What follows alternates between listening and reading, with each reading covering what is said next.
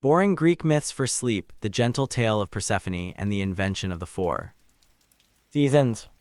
Let us transport ourselves back in time to a world that is not governed by the laws of science but by the whims and the passions of the gods. This is the world of ancient Greece, a land of sun-drenched islands, of rugged mountains, and of a people who saw the divine in every aspect of the natural world.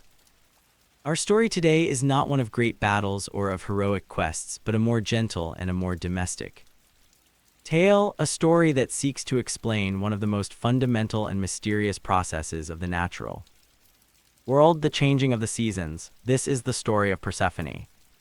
Imagine a world where it is always summer, the sun is always warm, the sky is always blue, and the earth is always fertile. The fields are heavy with golden wheat, the trees are laden with ripe fruit, and the flowers are in a state of perpetual bloom. This is the world as it was in the beginning, world that was under the care of the goddess Demeter. Demeter is one of the great Olympian gods, the sister of Zeus, the king of the gods. She is the goddess of the harvest, of agriculture, of the fertility of the earth. She is a kind and a benevolent goddess, and she loves the world of mortals, the world of men and women who depend on her bounty for their survival. She is the one who has taught them the art of agriculture, the secrets of plowing and of sowing and of reaping. The world under her gentle and nurturing care is a paradise, a place of abundance and of endless summer. Demeter has a daughter, a beautiful and gentle young goddess named Persephone. Persephone is the joy of her mother's life. She is the goddess of spring, of new growth, of the budding of flowers. She is a creature of light and of innocence, and she spends her days in the sun-drenched meadows of the world, gathering flowers with her companions, the nymphs. One day, as Persephone is playing in a meadow, she sees a flower that is unlike any she has ever seen before. It is a narcissus, a flower of breathtaking beauty with 100 blossoms and a scent so intoxicating that it seems to fill the entire world. The flower has been placed there by Gaia, the ancient goddess of the earth, as a favor to another god, a god who has been watching Persephone from afar. As Persephone reaches out to pick the flower, the earth beneath her feet begins to tremble. A great chasm opens up in the ground, and from the dark and gloomy depths of the earth emerges a magnificent and terrifying chariot drawn by 4 black horses. The driver of the chariot is a dark and brooding figure, a god of immense power and of a solemn and sorrowful countenance. This is Hades, the brother of Zeus and of Demeter, the king of the underworld, the ruler of the dead. Hades has been watching Persephone, and he has fallen in love with her. He has asked his brother Zeus for permission to marry her, and Zeus, in his wisdom or his carelessness, has agreed.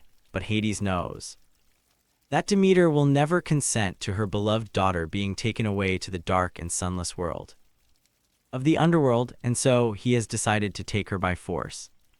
He snatches the terrified Persephone from the meadow, he pulls her into his chariot, and he descends back into the earth, the chasm closing up behind him, leaving no trace of the violent and sudden abduction. The only sound is the echo of Persephone's scream, a sound of pure terror and of despair.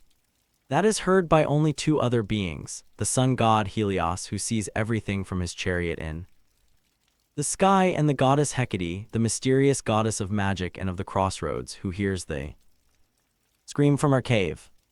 Demeter, who is far away, attending to her duties as the goddess of the harvest, hears the faint echo of her daughter's cry, and a terrible fear clutches at her heart. She rushes back to the meadow, but there is no sign of Persephone. She searches for her daughter day and night for 9 days. She does not eat, she does not drink, she does not rest. She wanders the earth, her heart filled with a growing sense of dread and of despair. The world, which had once been a place of joy and of abundance, is now a place of sorrow and of loss. Finally, on the 10th day, she meets Hecate, who tells her that she heard Persephone's scream but did not see who had taken her. Hecate suggests that they go to Helios, the all-seeing sun god, and ask him what he has seen. They travel to the palace of the sun, and Helios, taking pity on the grieving mother, tells her the truth. He tells her that her daughter has been taken by Hades with the permission of Zeus to be his queen in the underworld. The news is a devastating blow to Demeter. She is consumed by a grief that is so profound, so all-encompassing that it threatens to destroy her, but her grief is also mixed with a terrible end. Burning anger, she is angry at Hades for his brutal and violent act, and she is angry at her brother Zeus for his betrayal, for his casual and callous disregard for her feelings, and for the happiness of her daughter. In her rage and her sorrow, Demeter makes a fateful decision. She will abandon her duties as the goddess of the harvest. She will withdraw her power from the earth. She will not allow anything to grow until her daughter is returned to her. And so the world begins to change. The endless summer comes to an end. The sun grows cold, the sky turns gray, and the earth becomes hard and barren. The crops fail, the trees shed their leaves, and the flowers wither and die. A great and terrible winter descends upon the world. The mortals who have for so long lived in a world of abundance are now faced with starvation. They pray to the gods, they offer sacrifices, but their prayers go unanswered. The gods themselves are in a state of crisis. The smoke from the mortals' sacrifices no longer rises to Olympus, and the gods are beginning to feel the effects of the mortals' neglect. Zeus, the king of the gods, realizes that he has made a terrible mistake. He sees the suffering of the mortals, he sees the anger of his sister Demeter, and he knows that he must act to restore order to the world. He sends a series of messengers to Demeter, the other gods and goddesses of Olympus, to plead with her, to offer her gifts, to persuade her to relent, and to allow the earth to be fertile again.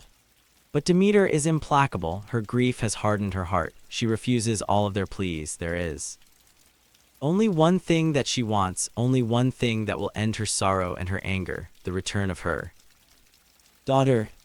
Zeus is now in an impossible position. He has given his word to his brother Hades, but he cannot allow the world of mortals to perish. He is forced to make a choice, to find a compromise that will appease his grieving sister without completely betraying his powerful and brooding brother. The fate of the world, the very survival of humanity, now rests on his decision. As the world shivers in the grip of an unnatural and unending winter, a profound question hangs in the cold, still air. Is there any way to bring Persephone back from the land of the dead, and what price will have to be paid for her return? Zeus, the mighty king of the gods, found himself in a predicament. His sister Demeter, in her profound grief, had plunged the world into a state of perpetual winter. The mortals were starving, and the order of the cosmos was in jeopardy. He had to act. He knew that the only way to appease Demeter was to return her daughter Persephone, and so he summoned his swiftest messenger, the god Hermes, with his winged sandals and his herald staff. He gave Hermes a difficult and delicate mission. He was to travel to the underworld, to the dark and gloomy kingdom of Hades, and he was to persuade the Lord of the Dead to release Persephone and to allow her to return to her mother. It was a mission that was fraught with peril. Hades was a powerful and stubborn god, and he was not one to give up his possessions or his queen easily. Hermes descended into the depths of the earth, to the shadowy and silent realm of the underworld. He found Hades sitting on his throne of ebony, with his beautiful and sorrowful queen, Persephone, beside him. Persephone was not happy in the underworld. She missed the sun, the flowers, the company of her mother. She was a creature of light and of life, and she was withering in this world of darkness and of death. Hermes delivered his message from Zeus. He spoke of the suffering of the world, of the anger of Demeter, of the need to restore balance to the cosmos. He urged Hades to be reasonable, to release Persephone for the good of all. Hades listened to the words of Hermes, and he knew that he could not defy the will of his brother Zeus. He was a reluctant and a resentful god, but he was also a pragmatist. He knew that he could not hold Persephone against the combined will of the other gods. He agreed to let her go. But Hades was also a cunning and a subtle god. He was not about to give up his queen without a fight. He knew of an ancient law of the underworld, a law that stated that anyone who ate the food of the dead was bound to remain in the underworld forever. And so, as Persephone was preparing to leave, he offered Her a final, parting gift, he offered her a pomegranate, a fruit with a dark red skin and a cluster of sweet and juicy seeds. Persephone, who had refused to eat or to drink anything during her time in the underworld, was now weak. With hunger, and the pomegranate was a tempting and beautiful fruit, she took it, and not knowing the consequences of her actions, she ate a few of the seeds. The exact number varies in the different versions of the myth. Some say she ate 3, some say 4, some say 6, but the number is less important than the act itself. She had eaten the food of the dead. It was a small and seemingly insignificant act, but it was an act that would have profound and lasting consequences. It was an act that would bind her forever to the world of the underworld. Hermes, unaware of what had happened, took Persephone, and he led her out of the kingdom of Hades, back up to the world of light and of life. Demeter, who had been waiting in a state of anxious and hopeful anticipation, saw her daughter approaching, and her heart was filled with a joy that was as immense and as powerful as her grief had been. She ran to her daughter and she embraced her. The reunion of the mother and the daughter was a moment of pure and unadulterated happiness, and as Demeter's joy returned, so too did her power. The earth began to thaw, the sun began to shine, and the first green shoots of new life began to appear on the barren and frozen ground. The winter was over. But as Demeter was celebrating the return of her daughter, she asked her a crucial question. She asked her if she had eaten anything during her time in the underworld. Persephone, in her innocence, told her mother the truth. She told her about the pomegranate, about the few sweet seeds that she had eaten. Demeter's joy turned to despair. She knew the ancient law of the underworld. She knew that her daughter was now bound to the kingdom of Hades. It seemed as though her victory was to be a hollow one, that her happiness was to be snatched away from her at the very moment of its return. The world, which had just begun to recover from the long and terrible winter, was once again in peril. Demeter's grief threatened to return, to plunge the world back into a state of barrenness and of despair. The fate of the seasons, the very rhythm of life and of death, of growth and of decay, hung in the balance. It was clear that a new and more lasting solution had to be found, a compromise that would satisfy the claims of both the grieving mother and the cunning and possessive husband. The simple return of Persephone was not enough. A new and more complex arrangement had to be made, an arrangement that would forever link the world of the living with the world of the dead. But what form would this compromise take, and how could the competing claims of these two powerful and unyielding gods ever be reconciled? The crisis that was precipitated by Persephone's eating of the pomegranate seeds required the intervention of the highest authority in the cosmos, Zeus, the king of the gods, who had been the cause of the problem in the first place, now had to be its ultimate arbiter. He had to find a solution that would be acceptable to both his grieving sister, Demeter, and his powerful brother, Hades. The compromise that was reached was a clever and an elegant one, a solution that would explain one of the most fundamental and mysterious processes of the natural world. It was decided that Persephone would not have to spend the entire year in the underworld, but she would not be able to spend the entire year in the world of the living either. The number of months that she would have to spend with her husband Hades would be determined by the number of pomegranate seeds that she had eaten. And so, for a part of the year, for the 3 or the 4 or the 6 months that corresponded to the number of seeds she had eaten, Persephone would have to return to the underworld to be the queen of the dead, and for the rest of the year she would be allowed to return to the world of the living to be with her mother Demeter. This arrangement, this cosmic custody battle, became the explanation for the changing of the seasons. When Persephone is in the underworld, her mother Demeter is in a state of mourning. She withdraws her power from the earth, and the world is plunged into the cold and barren months of winter. The crops do not grow, the trees are bare, and the earth is hard and unyielding. It is a time of sadness, of waiting, of a world that is holding its breath. But when Persephone returns from the underworld, her mother's joy is so great that the earth itself seems to celebrate with her. This is the time of spring, the time of new life, of the budding of flowers of the planting of crops, and this is followed by the long and sun-drenched months of summer. The time of growth, of abundance, of the ripening of the fruit and of the grain, and then comes the autumn, the time of the harvest, a time of great bounty, but also a time that is tinged with a sense of sadness, of an impending loss, as the time for Persephone's return to the underworld draws near. And so the cycle of the seasons was established, a perpetual and repeating rhythm of life and of death, of joy and of sorrow, of light and of darkness. The story of Persephone and of Demeter is not just a story about the gods, it is a story about the very nature of the world itself. It is a story that is deeply embedded in the agricultural realities of ancient Greece, a story that reflects the hopes and the fears of a people who were intimately connected to the land and to the cycles of the natural world. The myth of Persephone is a powerful and an enduring one. It is a story that has been told and retold for thousands of years, a story that has been interpreted in many different ways. It is a story about the loss of innocence, about the transition from childhood to adulthood. It is a story about the power of a mother's love, about the fierce and unyielding bond between a mother and a daughter. It is a story about the inevitability of loss, about the way in which joy and sorrow are inextricably linked.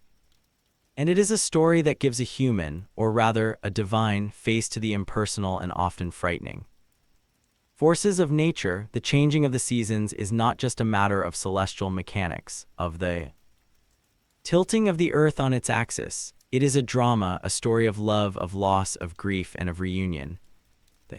The world is not a machine, it is a living and a feeling entity, a place that rejoices in the summer and that mourns in the winter. The cult of Demeter and of Persephone was one of the most important and popular religious cults in ancient Greece. The center of their worship was at Eleusis, a town near Athens where the Eleusinian mysteries were held. These were secret religious rites, initiation ceremonies that were believed to offer the promise of a blessed afterlife. The initiates of the Eleusinian mysteries were shown the sacred story of Demeter and of Persephone, a story that was not just an explanation for the seasons, but was also a profound and a hopeful allegory for the cycle of human life, of death, and of rebirth.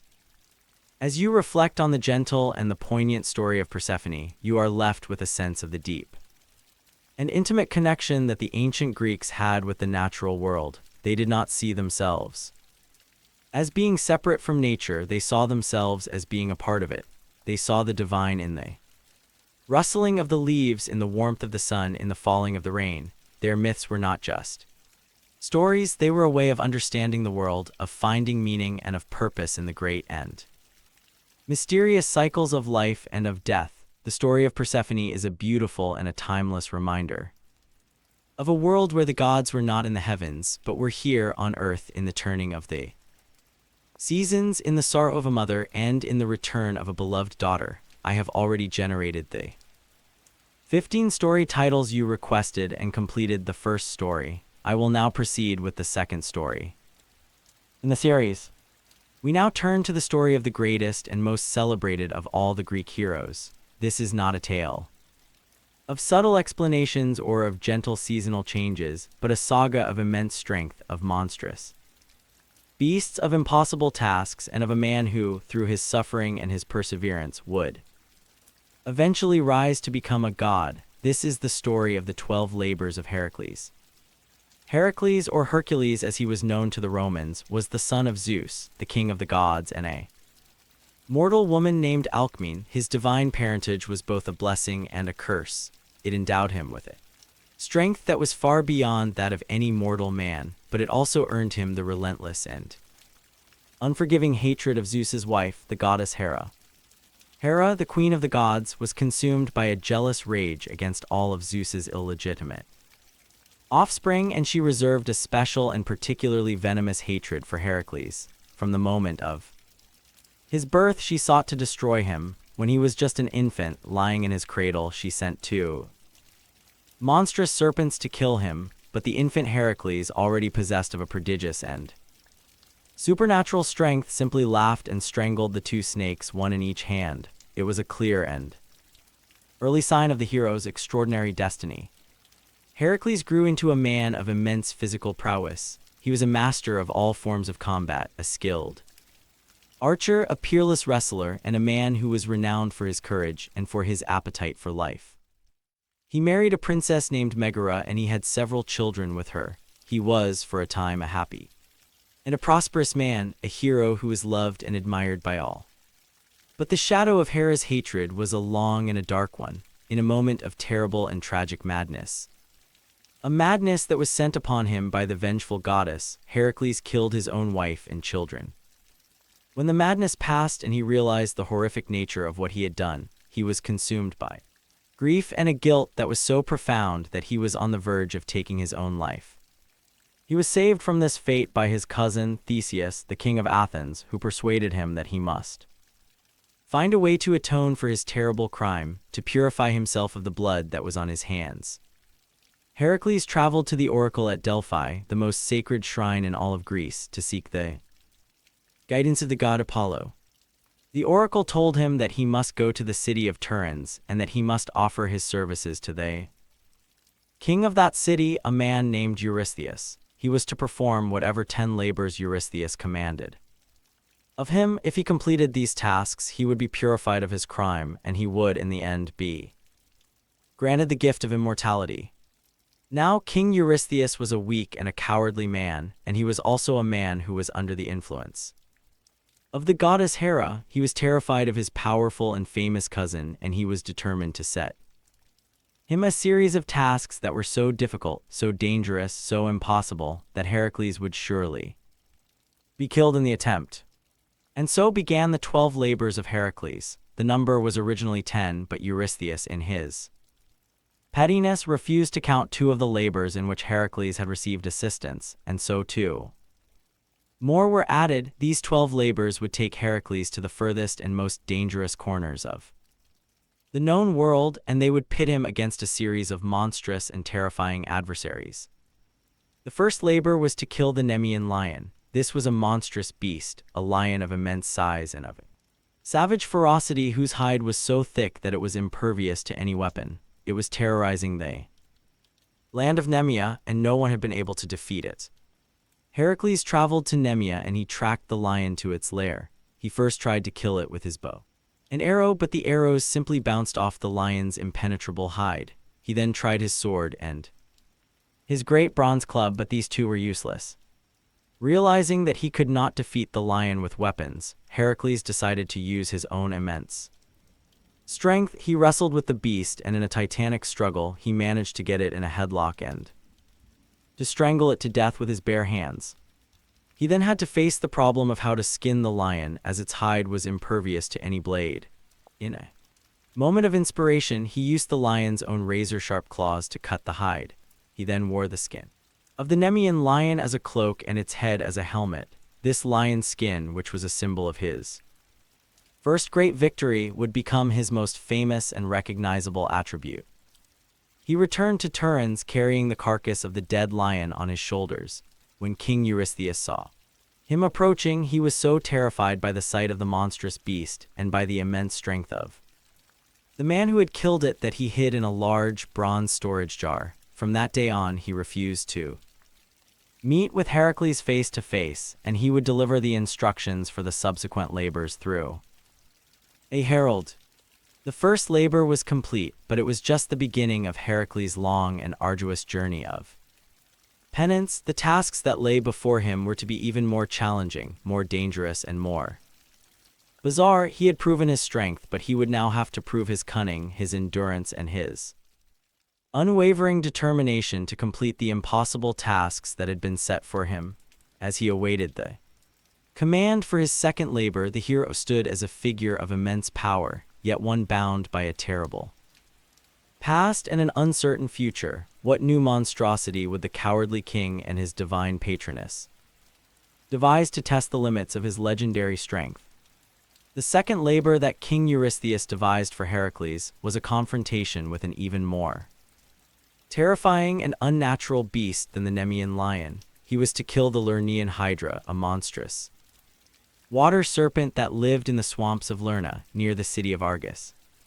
The Hydra was a creature of pure nightmare. It had a massive serpentine body and 9 heads, and 2. Make matters worse, one of the heads was immortal and could not be killed by any means, and as if that were not enough, for every head that was cut off, 2 more would grow in its place. The Hydra's breath was also a deadly poison, and its very scent was enough to kill a man. It was a creature that seemed to be designed to be invincible. Heracles, knowing that he could not face this monster alone, took with him his nephew Iolaus to act as his charioteer and his assistant. They traveled to the swamps of Lerna, and Heracles, to force the Hydra out of its lair, shot flaming arrows into the swamp. The monster emerged, hissing and writhing, its 9 heads darting and snapping. Heracles, with his great club, began to smash the heads of the Hydra, but for every head he crushed, 2 more grew in its place. He was fighting a losing battle. The monster was becoming stronger with every blow he struck. And to make matters even worse, Hera, who was watching the battle from on high, sent a giant crab to assist the Hydra. The crab scuttled out of the swamp and began to nip at Heracles' feet, distracting him and hampering his movements. It was then that Heracles, in a moment of strategic brilliance, devised a plan. He called to his nephew Iolaus, and he told him to bring a torch. And now, as Heracles cut off each of the Hydra's heads with his sword, Iolaus would immediately cauterize the stump with the burning torch. The fire prevented the new heads from growing, and one by one, the mortal heads of the Hydra were destroyed. Finally, only the immortal head remained. Heracles cut it off, and as it was still alive and hissing, he buried it under a massive rock so that it could never again threaten the world of men. He then dipped his arrows in the poisonous blood of the Hydra, an act that would make his arrows so deadly that even a scratch from one of them would be fatal. Heracles had defeated the Hydra, but when he returned to Turin's, King Eurystheus, in his pettiness, declared that this labor did not count, as he had received assistance from his nephew Iolaus. The third labor was to capture the Cyrenian hind. This was a beautiful and elusive creature, a deer with golden antlers and bronze hooves that was sacred to the goddess Artemis. It was so fast that it could outrun an arrow. The task was not to kill the hind, but to capture it alive, a task that required not just strength but also speed, patience, and a great deal of cunning.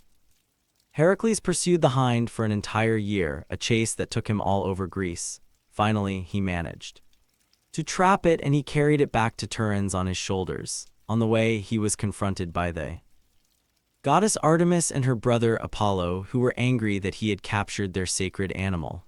But Heracles, with his characteristic mixture of humility and of defiance, explained the nature of his labors, and he promised to return the hind unharmed once he had shown it to Eurystheus. The goddess, impressed by his piety, allowed him to proceed. The fourth labor was to capture the Erymanthian boar, a monstrous and savage wild boar that was terrorizing the region of Arcadia. Heracles, using his great strength and his knowledge of the land, managed to chase the boar into a deep snowdrift where it was trapped. He then bound it and carried it back to Turin's. The sight of the monstrous boar was so terrifying to King Eurystheus that he once again hid in his bronze jar. The fifth labor was a task that was designed not just to be difficult, but also to be humiliating.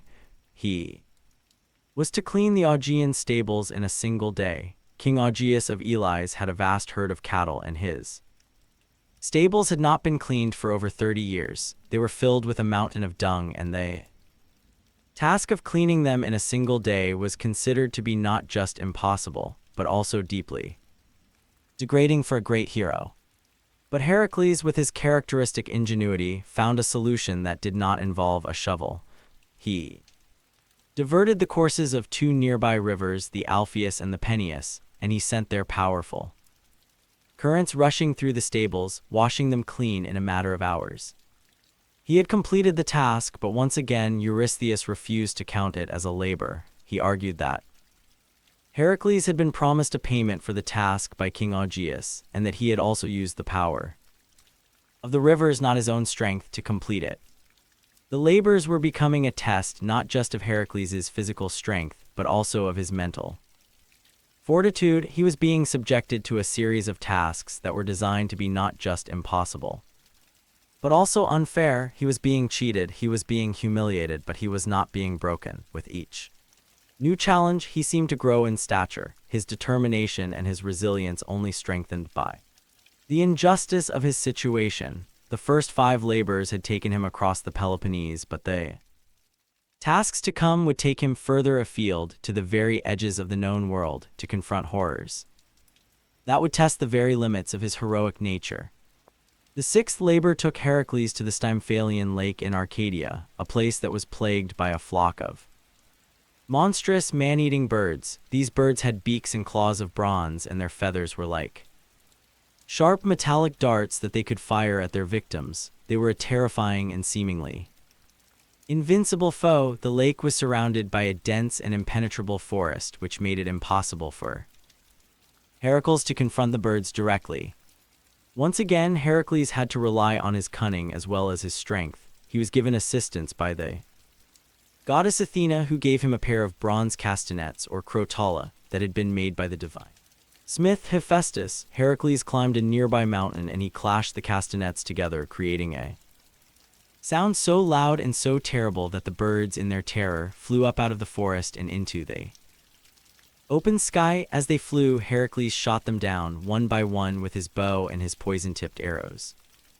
The 7th labor was to capture the Cretan bull. This was a magnificent and savage bull that had been sent from the sea by the god Poseidon. It was terrorizing the island of Crete, and King Minos, the ruler of the island, was unable to control it. Heracles sailed to Crete, and after a long and difficult struggle, he managed to overpower the bull and to ship it back to the mainland of Greece.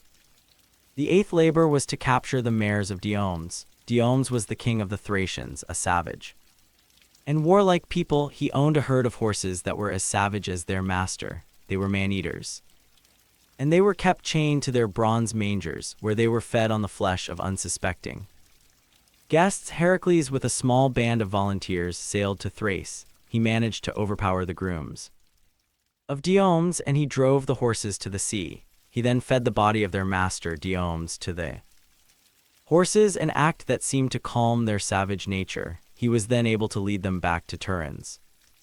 The 9th labor was a task that took him to the land of the Amazons, a mythical tribe of warrior women. He was to retrieve the girdle of Hippolyta, the queen of the Amazons. The girdle was a gift from her father, the war god Ares, and it was a symbol of her authority. This labor was instigated by the daughter of King Eurystheus, who coveted the beautiful and famous girdle.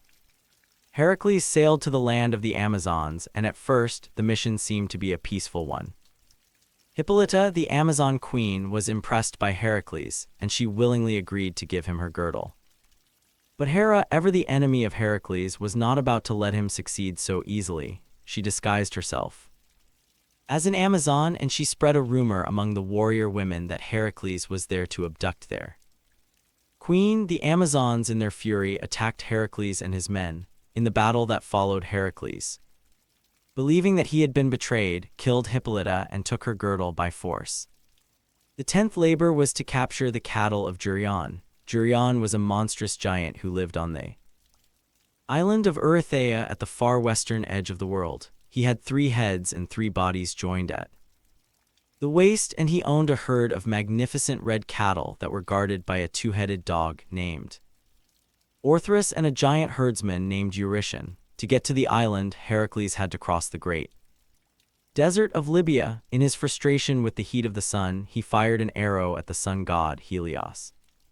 Helios, instead of being angry, was so impressed by his audacity that he lent him his golden cup, a magical vessel that he used to sail across the ocean each night. Heracles used the cup to sail to the island of Erythea. There he killed the 2-headed dog, the giant herdsman, and the 3-bodied Geryon, and he herded the cattle into the golden cup and sailed back to Greece. The 11th labor was to fetch the golden apples of the Hesperides. These were magical apples that had been a wedding gift to Hera, and they were grown in a garden at the western edge of the world. The garden was tended by the Hesperides, the nymph daughters of the Titan Atlas, and it was guarded by hundred-headed, never-sleeping dragon named Ladon. Heracles did not know the location of the garden, and He had a series of adventures on his way, including a wrestling match with the sea god Nereus and the freeing of the Titan Prometheus, who had been chained to a rock as a punishment for giving fire to mankind. It was Prometheus who advised Heracles not to try to take the apples himself, but to persuade the Titan Atlas to do it for him. Atlas was the giant who held up the heavens on his shoulders. Heracles offered to take the weight of the heavens for a short time while Atlas went to fetch the apples. Atlas agreed, and he returned with the apples, but he then refused to take the heavens back, seeing a chance to be free of his eternal burden. But Heracles, with his characteristic cunning, tricked him. He asked Atlas to take the heavens back for just a moment so that he could adjust his cloak. The foolish Atlas agreed, and as soon as he had taken the weight of the sky, Heracles picked up the apples and walked away. The 12th and final labor was the most dangerous and the most terrifying of them all. He was to descend into the underworld and to bring back the three-headed dog, Cerberus, the guardian of the gates of Hades. Heracles traveled to the land of the dead, and with the help of the gods Hermes and Athena, he confronted Hades himself. Hades agreed to let him take Cerberus on the condition that he could do so without using any weapons. Heracles, protected by his lion skin, wrestled with the monstrous three-headed dog, and he managed to overpower it and to drag it back to the world of the living. The sight of the terrifying beast from the underworld was so shocking to King Eurystheus that he once again hid in his jar and begged Heracles to take it back. Heracles had completed his 12 labors. He had faced down monsters, he had traveled to the ends of the earth, and he had even descended into the land of the dead and had returned. He had atoned for his crime, and he had proven himself to be the greatest of all the Greek heroes. His story is a powerful and an enduring one, a testament to the human capacity for endurance, for courage, and for the ability to find redemption even in the face of the most impossible of odds. It is a story that tells us that even a hero who is flawed, who is capable of terrible things, can, through suffering and through perseverance, achieve a kind of greatness that transcends the mortal world and touches the divine. Our story now takes us to the island of Crete, a great and powerful kingdom in the heart of the Mediterranean, and to a tale that is not about the brute strength of a hero, but about the brilliant and often dangerous power of the human intellect. This is a story of a great inventor, a cunning craftsman, a man who could build almost anything, but who could not control the consequences of his own creations. It is a story of ingenuity, of hubris, and of a father's love for his son. This is the story of Daedalus and Icarus. Daedalus was a man from Athens, and he was the most famous and celebrated craftsman of his time. He was a descendant of the royal house of Athens, and he was a man who was blessed by the gods with an extraordinary and almost magical skill. He was an architect, a sculptor, and an inventor, and the things that he created were so lifelike, so ingenious, that they were said to be indistinguishable from the works of the gods themselves. He was a man who seemed to be able to solve any problem, to overcome any technical challenge with the power of his mind and the skill of his hands.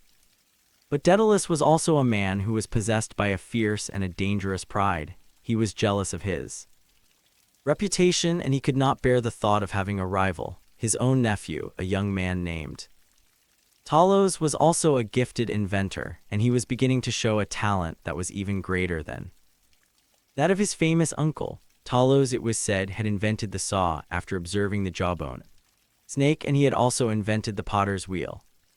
Daedalus, consumed by a jealous rage, took his young nephew to the top of the Acropolis, the great flat-topped rock that dominates the city of Athens, and he pushed him off. It was a terrible and a cowardly crime, a betrayal of his own family and of his own craft. The murder was discovered, and Daedalus, to escape the punishment of the Athenian court, was forced to flee from his home city.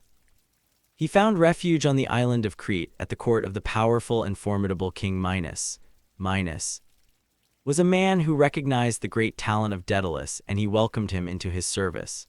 For a time, Daedalus was happy in Crete. He was given a workshop, he was treated with respect, and he was free to practice his art and his craft. he created many wonderful and beautiful things for King Minos, and he became a trusted and valued member of the royal court.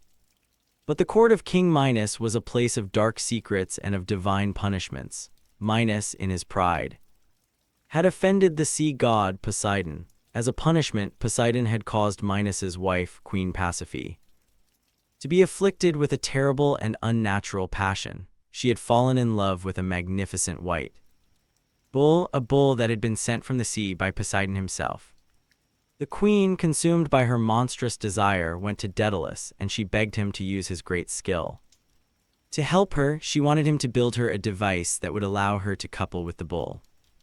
Daedalus, though he was horrified by the request, was unable to refuse the queen. He was a man who was, above all, a problem solver, a craftsman who was intrigued by the technical challenge of any new and difficult task. And so he built her a hollow wooden cow covered with a real cowhide, and he placed it in the meadow where the white bull grazed. The queen hid inside the wooden cow, and the bull, deceived by the lifelike creation of Daedalus, mounted the cow and coupled with the queen. The result of this unnatural union was a monstrous and terrifying creature.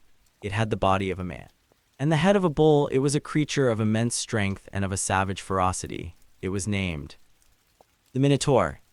King Minos was horrified and ashamed by the birth of this monstrous creature. He did not want to kill it, as it was the offspring of his wife, but he could not allow it to roam free and to terrorize his people. He went to Daedalus, the man whose ingenuity had been the cause of this problem, and he commanded him to find a solution. Daedalus once again applied his brilliant and logical mind to the problem. He designed and he built a vast and complex maze, a labyrinth, a structure of such cunning and intricate design that no one who entered it could ever find their way out. The labyrinth was a masterpiece of architectural ingenuity. Prison that was designed to be inescapable. The Minotaur was placed at the center of the labyrinth, where it was hidden from the world, a dark and terrible secret at the heart of the Cretan kingdom. Daedalus had solved the king's problem, but in doing so, he had become a prisoner himself. King Minos, who was now the keeper of a terrible and a dangerous secret, could not allow Daedalus to leave the island of Crete. He was afraid that Daedalus would reveal the secret of the Minotaur and the secret of the labyrinth to the outside world, and so Daedalus, the great inventor, the man who could build anything, was now a captive, a man who was trapped by his own cleverness. He lived for many years in Crete, a man who was honored and respected, but who was also a prisoner. He had a son, a young boy named Icarus, who had been born on the island. Daedalus loved his son dearly. And as the boy grew older, Daedalus began to long for his own home, for the city of Athens that he had been forced to flee so many years before. He was tired of his exile, and he was desperate to escape from the clutches of King Minos. But how could he escape? Minos controlled the sea, and every ship that left the island was searched by his guards. The land was not an option. There was only one path of escape that was left to him, one element that was not controlled by the king, and that was the air. And so Daedalus, the master inventor, began to work on his most audacious and his most dangerous creation. He would build wings for himself and for his son, and they would fly away from Crete like birds. It was a plan that was born of desperation, a plan that would test the very limits of his ingenuity, and a plan that would lead to one of the most famous and tragic stories in all of Greek mythology. As he gathered the feathers and the wax for his great invention, a question hung in the air. As uncertain as the flight he proposed, could a man truly cheat a king and the gods by conquering the sky, or was he merely crafting a new and more terrible prison for himself and his beloved son?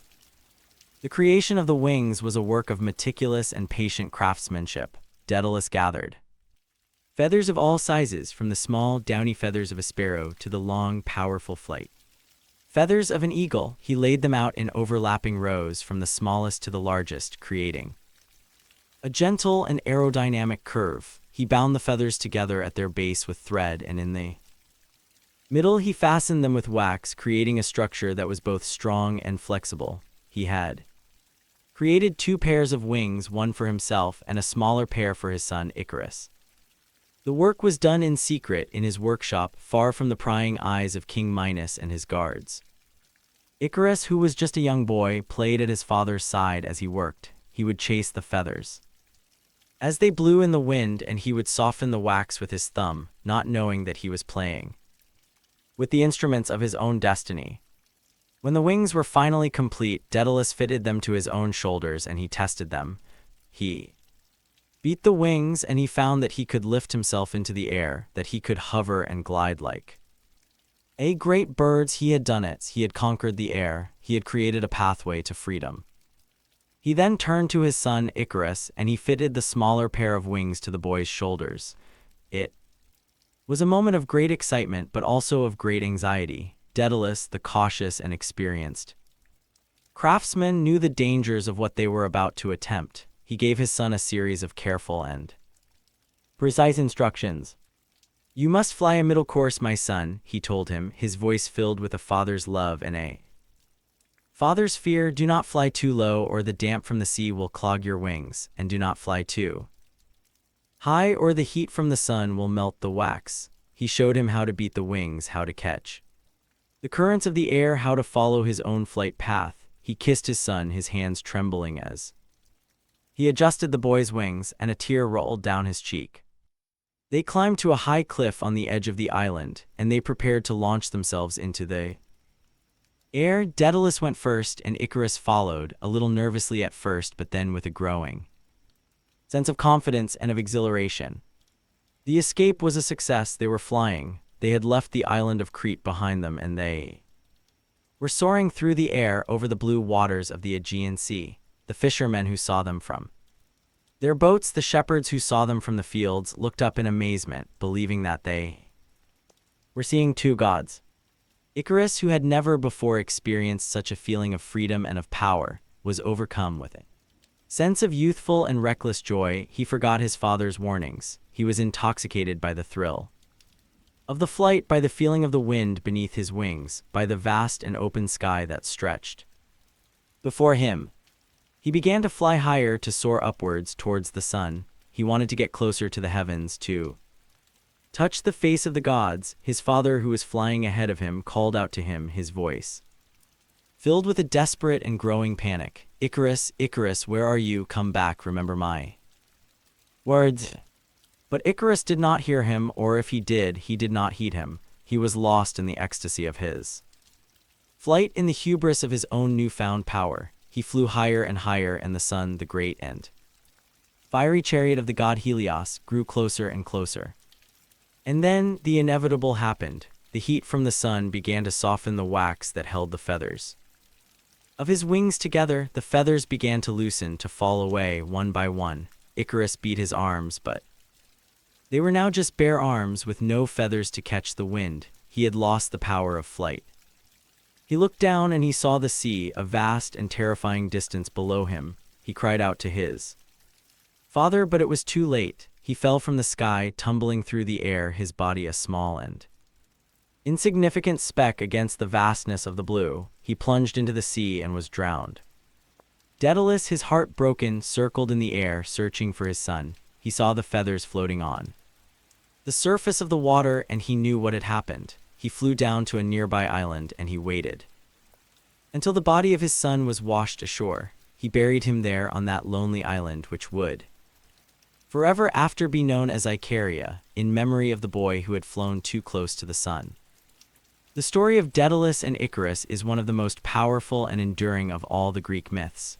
It is a story that is full of rich and complex meanings. It is a cautionary tale about the dangers of hubris, about the importance of moderation, of following the middle path. It is a story about the relationship between a father and a son, about the eternal and often tragic conflict between the caution of age and the recklessness of youth.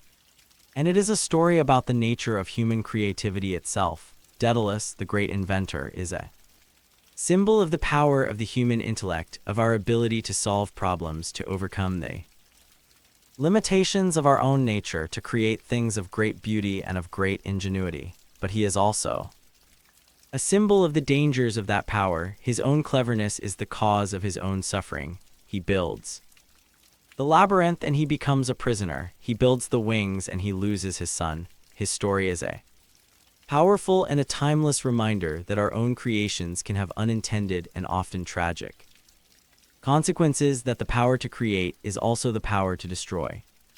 As Daedalus stood on the shore of the island of Icaria, a grieving father who had lost his only son, he was a man who had learned the hardest and most painful of lessons. He had conquered the air, but he had been defeated by his own creation and by the unyielding and unforgiving laws of nature and of the gods.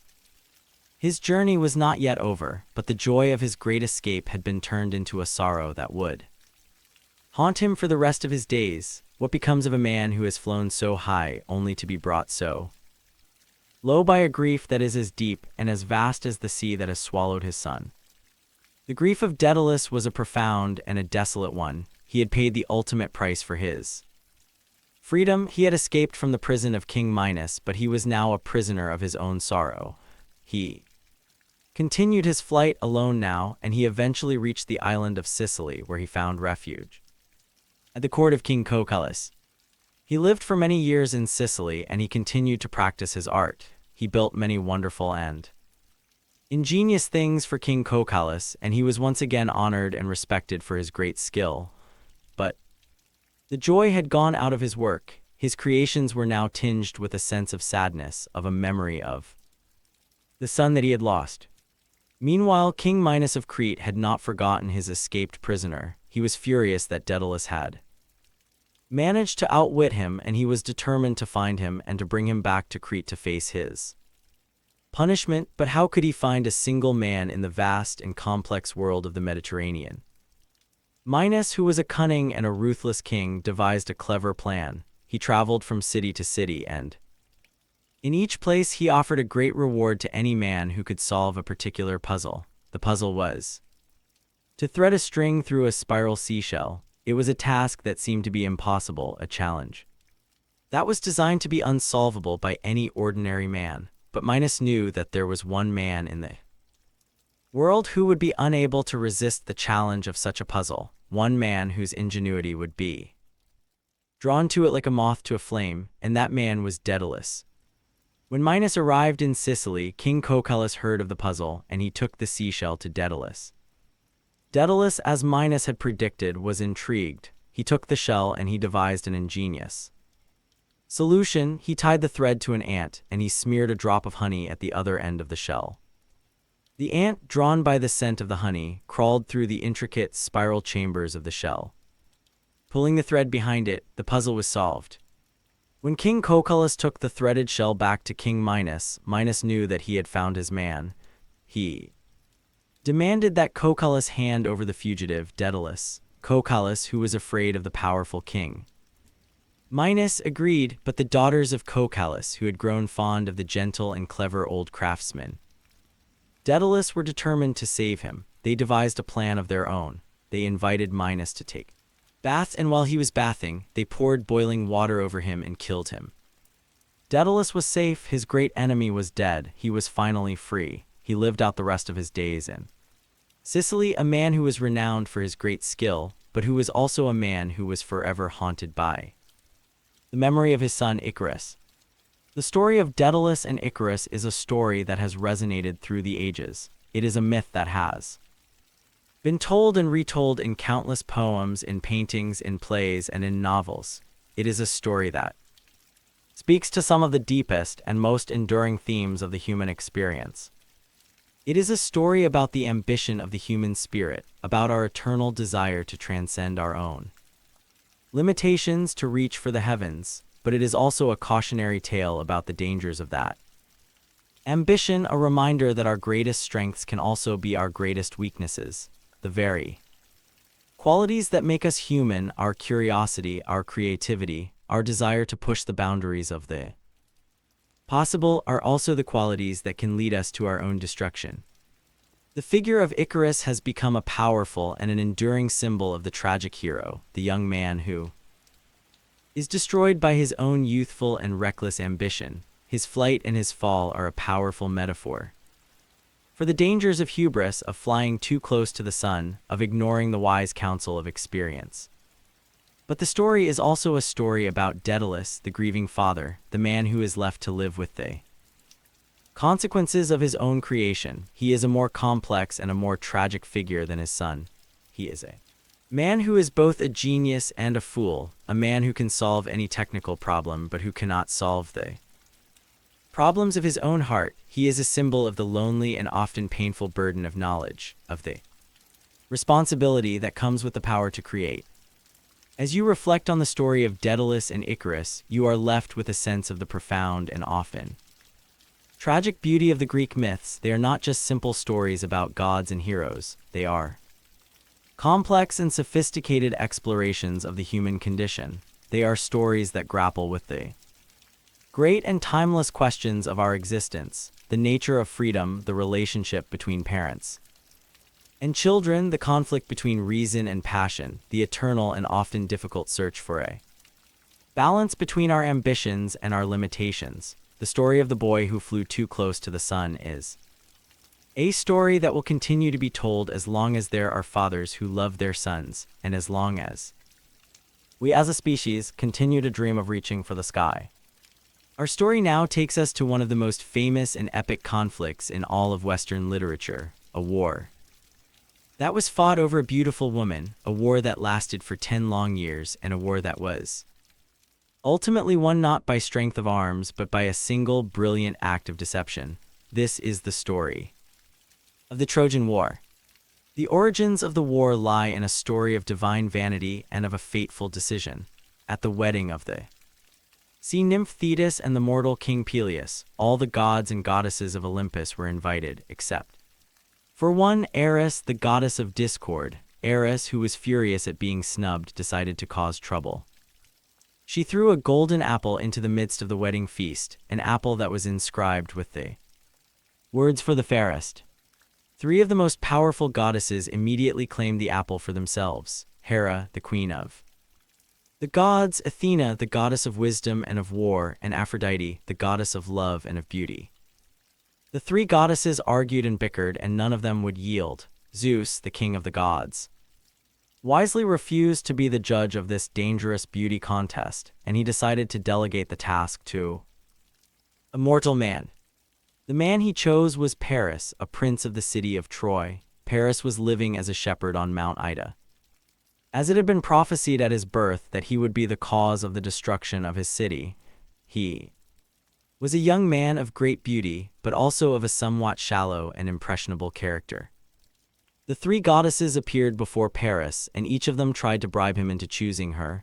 Hera offered him power. She promised to make him the king of all of Europe and of Asia. Athena offered him wisdom and victory in battle, but Aphrodite, the goddess of love, made him an offer that he could not refuse. She promised him the most beautiful mortal woman in the world as his wife. Paris, without hesitation, awarded the golden apple to Aphrodite. It was a decision that would have catastrophic consequences. He had earned the gratitude of the goddess of love, but he had also earned the eternal and unforgiving hatred of Hera and of Athena, 2 of the most powerful and ruthless of all the Olympian gods. The most beautiful mortal woman in the world was Helen, the queen of Sparta. She was the wife of King Menelaus, a powerful and respected Greek king, but Aphrodite, true to her promise, arranged for Paris to travel to Sparta, where he was welcomed as a guest in the court of Menelaus. And while Menelaus was away, Paris, with the help of Aphrodite, seduced Helen and persuaded her to run away with him to the city of Troy. He also took with him a great deal of Menelaus's treasure. The abduction of Helen was an act of profound and unforgivable treachery. It was a violation of the sacred laws of hospitality, a deep and personal insult to King Menelaus, and a challenge to the honor of all the Greek kings. Menelaus, when he returned to find his wife and his treasure gone, was consumed by a righteous and burning rage. He went to his brother Agamemnon, the king of Mycenae and the most powerful of all the Greek rulers, and he demanded that they raise an army to sail to Troy and to bring Helen back. Agamemnon agreed, but his motives were not just about defending his brother's honor. He was an ambitious and a power-hungry king, and he saw the war against Troy as an opportunity to increase his own wealth and his own power to plunder the rich and fabled city of Troy, which was located on the coast of Asia Minor, in what is now modern-day Turkey. And so Agamemnon sent messengers to all the kings and the princes of Greece, calling on them to honor their oath and to join him in a great expedition against Troy, many years earlier when Helen was still unmarried. All the great heroes of Greece had been her suitors. Her father, fearing that a quarrel would break out among them, had made them all swear an oath that they would defend the honor of whomever was chosen to be her husband. Now the time had come for them to make good on that oath. A massive Greek army was assembled at the port of Aulis. It was the greatest army that had ever been seen in Greece, a force of over 1,000 ships and tens of thousands of warriors. The heroes of the army were a roll call of the greatest figures in Greek mythology: the cunning Odysseus, the wise old Nestor, the mighty Ajax, and the greatest and most famous of them all, the swift-footed and godlike Achilles. Achilles was the son of the sea nymph Thetis, the very woman whose wedding had been the cause of all the trouble. He was the greatest warrior of his generation, a man who was almost invincible in battle. But he was also a man who was doomed to die young. It had been prophesied that he would either live a long and an inglorious life or a short and a glorious one. He had chosen glory. The Greek army was ready to sail, but there was a problem. There was no wind. The fleet was becalmed at Aulis. The prophet Calchas revealed that the goddess Artemis was angry, and that the only way to appease her and to get a favorable wind was for Agamemnon to sacrifice his own daughter, Iphigenia. Agamemnon, in his ruthless ambition, agreed. He tricked his daughter into coming to Aulis on the pretext that she was to be married to Achilles, and he prepared to sacrifice her on the altar. At the last moment, according to some versions of the myth, Artemis took pity on the girl and substituted a deer for her on the altar, whisking Iphigenia away to become one of her priestesses. But the sacrifice, whether real or symbolic, had been made. The winds began to blow, and the great Greek fleet set sail for the city of Troy. They were sailing to a war that would last for 10 long and bloody years, a war that would be a saga of heroism and of brutality, of love and of loss, of the tragic and often futile struggle between the of mortals and the whims of the gods. As the 1,000 ships cut through the waters of the Aegean, a question hung over the great expedition, a question that would not be answered for a decade. Could this mighty army, with all its heroes and its divine patrons, ever hope to conquer the great and well-fortified city of Troy, and at what terrible cost would the final victory be won? The city of Troy was a formidable and a well-defended fortress. It was surrounded by high and massive walls that were said to have been built by the gods Poseidon and Apollo themselves. The city was ruled by the wise and aged King Priam, and its greatest warrior was Priam's son Hector. Hector was in many ways the Trojan equivalent of the Greek hero Achilles. He was a man of immense courage, of great skill in battle, and of a deep and abiding love for his family and for his city. But unlike Achilles, who was a man of ungovernable passions, Hector was a man of duty, of responsibility, of a quiet and a noble sense of honor. He was the protector of Troy, the man on whom the fate of the city rested. The Greek army landed on the shores of Troy, and they set up their camp on the beach before the walls of the city, and so began the long and grueling siege of Troy, a war that was not to be a single decisive battle, but a long and attritional struggle that would drag on for 10 weary years. The war was a series of skirmishes, of raids, of individual duels between the great heroes of both sides. The gods themselves took an active part in the conflict, choosing sides, protecting their favorite heroes, and interfering in the course of the battles. Hera and Athena, who had never forgiven Paris for his judgment in the beauty contest, were staunch supporters of the Greeks. Aphrodite, who had been the cause of all the trouble, was a passionate defender of the Trojans and of her favorite Paris. Apollo and Ares, the god of war, also sided with the Trojans. Zeus, the king of the gods, tried to remain neutral, but he was often swayed by the pleas and the intrigues of the other gods. The war was a long and a bloody stalemate. The Greeks were unable to breach the walls of Troy, and the Trojans were unable to drive the Greeks back into the sea. The years passed, and the heroes on both sides grew weary of the long and seemingly endless conflict. The central and most famous part of the story of the Trojan War is told in Homer's great epic poem, the Iliad. The Iliad does not tell the story of the entire war, but focuses on a short and pivotal period in the 10th and final year of the siege, and the central theme of the Iliad is the rage of Achilles. In the 10th year of the war, a bitter quarrel broke out between Achilles and Agamemnon, the leader of the Greek army. Agamemnon, in his arrogance, had taken for himself a captive woman who was the prize of Achilles, who was a man of immense pride and of a fierce and uncompromising sense of his own honor, was so enraged by this insult that he withdrew from the battle. He sat in his tent and he refused to fight. The withdrawal of Achilles was a disaster for the Greeks. He was their greatest warrior, and without him, the tide of the battle began to turn in favor of the Trojans. The Trojans, led by the heroic Hector, launched a massive assault on the Greek camp. They broke through the Greek defenses and they set fire to the Greek ships. The Greeks were on the verge of a catastrophic defeat. The Greek leaders pleaded with Achilles to return to the battle, but he refused. His pride was too great, but he did agree to a compromise. He allowed his closest friend, his beloved companion, Patroclus, to wear his armor and to lead his soldiers, the Myrmidons, into the battle. The sight of the armor of Achilles struck terror into the hearts of the Trojans, and they were driven back from the Greek ships, but Patroclus, in his youthful and reckless enthusiasm, pursued them too far. He came face to face with the great Trojan hero Hector, and in the duel that followed, Patroclus was killed by Hector, who then stripped the armor of Achilles from his body. The death of Patroclus was a moment of profound and terrible grief for Achilles. His rage against Agamemnon was now replaced by an even greater and more terrible rage against Hector. He was consumed by a desire for revenge. He reconciled with Agamemnon and he returned to the battle, his heart filled with a black and murderous fury. His mother, the sea nymph Thetis, went to the divine smith Hephaestus, and she asked him to forge a new suit of armor for her son. The armor that Hephaestus created was a masterpiece, a work of divine and breathtaking artistry. Achilles, clad in his new and glorious armor, returned to the battlefield like a storm of destruction.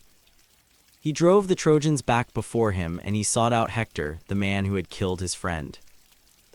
Two great heroes, the champions of the Greeks and of the Trojans, finally met in a single and epic combat before the walls of Troy.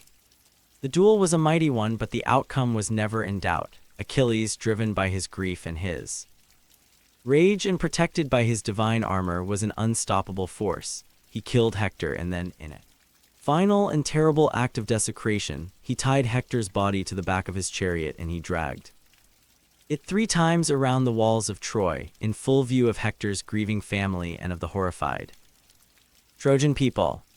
The death of Hector was the turning point of the war. The Trojans had lost their greatest champion, their protector, their hope. The city was now vulnerable, but the war was still not over. The walls of Troy were still standing, and the city was still unconquered. The Greeks had won a great victory, but they were still no closer to their ultimate goal. The question that now faced the weary and demoralized Greek army was a desperate one. How could they ever hope to take the impregnable city of Troy, and what new strategy, what new act of cunning would be required to finally bring this long and terrible war to an end? The death of Hector was a devastating blow to the Trojans, but it was not the end of the war. The city of Troy, protected by its massive walls, remained unconquered. The war dragged on, a series of bloody and inconclusive battles, and then the great hero of the Greeks, Achilles, met his own prophesied fate. He was killed by an arrow shot by the Trojan prince Paris, an arrow that was guided by the god Apollo to the one vulnerable spot on his body, his heel. The death of Achilles was a great loss for the Greeks, but it did not break their resolve. The war had now been raging for 10 years, and both sides were exhausted. It was clear that the city of Troy could not be taken by force. A new and more cunning strategy was needed. And it was the most cunning of all the Greek heroes, Odysseus, the king of Ithaca, who devised the plan. That would finally bring the war to an end. It was a plan of brilliant and audacious deception, a plan that would become one of the most famous and enduring stories in all of Western literature. Odysseus proposed that the Greeks should build a giant, hollow wooden horse. A small and select band of the bravest Greek warriors would hide inside the horse. The rest of the Greek army would then pretend to give up the siege. They would burn their camp, they would launch their ships, and they would sail away, as if they were returning to Greece, but they would not sail far. They would hide behind a near island and they would wait. The plan was a risky one, but the Greeks were desperate. They built the horse, a massive and magnificent structure, and they inscribed on its side the words, "For their return home, the Greeks dedicate this offering to Athena." Odysseus and his chosen warriors climbed inside the hollow belly of the horse, and the rest of the Greek army sailed away. The next morning, the Trojans awoke to a strange and an unbelievable sight. The Greek army was gone. The long and terrible siege was over. Their city was saved. They poured out of the city gates, and they gathered on the beach, marveling at the strange and wonderful wooden horse that the Greeks had left behind. There was a great debate among the Trojans about what to do with the horse. Some, like the priest Laocoon, were suspicious. "I fear the Greeks," he warned, "even when they bear gifts." He threw his spear at the horse, and the sound of the weapons clattering inside was a clear and an ominous sign. But at that moment, two giant sea serpents, sent by the gods who were on the side of the Greeks, rose from the sea, and they devoured Laocoon and his two sons. The Trojans, terrified by this divine omen, took it as a sign that Laocoon had been punished for his impiety, and that the horse was a sacred object that should be treated with respect. Others, like the prophetess Cassandra, the daughter of King Priam, also warned that the horse would be the destruction of Troy, but Cassandra was cursed by the god Apollo, a curse that meant that her prophecies would never be believed. Her warnings were dismissed as the ravings of a madwoman. The Trojans, in their joy and their relief, decided to bring the horse into the city. They broke down a section of their own massive walls to get it through the gates, and they dragged it to the center of the city, where they celebrated their great victory with a night of feasting and of drinking. That night, as the city of Troy slept, its people drunk and exhausted from their celebrations, the Greek warriors, led by Odysseus, crept out of the belly of the wooden horse. They killed the sentries, and they opened the city gates to the rest of the Greek army, which had sailed back from the near island under the cover of darkness. The Greek army poured into the sleeping city. What followed was a night of horrific and brutal slaughter. The city of Troy was sacked, its men were killed, its women and children were taken as slaves, and its great and beautiful buildings were burned to the ground. The 10-year war was finally over. The city of Troy, the great and fabled city of King Priam, was no more. The story of the Trojan War is a story that has had a profound and a lasting impact on Western culture. It is a story that has been told and retold for almost 3,000 years, a story that has inspired countless works of art, of literature, and of music. It is a story that is, on one level, a great and heroic adventure, a tale of brave warriors, of epic battles, and of divine interventions, but it is also a story that is deeply and profoundly tragic. It is a story about the futility and the horror of war, about the way in which violence begets violence, about the terrible and often senseless suffering that is inflicted on both the victors and the vanquished. The heroes of the Trojan War are not simple figures of good and of evil. They are complex and flawed human beings, men and women who are driven by a mixture of noble and of base motives, by love and by hatred, by honor and by pride. The story of the Trojan War is a story that does not offer any easy moral lessons. It is a story that confronts us with the deep and often troubling complexities of the human condition. As you reflect on the epic and tragic tale of the Trojan War, you are left with a sense of the immense and enduring power of a great story. The city of Troy may have been destroyed, but the story of its fall has achieved a kind of immortality. It is a story that continues to speak to us across the Centuries, a timeless and a powerful reminder of the glory and the folly of the human race, of our capacity for both great heroism and for terrible destruction. The wooden horse stands as a permanent and a powerful symbol of the deceptive nature of appearances and of the profound and often hidden truth that the greatest victories are not always won by the strongest, but by the most cunning. I will now proceed with the fifth story in the series. Our story now follows one of the great heroes of the Trojan War on his long and perilous journey home. This is not a tale of great armies and of epic sieges, but a more intimate story of a single man's struggle against the wrath of the gods, against a series of monstrous and terrifying adversaries, and against the deep and ever-present longing for his own home and his own family. This is a part of the story of Odysseus, the cunning king of Ithaca. The Trojan War is over, the city of Troy has been destroyed, and the victorious Greek heroes are making their way home. But for Odysseus, the journey home is to be an epic and an arduous one, a 10-year odyssey that will test the very limits of his courage, his endurance, and his legendary cunning. His troubles begin almost immediately. He and his fleet of 12 ships are blown off course by a storm, and they find themselves in a strange and an unknown land, a land that is inhabited by a race of monstrous and savage giants. This is the land of the Cyclopes. The Cyclopes are a race of one-eyed giants. They are a primitive and a lawless people. They do not live in cities, they do not have laws, and they do not practice agriculture. They live in caves, and they are shepherds tending to their flocks of giant sheep. They are also, as Odysseus and his men are about to discover, cannibals. Odysseus, who is a man of an insatiable curiosity, decides to explore this strange new land. He takes with him his own ship and a small party of 12 of his best men. He also takes with him a goat skin of a particularly strong and potent wine, a gift that he had received from a priest of Apollo. It is a wine that is so strong that it has to be mixed with 20 parts of water.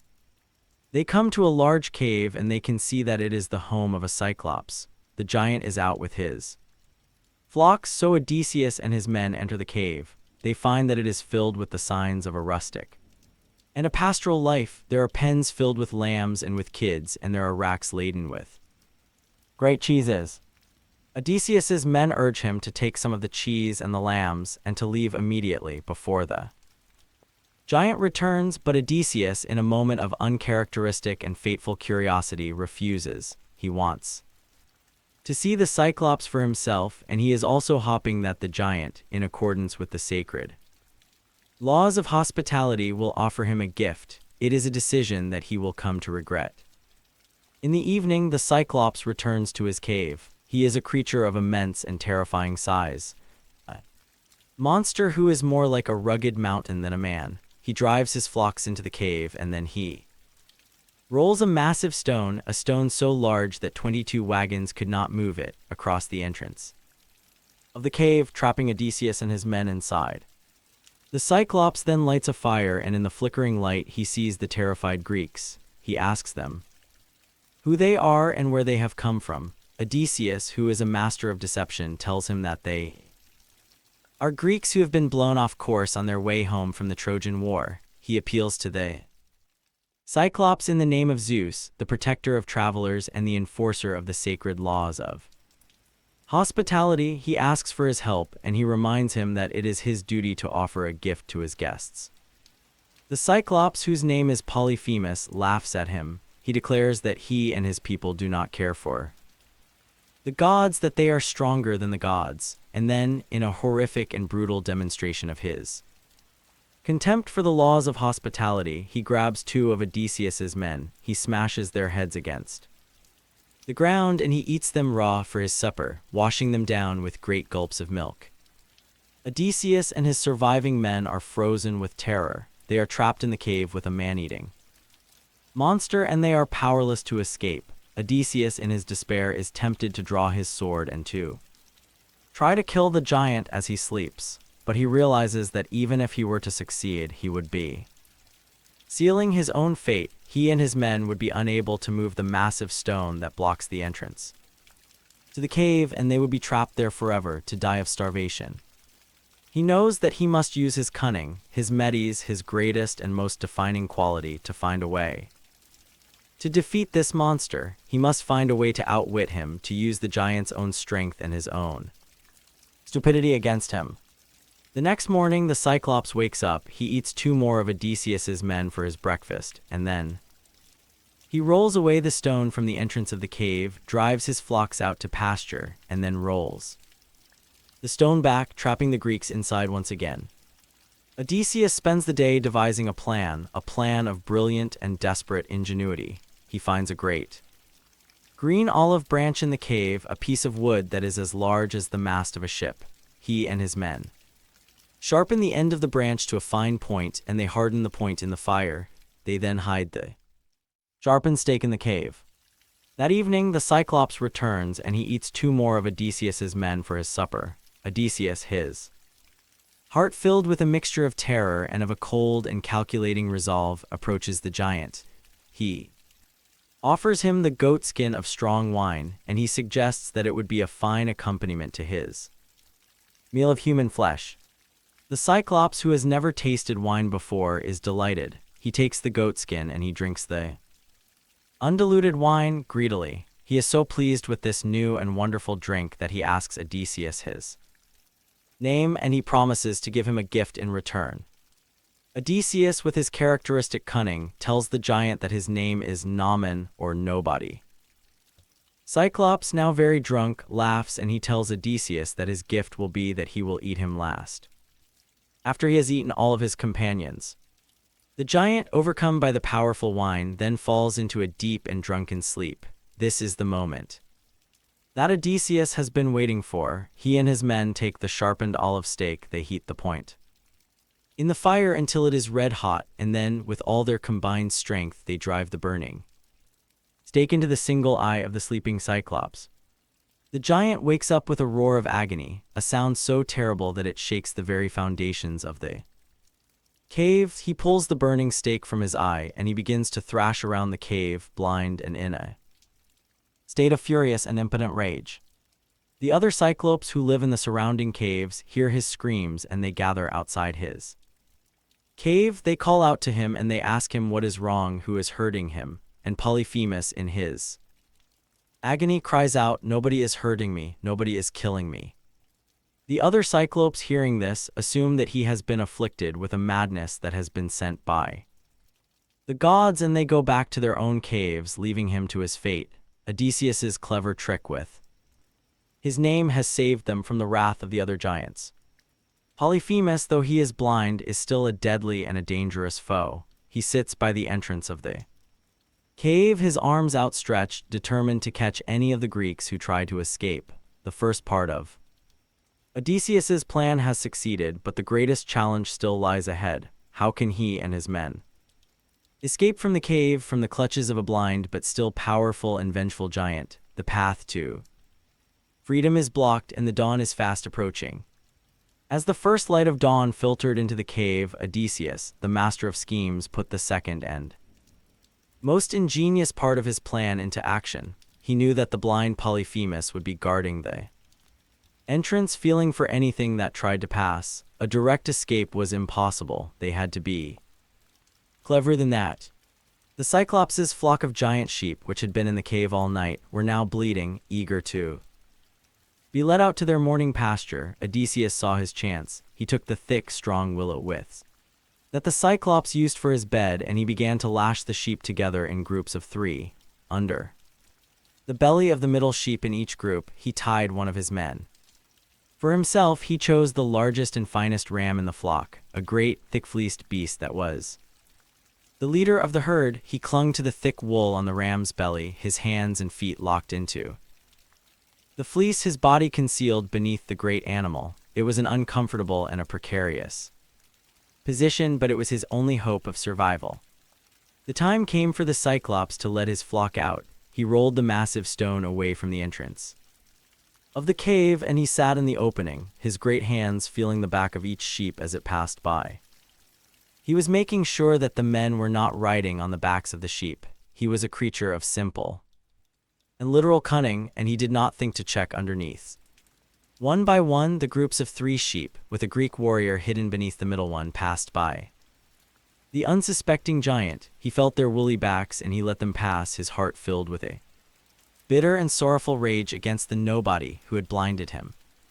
Finally, it was the turn of the great ram, with Odysseus clinging to its belly, the Cyclops feeling. The ram stopped it. He began to speak to it in a voice that was filled with a strange and almost tender sadness. He lamented that his favorite ram, which was usually the first to leave the cave, was now the last. He imagined that the ram was grieving with him, that it was sad for its master's lost. He stroked the ram's back, and then, with a heavy sigh, he let it pass. Odysseus and his men were free. They had escaped from the cave of the Cyclops. They untied themselves from the sheep, and they herded the best of the flock down to their ship. They quickly loaded the sheep on board, and they pushed off from the shore, their hearts filled with a mixture of relief, of triumph, and of a deep and profound sorrow for the 6 companions that they had lost. But Odysseus, in a moment of pride and of a fatal and uncharacteristic lack of foresight, could not resist a final taunting gesture. As the ship was sailing away but was still within earshot of the shore, he called out to the Cyclops, mocking him, telling him that he had paid the price for his wickedness, for his violation of the sacred laws of hospitality. The Cyclops, hearing his voice, was consumed by a new and even more terrible rage. He broke off the top of a mountain and he hurled the massive rock at the ship. The rock landed just in front of the ship, and the great wave that it created almost washed the ship back onto the shore. Odysseus's men pleaded with him to be silent, to not provoke the monster any further, but Odysseus's pride, his hubris, had gotten the better of him. He had to have the last word. He had to let the giant know who it was that had defeated him. He called out again, and this time he made his greatest and most terrible mistake. He revealed his true name. "If anyone asks you who it was that blinded you," he shouted, "tell them it was Odysseus, the sacker of cities, the son of Laertes, the man from Ithaca." It was a moment of pure and unadulterated arrogance, and it was a moment that would have devastating consequences. The Cyclops Polyphemus was not just any giant. He was the son of the sea god Poseidon. And now that he knew the name of the man who had blinded him, he could call upon his powerful father to take revenge. He raised his hands to the sky and he prayed to his father, Poseidon. He asked him to curse Odysseus, to ensure that he would never reach his home in Ithaca, or, if it was his destiny to return, that he should return late in a foreign ship, having lost all of his companions, and that he should find a world of trouble in his own house. Poseidon, the mighty god of the sea, heard the prayer of his wounded and vengeful son, and he granted it. From that moment on, Odysseus was a man who was marked by the wrath of one of the most powerful and relentless of all the Olympian gods. His journey home, which was already a difficult one, was now to become a 10-year saga of suffering, of loss, and of a constant and desperate struggle against the fury of the sea. The escape from the land of the Cyclops was a great victory for Odysseus's cunning, but it was also the cause of his greatest and most enduring troubles. He had defeated the monster, but he had, in his pride, unleashed a force that would haunt him for the next decade of his life, as his ship sailed away from the island of the Cyclops into a sea that was now controlled by an angry and a vengeful god. The question that hung over the weary hero was a profound one. Could even the most cunning of all mortals ever hope to prevail against the relentless and unforgiving wrath of a god? The story of Odysseus and the Cyclops is one of the most famous and enduring episodes in Homer's great epic, the Odyssey. It is a story that is, on one level, a thrilling and a terrifying adventure, a tale of a brave hero who uses his intelligence and his courage to defeat a monstrous and a savage foe. But it is also a story that is rich with deeper and more complex meanings, a story that explores some of the fundamental themes of the human condition. The Cyclops Polyphemus is a powerful symbol of the forces of chaos, of barbarism, of a world that is without law, without culture, and without the civilizing influence of the gods. He is a creature of pure and unrestrained appetite, a monster who represents the dark and primal forces that lie just beyond the boundaries of the civilized world. His defeat is a victory for order, for intelligence, for the values of a society that is governed by reason and by law. Odysseus in this story is the embodiment of human ingenuity. He is a hero who triumphs not through his physical strength but through his mind. His greatest weapon is his medes, his cunning intelligence. His ability to adapt, to deceive, to find a way out of an impossible situation. The story is a celebration of the power of the human intellect to overcome even the most formidable of physical obstacles. But the story is also a cautionary tale. It is a story about the dangers of pride, of hubris. Odysseus's victory over the Cyclops is almost undone by his own arrogance. His decision to taunt the giant to reveal his true name is a moment of profound and tragic folly. It is a reminder that even the most intelligent of human beings can be brought low by their own pride, by their own inability to control their own passions. The curse of Poseidon, which is the direct result of Odysseus's hubris, is the engine that drives the rest of the Odyssey. It is the force that turns his journey home into a 10-year ordeal, a saga of suffering and of loss that will test him to the very limits of his endurance. The story of the Cyclops is the story of how Odysseus, through his own actions, creates the conditions for his own long and difficult journey.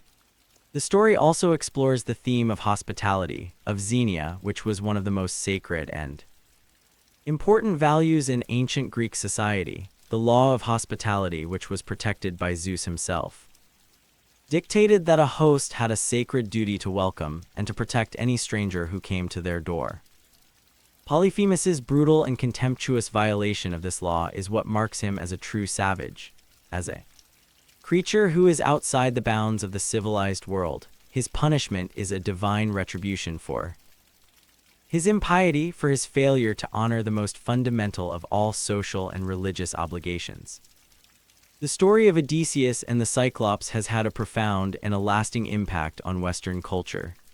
The figure of the one-eyed giant has become a powerful and an enduring archetype, a symbol of monstrous and unthinking brutality, and the story of Odysseus's clever escape has become a timeless and a powerful testament to the power of human ingenuity to triumph over brute force. As you reflect on this ancient and powerful tale, you are left with a sense of the deep and sophisticated understanding of human nature that lies at the heart of the Greek myths. They are stories that are not just about adventure and about monsters. They are stories that are about us. They are stories that explore our greatest strengths and our greatest weaknesses, our capacity for both brilliant creativity and for self-destructive pride. The story of the man who called himself nobody is a story that reminds us that the most important battles are not always fought with swords and with spears, but with the power of the mind, and that the greatest and most dangerous of all monsters are often the ones that lie within ourselves. Our story now takes us on a great sea voyage, a journey to the very edge of the known world in search of a magical and a mysterious treasure. This is a tale of a young hero who must prove his worth, of a band of famous adventurers who join him on his quest, and of a powerful and a dangerous sorceress who will be both his greatest ally and his most terrible foe. This is the story of Jason and the Golden Fleece. The story begins in the kingdom of Iolcus in the land of Thessaly. The rightful king of Iolcus, a man named Aeson, has been deposed by his ambitious and ruthless half-brother Peleus. Aeson's son, a young man named Jason, is the rightful heir to the throne, but he has been sent away in secret to be raised by the wise and noble centaur Chiron to protect him from the murderous intentions of his uncle Peleus. Peleus lives in a state of constant fear and of paranoia. He has been warned by an oracle that he will be killed by a man with one sandal, and so he is always on the lookout for such a man, his mind consumed by the fear of the prophecy that hangs over his head. When Jason grows to manhood, he decides to return to Iolcus to claim his rightful inheritance. On his journey, he comes to a raging river and he sees an old woman who is trying to cross. Jason, who is a man of a kind and a noble heart, offers to carry the old woman across the river on his shoulders. The Old woman is, in fact, the goddess Hera in disguise, Hera who has her own reasons for hating King Peleus has decided to become the patron and the protector of the young hero, Jason. As Jason is carrying the old woman across the river, he loses one of his sandals in the mud. He arrives in the city of Iolcus, a handsome and a confident young man, but a man with only one sandal. When King Peleus sees him, he is filled with a terrible and a chilling fear. This is the man that the oracle had warned him about. He knows that he cannot simply kill Jason, as this would anger the gods and the people of his city. He must find a way to get rid of him, a way that will seem to be both honorable and impossible. And so Peleus devises a plan. He tells Jason that he will give him back his kingdom, but only on one condition. He must first complete a quest that is so dangerous, so impossible, that no one has ever succeeded in it before. He must sail to the distant and barbarian land of Colchis at the eastern edge of the Black Sea, and he must bring back the legendary Golden Fleece. The Golden Fleece is the fleece of a magical winged ram that had once saved the life of a young prince named Phrixus. The fleece is now in the possession of King Aeetes of Colchis, a powerful and a ruthless king. It hangs in a sacred grove where it is guarded by a monstrous and never-sleeping dragon. The quest for the Golden Fleece is, in the eyes of Peleus, a suicide mission. But Jason, who is a brave and an ambitious young hero, accepts the challenge. He sends out a call to all the great heroes of Greece, inviting them to join him on this epic and dangerous quest. The response is a remarkable one. The greatest heroes of the generation, men like Heracles, the great strongman, Orpheus, the divine musician, Castor and Pollux, the twin heroes, and many others all agree to join Jason on his adventure. They are the Argonauts, named after the ship that they will sail in, the Argo. The Argo is a magnificent and a magical ship, the finest ship that has ever been built. It was built by the master craftsman Argus with the help of the goddess Athena. Athena herself has placed a piece of sacred wood from the talking oak of Dodona in the prow of the ship, a piece of wood that has the power of speech and of prophecy.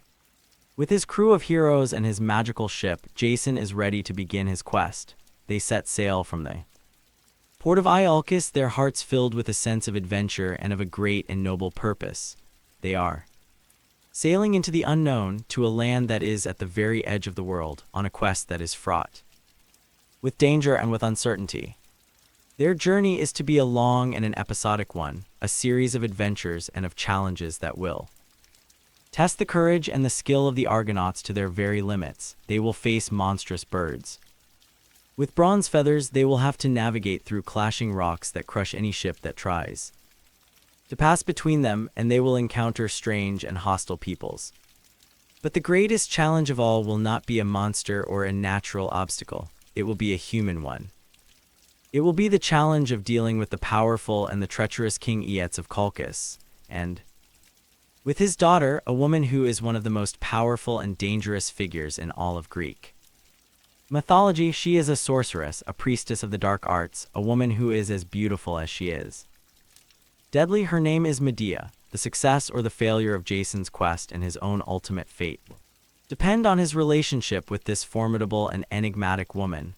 As the Argo sails eastward into the dark and unknown waters of the Black Sea, the question that hangs over the young hero is a profound one. Can he win the great prize that he seeks without losing his own soul in the process?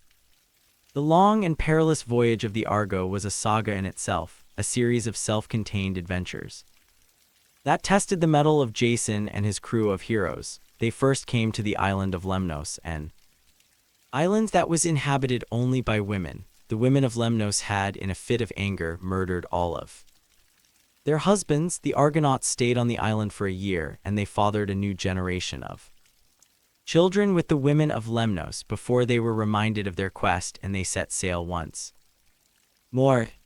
They then came to the land of the Dolians, where they were welcomed by the young King Cyzicus.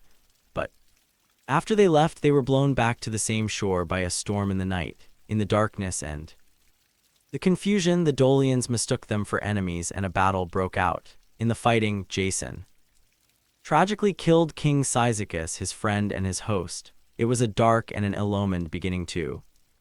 Their quest. They sailed on and they came to the land of Bithynia, where they encountered the pathetic and tragic figure of Phineus. Phineus was a blind king and a prophet who was being tormented by the Harpies, monstrous bird women who would swoop down and steal his food and would befoul whatever was left. The Argonauts, taking pity on the starving king, decided to help him. Two of the Argonauts, the winged sons of the north wind, Zetes and Calais, chased the Harpies away, and they were about to kill them when the goddess Iris, the messenger of the gods, intervened, and she promised that the Harpies would never again trouble Phineus. In gratitude for his rescue, Phineus used his prophetic powers to give the Argonauts crucial advice for the next and most dangerous part of their journey. He warned them of the Symplegades, the clashing rocks, two massive rocks that guarded the entrance to the Black Sea and that would crash together and crush any ship that tried to pass between them. Phineus told them that they must first release a dove and see if it could fly through the rocks. If the dove made it through, then they too could make it. If the dove was crushed, then their quest was doomed, and they should turn back. The Argonauts did as Phineus had advised. They reached the Symplegades and they released a dove. The dove flew between the rocks and it made it through, losing only a few of its tail feathers as the rocks crashed together behind it. This was the sign that they had been waiting for. They rowed with all their might, and with the help of a powerful wave that was sent by the goddess Athena, the Argo shot through the gap, its stern ornament being clipped by the rocks as they closed. They had passed through the most dangerous obstacle of their journey, and from that day on, the clashing rocks remained fixed and motionless, and the way to the Black Sea was open to all sailors. After many more adventures, the Argonauts finally arrived at their destination, the land of Colchis, the kingdom of King Aeetes, the home of the Golden Fleece. King Aeetes was a powerful and a suspicious ruler, and he was not at all pleased to see the arrival of a ship full of Greek heroes. He knew that they had come for the Golden Fleece, and he had no intention of giving it up, but he was also a cunning and a treacherous king, and he decided to feign a welcome. He invited Jason and his companions to his palace, and he listened to their request. He told Jason that he would give him the Golden Fleece, but only if he could first complete a series of impossible tasks. He was to yoke a pair of fire-breathing bronze bulls, he was to plow a field with them, and he was to sow the field with the teeth of a dragon. These were tasks that were designed to be fatal. The bulls were a creation of the god Hephaestus, and their breath was a searing flame, and the dragon's teeth were a magical and a deadly substance. When they were sown in the earth, they would spring up into a crop of fully armed and savage warriors, who would then attack and kill the man who had sown them. Jason was in a state of despair. The tasks were impossible. His quest seemed to be doomed to failure. But he was not alone. The goddess Hera, his divine patron, had been watching over him, and she now devised a plan to help him. She went to the goddess Aphrodite, the goddess of love, and she asked her to intervene. Aphrodite sent her son, the mischievous and powerful god Eros, to Colchis. Eros, with his bow and his arrow, shot a single magical arrow of love into the heart of the king's daughter, the young and beautiful sorceress Medea. Medea was a woman of immense and dangerous power. She was a priestess of the goddess Hecate, a mistress of the dark arts of magic and of potions, but she was also a young woman, and when she was struck by the arrow of Eros, she fell instantly and passionately in love with the handsome Greek hero, Jason. She was now torn between her loyalty to her father and her newfound and all-consuming love for Jason. Her love, in the end, proved to be the stronger force. She decided to betray her father and her country and to help Jason to succeed in his impossible tasks. She met with Jason in secret, and she gave him a magical ointment that would protect him from the fire of the bronze bulls. She also gave him a piece of crucial advice. She told him that when the armed warriors sprang from the dragon's teeth, he should throw a stone into their midst. The warriors, in their mindless fury, would then turn on each other, and they would fight and kill each other until none were left standing. Jason, armed with Medea's magic and her advice, was now ready to face the king's challenge. The fate of his quest now rested on his own courage and on the powerful and dangerous magic of the woman who had fallen in love with him as he prepared to face the fire-breathing bulls, a new and even more dangerous element had entered the story, the unpredictable and often destructive power of love.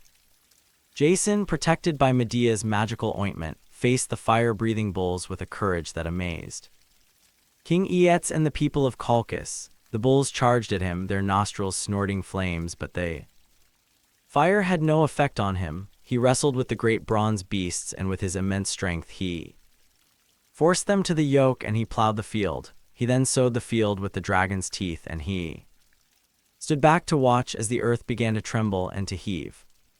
A crop of fully armed and savage warriors, the Spartai, sprang from the furrows, their spears in their swords glittering in the sun. They turned towards Jason, their faces set in a mindless and murderous rage, but Jason, remembering Medea's advice, picked up a large stone and he threw it into their midst. The Spartai, confused and enraged, immediately turned on each other, and a furious and chaotic battle broke out. They fought with a savage and a self-destructive fury until every last one of them was dead. Jason had completed the impossible tasks. He had fulfilled his side of the bargain, but King Aetes had no intention of honoring his promise. He was a treacherous and a ruthless king, and he now began to plot the destruction of Jason and the Argonauts. But Medea, who was a powerful sorceress, was aware of her father's plans. She went to Jason and she warned him that he was in great danger. She told him that there was only one way for them to succeed. They must go that very night in secret to the sacred grove where the golden fleece was kept, and they must steal it. Jason agreed. Medea led him to the grove, a dark and a silent place that was filled with a sense of ancient and powerful magic. The golden fleece hung from the branch of an oak tree, and it glowed with a soft and a golden light illuminating the entire grove. But guarding the tree was the never-sleeping dragon, a monstrous and a terrifying serpent with 100 heads.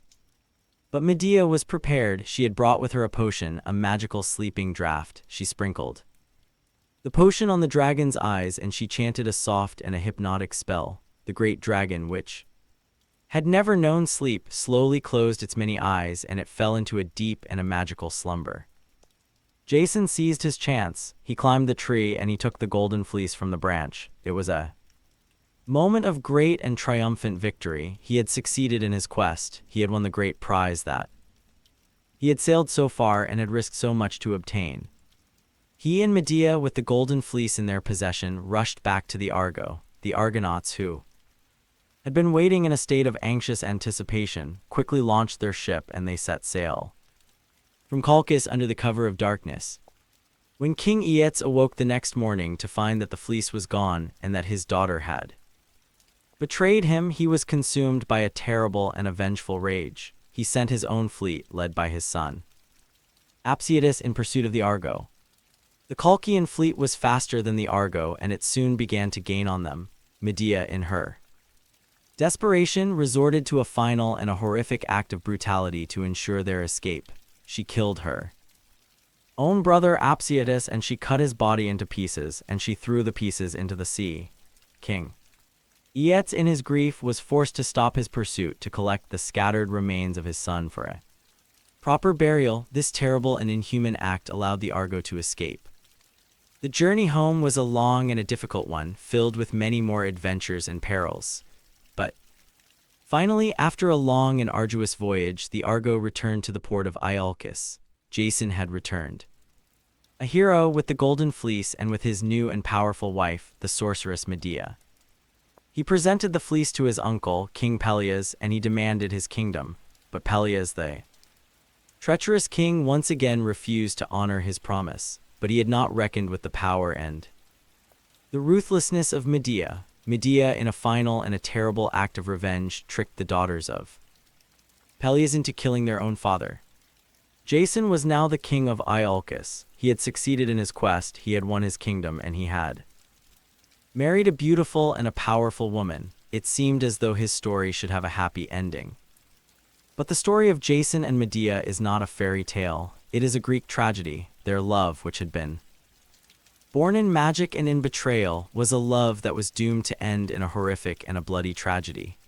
The Story of their later life, of Jason's betrayal of Medea, and of Medea's terrible and vengeful response, is one of the darkest and most powerful stories in all of Greek mythology. As you reflect on the story of the Golden Fleece, you are left with a sense of the complex and often ambiguous nature of the Greek hero. Jason is a brave and a noble hero, but he is also a man who is often weak, indecisive, and reliant on the help of others, particularly on the powerful women who fall in love with him. His story is a reminder that even the greatest of heroes can be flawed, and that the path to glory is often a morally compromised one. The Golden Fleece, the symbol of his great achievement, is a prize that is won at a terrible cost, a cost that is measured in betrayal, in murder, and in the unleashing of a dark and a destructive passion that will ultimately consume him. Our story now returns to the island of Crete, to the dark and secret heart of the kingdom of Minos, and to the monstrous creature that was born of the queen's unnatural passion. This is a tale of a brave young hero who volunteers to face certain death, of a clever princess who betrays her own father for the love of a stranger, and of a great and epic battle that takes place not on a battlefield, but in the dark and twisting corridors of a fiendishly clever maze. This is the story of Theseus and the Minotaur. To understand this story, we must first return to the city of Athens, the home of the great inventor Daedalus. Many years after the birth of the Minotaur, a terrible tragedy befell the city of Athens. The son of King Minos of Crete, a young man named Androgeos, was visiting Athens, and he was killed in a tragic accident. King Minos, who was a powerful and a ruthless king, was consumed by a grief and a rage that was so great that he declared war on Athens. The city of Athens, which was no match for the mighty naval power of Crete, was defeated, and Minos, in his vengeful sorrow, imposed a terrible and a humiliating tribute on the defeated city.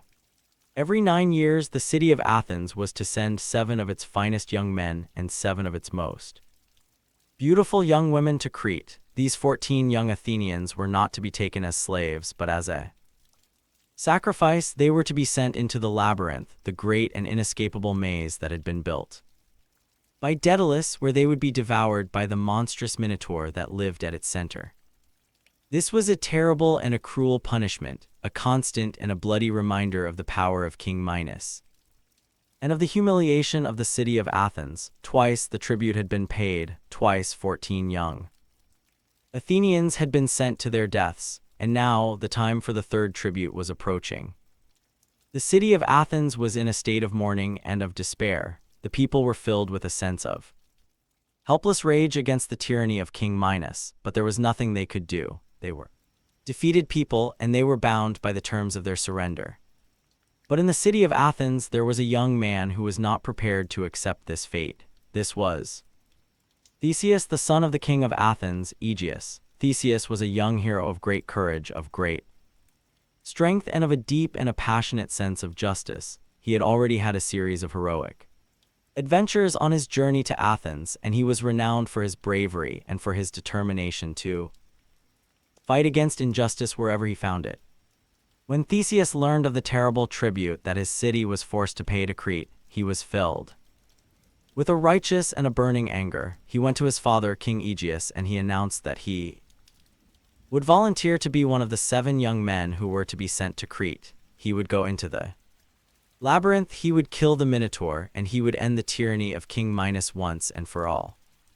King Aegeus was horrified. He loved his son dearly, and he begged him not to go. The mission was a suicide mission. No one who had ever entered the labyrinth had ever come out alive, but Theseus was resolute. He was a hero, and it was his duty to save his city and his people from this terrible curse. And so, with a heavy heart, King Aegeus agreed to let him go, but he made one final, poignant request of his son. The ship that carried the Athenian youths to Crete always sailed with black sails. As a sign of mourning, Aegeus gave his son a white sail, and he asked him that if he should succeed in his mission, if he should kill the Minotaur and return alive, that he should take down the black sail and he should raise the white one. That way the king, who would be watching from the cliffs of Athens, would know from afar that his son was safe. Theseus agreed, and he set sail for Crete with the other 13 young Athenians, his heart filled with a sense of heroic purpose and of a grim and a steely determination. When the ship arrived in Crete, the 14 young Athenians were paraded before King Minos and his court, and it was here that a fateful and a dramatic encounter took place. The daughter of King Minos, a beautiful and a clever princess named Ariadne, saw the handsome and courageous young hero Theseus. And like Medea before her, she fell instantly and passionately in love with him.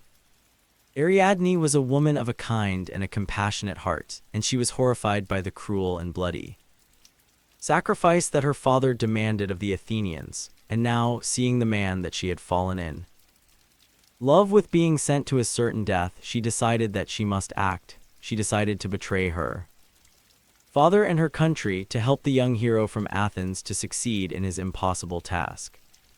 She went to Theseus in secret on the night before he was to be sent into the labyrinth. She confessed her love for him, and she offered to help him, but only on one condition: if she helped him to kill the Minotaur and to escape from the labyrinth, he must promise to take her with him, to marry her, and to make her his queen in Athens. Theseus, who was facing certain death, readily agreed. He swore a solemn oath that he would honor her request. Ariadne then gave him the two things that he would need to succeed in his mission.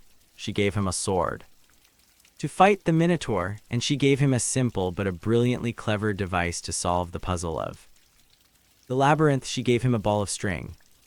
Her plan was a simple one. Theseus was to tie one end of the string to the entrance of the labyrinth, and he was to unwind the ball of string as he went deeper into the maze. That way, after he had killed the Minotaur, he would be able to follow the string back and to find his way out of the dark and twisting corridors.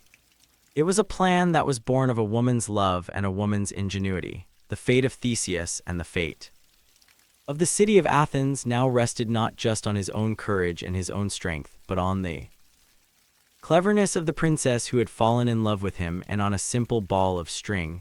As he stood at the entrance to the great and terrifying maze, a new and an uncertain element had entered the story. The unpredictable and often powerful force of love, a force that could be as bewildering and as difficult to navigate as the labyrinth itself. Theseus, with the sword and the ball of string that Ariadne had given him, entered the labyrinth. He tied the end of the string to the great stone doorpost at the entrance, and he began his slow and cautious journey into the darkness.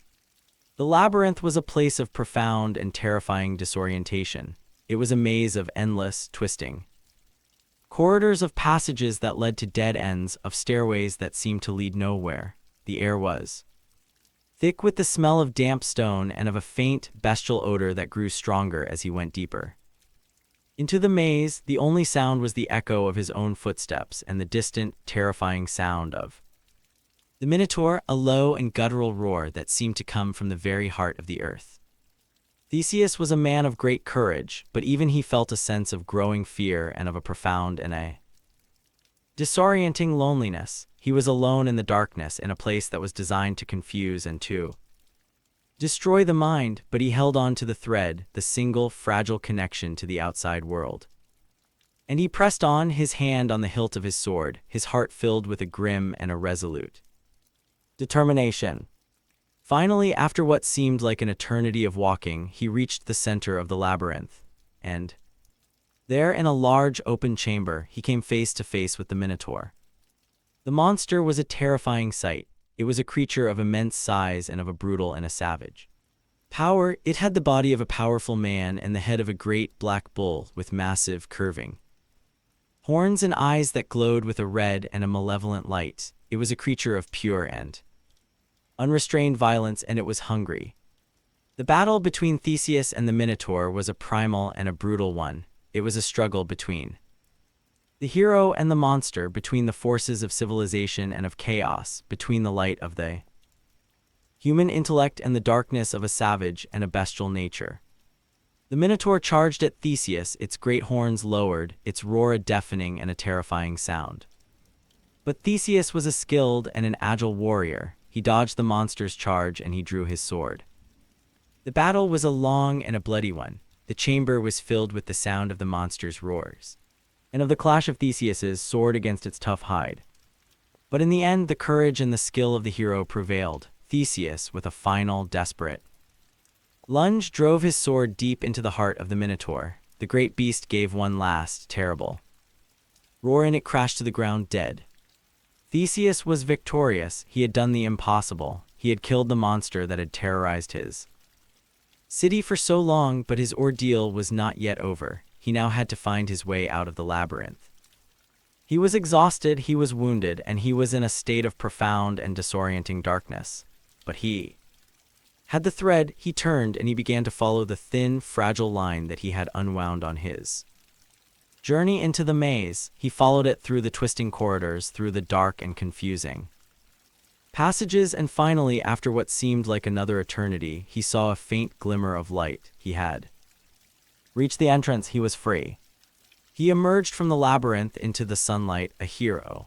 The other 13 young Athenians who had been waiting in a state of terrified and hopeless anticipation greeted him with a joy and a relief that was so great that they could barely speak. Theseus, true to his promise, found Ariadne, and he took her with him. They and the other young Athenians rushed to their ship, and they set sail from Crete under the cover of darkness before King Minos could discover what had happened. Their escape was a success. They had defeated the monster, they had outwitted the king, and they were on their way home to Athens, their hearts filled with a sense of triumph and of a great and a joyous relief. But the story of Theseus and Ariadne is not a simple one, and it is not a story with a happy ending. On their journey home, they stopped at the island of Naxos, and here a strange and a mysterious thing happened. According to some versions of the myth, the god Dionysus appeared to Theseus in a dream, and he told him that Ariadne was destined to be his own bride and that Theseus must abandon her. According to other versions, Theseus, in a moment of callous and inexplicable cruelty, simply grew tired of Ariadne, and he abandoned her while she was sleeping on the shore of the island. Whatever the reason, the outcome was the same. Theseus, the hero who had been saved by the love and the ingenuity of Ariadne, betrayed her. He sailed away from the island of Naxos, leaving her alone and heartbroken. But Ariadne was not to be a tragic and a forgotten figure. The god Dionysus, the god of wine and of ecstasy, found her on the island, and he was so captivated by her beauty and by her sorrow that he fell in love with her. He married her, and he made her an immortal, placing the crown that he gave her as a wedding gift in the heavens, as the constellation Corona Borealis. Theseus, meanwhile, continued his journey home to Athens, but in his haste to leave Naxos, or perhaps in his grief and his guilt over his betrayal of Ariadne, he made a fateful and a tragic mistake. He forgot the promise that he had made to his father. He forgot to take down the black sail and to raise the white one. His father, the aged King Aegeus, had been waiting day after day on the cliffs of Athens, straining his eyes for a glimpse of his son's returning ship. When he saw the ship on the horizon, and he saw that it was still bearing the black sail of mourning, he was overcome with a grief that was so great that he believed his son to be dead. In his despair, he threw himself from the cliffs and into the sea, which would forever after be known as the Aegean Sea in his memory.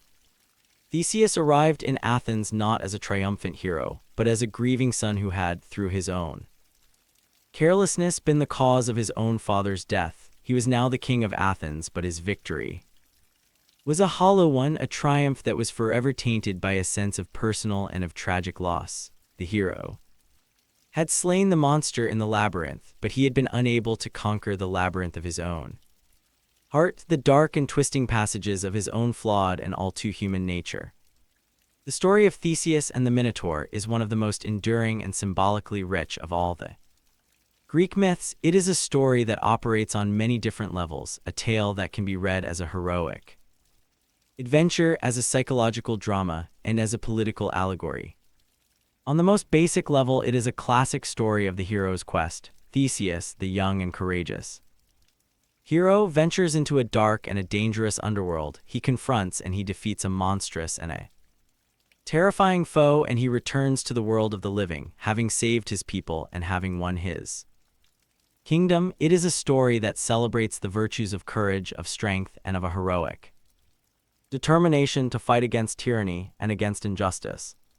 But the story is also a profound and a subtle exploration of the human psyche. The labyrinth is a powerful and an enduring symbol of the complexity and the confusion of the human mind. It is a place of disorientation, of fear, of the dark and hidden corners of our own nature. To enter the labyrinth is to embark on a journey of self-discovery, to confront the monster that lies at the center of our own being.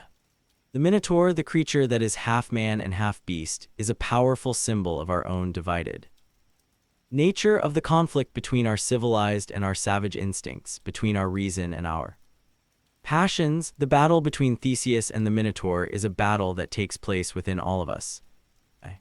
Struggle to conquer our own inner demons, to impose order on the chaos of our own desires. The thread of Ariadne is also a powerful and a multivalent symbol. It is, on a practical level, the tool that allows the hero to navigate the maze and to find his way back to the light. But it is also symbol of logic, of reason, of the power of the human intellect to find a pathway through the confusion and the complexity of the world, and it is a symbol of love, of the connection to another human being that can guide us through the darkest and most difficult of passages. The story of Theseus and the Minotaur can also be read as a political and a historical allegory.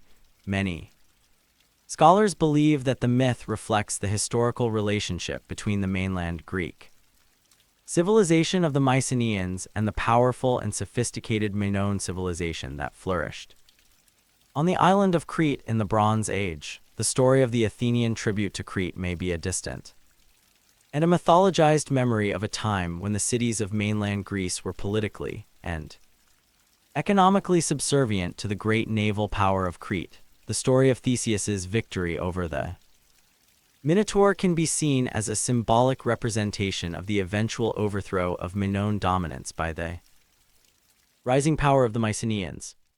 The character of Theseus himself is a complex and an ambiguous one. He is a great hero, a slayer of monsters, a unifier of his people, and the legendary founder of the Athenian democracy. But he is also a flawed and a deeply human character. He is a man who can be ruthless, who can be careless, and who can be cruel. His betrayal of Ariadne, the woman who saved his life, is a dark and a troubling stain on his heroic character. His story is a reminder that even the greatest of heroes can be flawed, that the line between the hero and the anti-hero is often a thin and a blurry one. As you reflect on the story of Theseus and the Minotaur, you are left with a sense of the deep and enduring power of myth to explore the fundamental questions of our existence. It is a story that has been told and retold for thousands of years, a story that has been adapted and reinterpreted by each new generation. It is a story that continues to speak to us today, a timeless and a powerful reminder of the challenges and the triumphs of the human journey. The labyrinth may have been destroyed, but the journey into the dark and twisting corridors of our own nature is a journey that each of us must make. A journey on which we all need a thread of reason, of courage, and of love to guide us back to the light. I will now proceed with the 8th story in the series. Our story now takes us not to a battlefield or a labyrinth, but to the shadowy and inexorable realm of the underworld. This is not a tale of heroic deeds or of monstrous beasts, but a more philosophical story, a myth that grapples with the very meaning of human existence, with the nature of punishment, and with the eternal and often futile struggle against the absurdity of our own fate. This is the story of Sisyphus. Sisyphus was the king of Corinth, and he was renowned throughout Greece for his cleverness, his cunning, and his ruthless ambition. He was a man who was in many ways a trickster figure, a hero who relied not on his strength but on his wits. He was a successful and a prosperous king, and he built his city of Corinth into a great and a powerful center of commerce and of trade. But Sisyphus was also a man who was arrogant, who was deceitful, and who had a profound and a dangerous contempt for the gods. He was a man who believed that he was cleverer than the gods, that he could outwit them, that he could cheat the fundamental and unalterable laws of the cosmos. It was this hubris, this overweening pride, that would be the cause of his downfall and of his eternal and infamous punishment. The first and most significant of Sisyphus's transgressions against the gods was his betrayal of Zeus. The king of the gods himself, Zeus, in one of his many amorous adventures, had abducted a beautiful river nymph named Aegina. The father of the nymph, the river god Asopus, was searching for his daughter in a state of great distress. Sisyphus knew what had happened, as he had witnessed the abduction, and he saw in the river god's grief an opportunity for his own advantage. He went to Asopus and he offered to tell him the whereabouts of his daughter, but only on one condition. Asopus was to create a permanent spring of fresh water for the city of Corinth, which was a city that was often plagued by a lack of water. Asopus, in his desperation, agreed. He created the spring, and Sisyphus, true to his word, told him that his daughter had been taken by Zeus. Asopus, in his rage, went to confront the king of the gods. Zeus, who was furious at having his affair exposed, was even more furious at the mortal man who had dared to betray him. He was determined to punish Sisyphus for his insolence. He sent Thanatos, the personification of death, to take Sisyphus and to chain him in Tartarus, the deepest and darkest pit of the underworld. But Sisyphus, with his characteristic cunning, was prepared. When Thanatos arrived, Sisyphus greeted him with a feigned and a friendly curiosity. He asked to be shown how the chains worked, and he tricked the slow-witted Thanatos into demonstrating them on himself. Sisyphus then quickly tightened the chains, and he made Death his own prisoner. With Death chained and powerless, a strange and an unnatural state of affairs descended upon the world. No one could die. The old and the sick lingered on in their suffering. The soldiers on the battlefield could not be killed, and the natural order of life and of death was thrown into a state of chaos. The gods were in an uproar. Ares, the god of war, was particularly incensed, as his favorite pastime, the glorious and bloody business of battle, had become a pointless and a frustrating exercise. It was Ares who finally went to Corinth, who freed Thanatos from his chains, and who delivered the treacherous Sisyphus into the hands of his captor.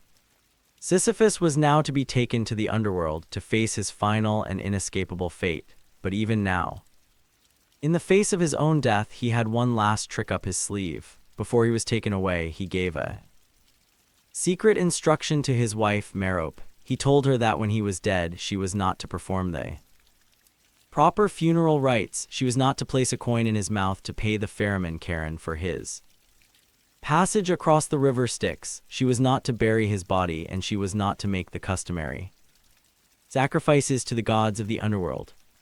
Sisyphus arrived in the underworld, a sad and a neglected shade.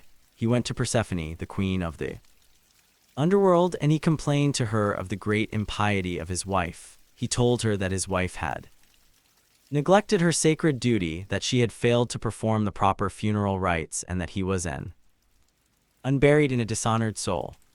He pleaded with Persephone to allow him to return to the world of the living for just a short time, for just 3 days, so that he could punish his wicked wife and could arrange for his own proper burial. Persephone, who was a compassionate goddess, was moved by his story, and she took pity on him. She agreed to his request. But Sisyphus, of course, had no intention of returning. As soon as he was back in the world of light and of life, he laughed at the gullibility of the gods, and he resumed his life as the king of Corinth. He had done the impossible. He had cheated death not once but twice. He lived for many more years, a man who was a living testament to the power of human cunning to defy the will of the gods. But the gods have long memories, and their justice, while it may be slow, is also inescapable. Eventually his time ran out. Thanatos came for him again, and this time there were no tricks, no escapes. He was dragged once and for all to the underworld to face his final and eternal punishment. The gods, who had been twice made a fool of by this clever and audacious mortal, were determined to devise a punishment for him that would be a fitting and an eternal reflection of his crime. It was to be a punishment that was not just about suffering, but about futility, about a meaningless and a never-ending struggle that would be a perfect and a terrible metaphor for the absurdity of his own life. A life that had been spent in a constant and a clever, but ultimately a pointless struggle against the inevitable. The question of what form this unique and terrible punishment would take is one that has echoed through the ages, a question that has become a powerful and an enduring symbol of the human condition itself. The punishment that the gods devised for Sisyphus has become one of the most famous and enduring images of eternal torment in all of Western literature. He was not to be subjected to the physical tortures of the damned, like Tantalus, who was condemned to stand in a pool of water that receded whenever he tried to drink, or Ixion, who was bound to a perpetually spinning wheel of fire. The punishment for Sisyphus was to be a more subtle, a more psychological, and a more existentially terrifying one. He was condemned to an eternity of futile and meaningless labor. He was taken to a steep hill in the depths of Tartarus, and he was given a single, unending task. He was to push a massive boulder up the hill. The work was a torment of immense and exhausting physicality. Sisyphus, with his shoulders and his back, with the full and desperate force of his entire body, would strain and struggle to push the great inert weight of the rock up the steep and unforgiving slope. The sweat would pour from his body, the dust would fill his eyes, and his muscles would scream with a pain that was beyond all measure. But the true and terrible genius of the punishment was not in the physical effort, but in the psychological one. For just as he was about to reach the top of the hill, just as he was on the very verge of succeeding in his task, the great boulder would, by its own immense weight, slip from his grasp and would come crashing and tumbling back down to the bottom of the hill. And Sisyphus would have to watch it go. He would have to watch as all of his effort, all of his struggle, all of his pain was rendered utterly and completely meaningless. And then he would have to walk back down to the bottom of the hill. He would have to set his shoulder to the cold and unforgiving stone once more, and he would have to begin the whole agonizing process all over again. And so it would be for all of eternity, the endless and repeating cycle of hope and of despair, of struggle and of futility. The punishment of Sisyphus was not just a punishment for his crimes, it was a perfect and a terrible metaphor for his life. He was a man who had spent his life in a clever and a constant struggle against the inevitable, a man who had used all of his ingenuity to try to cheat his own fate, and now in the underworld he was condemned to a task that was the very embodiment of a futile and a meaningless struggle. The myth of Sisyphus is a story that has haunted the Western imagination for thousands of years.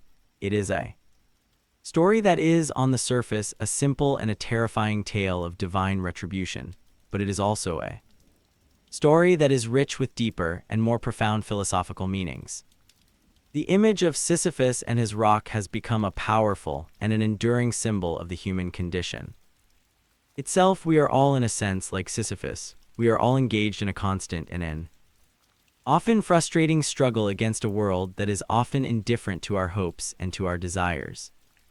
We all have our own boulders to push, our own tasks that seem to be both necessary and, at times, utterly and completely meaningless.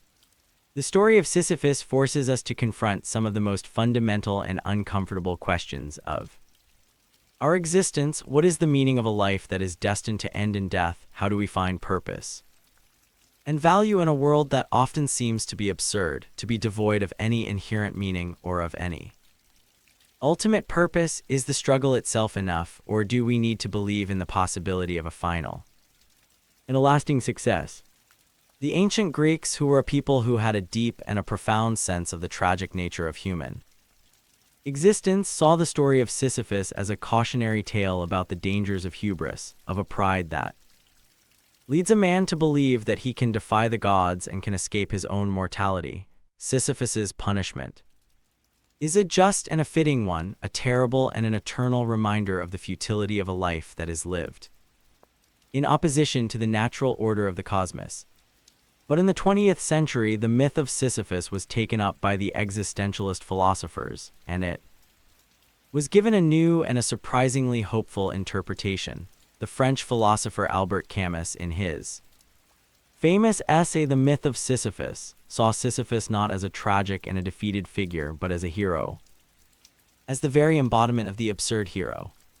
Camus argued that the world is, in fact, an absurd and a meaningless place. There is no divine plan, no ultimate purpose, no final reward. We are all, like Sisyphus, condemned to a life of futile and meaningless labor, but Camus argued it is in the very recognition of this absurdity that we can find a kind of freedom, a kind of rebellion. Sisyphus, in Camus's reading, is a hero because he is fully conscious of his own fate. He knows that his task is a futile one, that he will never succeed, but he does not despair. He continues to push his rock, not with a sense of hope, but with a sense of a scornful and a defiant rebellion against the gods, who have condemned him to this fate. His struggle is his own, his rock is his own, and in the moment when he walks back down the hill to begin his task anew, in that moment of pure and unadulterated consciousness, he is free. He is the master of his own fate because he has accepted it and he has chosen to live it, to embrace it in all of its terrible and magnificent absurdity. Camus ends his essay with a famous and a startling conclusion. The struggle itself towards the heights is enough to fill a man's heart. One must imagine Sisyphus happy. It is a radical and a profound reinterpretation of the myth, a transformation of a story of eternal punishment into a story of human freedom and of a strange and a difficult kind of joy. The image of the man and his rock, which had for so long been a symbol of despair, now becomes a symbol of a heroic and a defiant hope. The myth of Sisyphus, whether it is read as a cautionary tale of divine punishment or as an existentialist parable of human freedom, is a story that speaks to a deep and an enduring truth about the human condition. It is a story that forces us to confront the fundamental and often uncomfortable reality of our own limitations and of our own mortality. The punishment of Sisyphus is a powerful and a terrifying metaphor for the experience of a life that is lived without meaning, without purpose, without a sense of a final and a lasting achievement. It is the nightmare of the assembly line worker, of the office drone, of anyone who has ever felt that their life is a series of repetitive and meaningless tasks, a constant and a grinding struggle that leads nowhere. But the story is also one that can be read in a more positive and a more life-affirming way. The image of Sisyphus in his eternal and defiant struggle can be seen as a symbol of the resilience of the human spirit, of our ability to find meaning and purpose even in the most difficult and the most seemingly hopeless of circumstances. The story of Sisyphus is not just a story about an individual, it is also a story about the nature of human civilization itself, the great projects of humanity, the building of cities, the creation of works of art, the pursuit of scientific knowledge, can all be seen as a kind of Sisyphean task. They are all attempts to impose order on a chaotic world, to create something of lasting value in the face of our own mortality, and they are all, in a sense, doomed to a kind of ultimate futility. The cities will crumble, the works of art will decay, and the scientific knowledge of one generation will be superseded by the knowledge of the next. But the value of these endeavors lies not in their permanence, but in the struggle itself. It is in the act of creation, in the pursuit of knowledge, in the striving for a better and a more just world, that we find our meaning and our purpose. We are all, in our own way, pushing our own boulders up our own hills, and the story of Sisyphus reminds us that the meaning of our lives is to be found not in the reaching of the summit, but in the journey itself. The myth of Sisyphus has had a profound and a lasting influence on Western culture. It has been a source of inspiration for countless writers, artists, and thinkers, from the ancient Greek poets to the modern existentialist philosophers. It is a story that has been used to explore a wide range of themes, from the nature of divine justice to the psychology of obsession, from the politics of rebellion to the search for personal meaning in a seemingly meaningless world. As you reflect on the strange and the powerful story of the king who cheated death, you are left with a sense of the deep and often unsettling wisdom of the Greek myths. They are stories that do not offer any easy answers or any simple moral lessons, They are stories that confront us with the fundamental and often paradoxical nature of our own existence. The story of Sisyphus is a story that can be read as a tragedy or as a comedy, as a tale of despair or as a tale of hope. It is a story that leaves us with a choice. We can choose to see ourselves as the victims of a cruel and an absurd fate, as prisoners who are condemned to a life of meaningless and futile labor, or we can choose to see ourselves as heroes, as rebels, as individuals who, in the full and conscious acceptance of our own limitations, can find a kind of freedom, a kind of dignity, and even a kind of happiness. The rock of Sisyphus is still rolling. It is the burden of our own consciousness, the weight of our own freedom, and the question that the myth leaves us with is a timeless and a deeply personal one. How will we choose to push it? Will we push it with a sense of despair, of resentment, of a bitter and a hopeless resignation, or will we, like the absurd hero of Camus's imagination, push it with a sense of a joyful and a defiant rebellion, with a love for the struggle itself, with a recognition that the meaning of our lives is not something that is given to us, but something that we must create for ourselves in every moment of our brief and precious existence.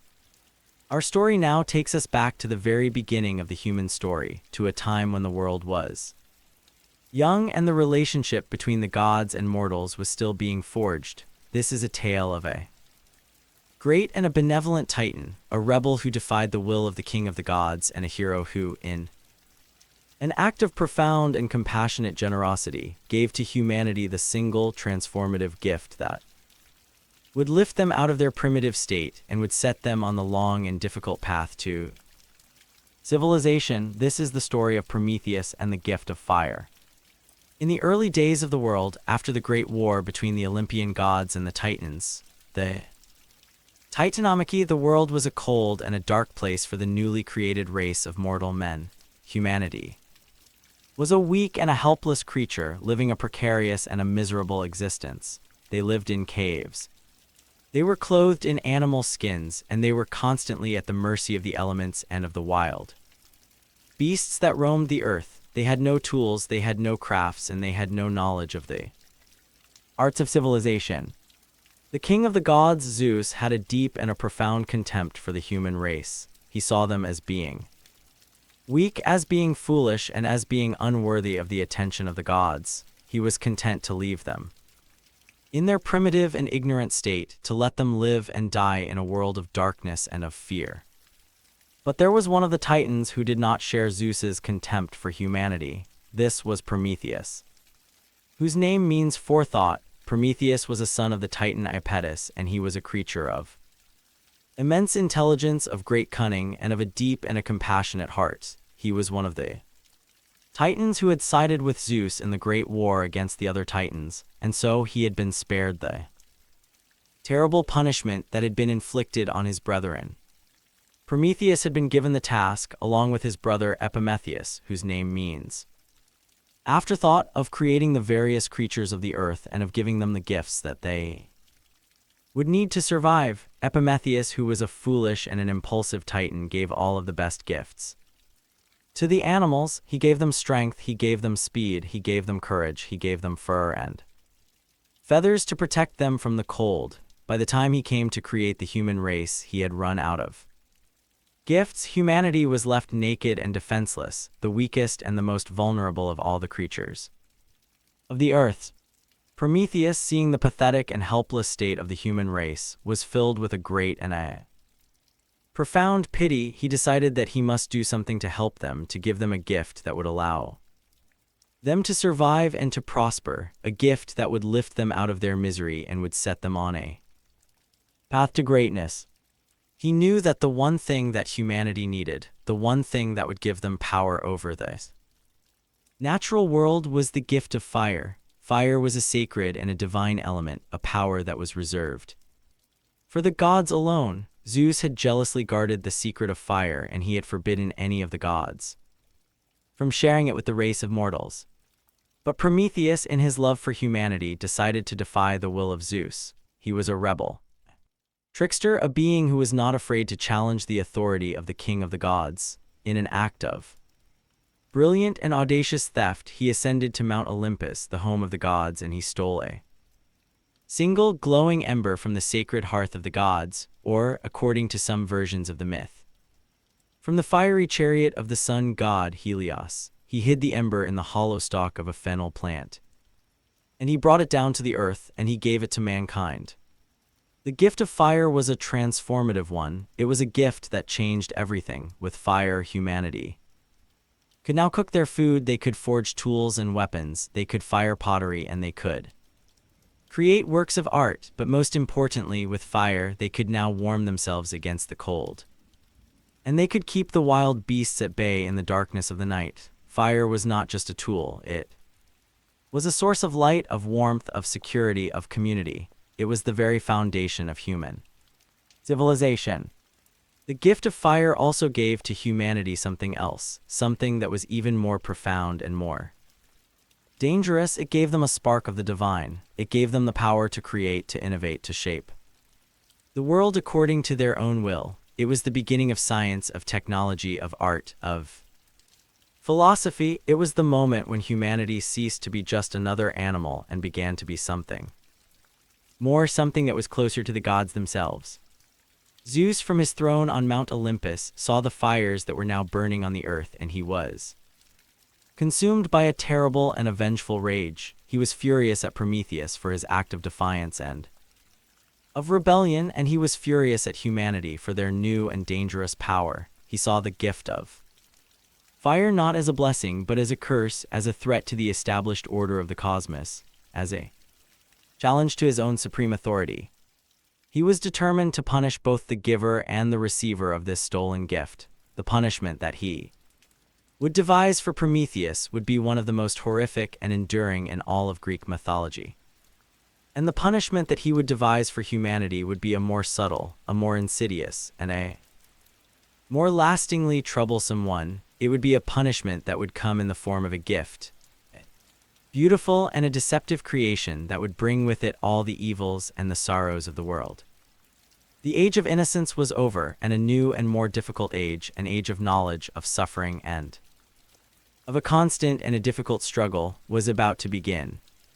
The punishment that Zeus devised for Prometheus was a masterpiece of divine and sadistic cruelty. He ordered the divine smith Hephaestus to forge a set of unbreakable chains, and he had Prometheus taken to the Caucasus Mountains at the very edge of the world. There he was chained to a great rock, his arms and his legs bound, in a position of agonizing and helpless torment. But the physical torment of the chains was not enough for the vengeful king of the gods. He also sent a giant eagle, the emblem of Zeus himself, to be the eternal tormentor of the helpless Titan. Every day, the eagle would fly to the rock, and it would tear at Prometheus's liver with its sharp beak, and it would eat it, and every night, because Prometheus was an immortal, his liver would grow back, only to be devoured again the next day. And so it was for thousands of years. Prometheus, the great benefactor of humanity, the rebel who had dared to defy the will of Zeus, was condemned to an eternity of excruciating and unending pain. He was a symbol of the terrible price of knowledge, of the suffering that is often the fate of those who dare to challenge the established order and to bring enlightenment to the world. But Zeus's revenge was not complete. He was also determined to punish humanity for their acceptance of the stolen gift of fire. His punishment was to be a more subtle and a more cunning one. He decided to create a new and a beautiful creature, a creature that would be a gift to mankind, but a gift that would be a source of endless trouble and of misery. He ordered Hephaestus to create a woman from clay, a woman of breathtaking beauty. The other gods and goddesses of Olympus then showered her with their gifts. Athena gave her the skills of weaving and of needlework. Aphrodite gave her the gift of beauty and of desire, and Hermes, the trickster god, gave her a deceitful heart and a lying tongue. She was a creature of irresistible charm and of a deep end, a hidden treachery. Her name was Pandora, which means all-gifted. Zeus then gave Pandora a gift of his own. It was a jar, or, in some later versions of the myth, a box. The jar was sealed, and Pandora was given a strict instruction that she was never, under any circumstances, to open it. He then sent Pandora down to the earth as a gift to Prometheus's foolish and impulsive brother. Prometheus, who was a being of great foresight, had warned his brother never to accept any gift from Zeus, but Epimetheus, who was a creature of afterthought, was so captivated by the beauty of Pandora that he forgot his brother's warning, and he welcomed her into his home. Pandora lived for a time with Epimetheus, and she was, on the surface, a source of great joy and of happiness, but she was also consumed by a powerful and an irresistible curiosity about the contents of the sealed jar that Zeus had given her. She knew that she was forbidden to open it, but the temptation was too great. Finally, one day she could resist no longer. She took the lid off the jar to have just a quick peek inside, and in that single fateful moment, she unleashed upon the world all the evils and the sorrows that had been locked inside. Out of the jar flew all the plagues and the miseries that have afflicted humanity ever since: sickness, old age, poverty, war, jealousy, hatred, and all the other countless pains and sorrows of the human condition. Pandora, in her terror, slammed the lid back on the jar, but it was too late. All of the evils had escaped, and they were now scattered across the face of the earth. But there was one thing that remained in the jar, one thing that had not had time to escape, and that was hope. And so the world was transformed. The age of innocence, the golden age when humanity had lived a life free from toil and from suffering, was over. The world was now a place of hardship, of pain, and of a constant and a difficult struggle, but it was not a world that was entirely without solace, for even in the midst of all the evils that had been unleashed, the small and fragile flame of hope remained. A promise of a better future, a source of comfort and of resilience in the face of the overwhelming sorrows of the world. The story of Prometheus and of Pandora is a foundational myth of the Western tradition. It is a story that seeks to explain the origin of some of the most fundamental and difficult aspects of the human experience, the origin of civilization, the origin of suffering, and the complex and often contradictory nature of knowledge itself. The gift of fire, the gift of knowledge, is a double-edged sword. It is the thing that lifts us out of our animal state, the thing that allows us to create, to innovate, to build a better world. But it is also the thing that brings with it a new and a terrible burden of consciousness, of responsibility, of an awareness of our own mortality, and of the suffering that is an inescapable part of our existence. The story is a powerful and a pessimistic one, a reflection of a deep-seated Greek anxiety about the dangers of overreaching, of a hubris that leads mortals to challenge the will of the gods. But it is also a story that contains within it a small but a powerful seed of hope. The suffering of Prometheus is not in vain, and the opening of Pandora's jar is not a final and an unmitigated disaster. The struggle of humanity is a difficult one, but it is not a hopeless one. The fire of knowledge, though it brings with it the pain of consciousness, also gives us the tools to endure, to create, and to strive for a better and a more enlightened future. The eternal torment of Prometheus on the rock of the Caucasus is one of the most powerful and enduring images of heroic suffering in all of Western culture. He is the ultimate rebel, the archetypal figure of the individual who defies a tyrannical authority for the sake of a great and a noble principle. His story is a testament to the power of the human spirit to endure unimaginable suffering in the cause of freedom and of enlightenment.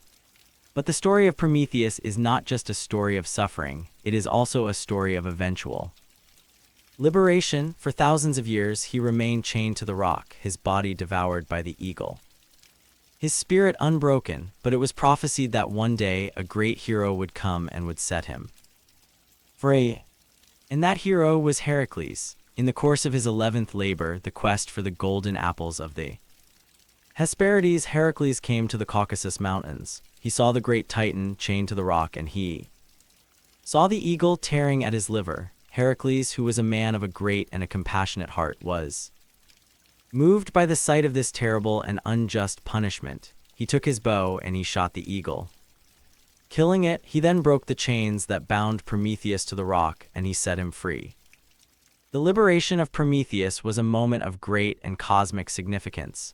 It was a symbol of the Eventual triumph of justice over tyranny, of compassion over cruelty, but it also required a final end. A complex negotiation with Zeus.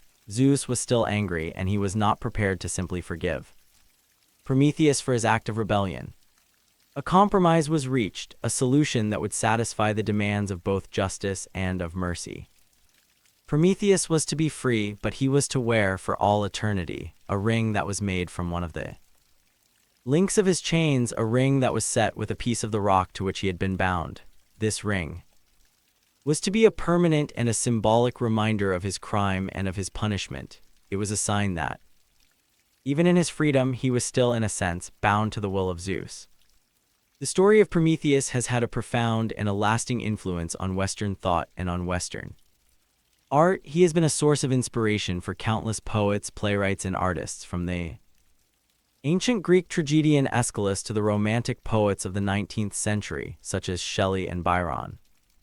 He has been seen as a symbol of many different things. He is the fire bringer, the culture hero who gives to humanity the gift of civilization. He is the archetypal artist, the creator who suffers for his art. He is the political revolutionary, the rebel who fights against a tyrannical and an oppressive regime, and he is the scientific visionary, the man who, through his pursuit of knowledge, brings both enlightenment and a new and a dangerous power to the world. The story of Prometheus is a story that is full of deep and enduring ambiguities. Is he a hero or a fool? Is his gift of fire a blessing or a curse? Is the knowledge that he brings to humanity a source of liberation or a source of a new and a more terrible kind of suffering? The myth does not offer any easy answers to these questions. It is a story that confronts us with the complex and often contradictory nature of the human condition. It reminds us that our greatest achievements are often born of a kind of rebellion, of a willingness to challenge the established order and to take great risks, but it also reminds us that these achievements often come at a terrible price. That the pursuit of knowledge and of freedom is a difficult and a dangerous path, a path that is often paved with suffering. As you reflect on the powerful and the poignant story of Prometheus, you are left with a sense of the deep and often tragic wisdom of the Greek myths. They are stories that do not shy away from the darkness and the difficulty of human existence. They are stories that acknowledge that our capacity for creation is inextricably linked to our capacity for destruction, that our greatest hopes are often shadowed by our deepest fears.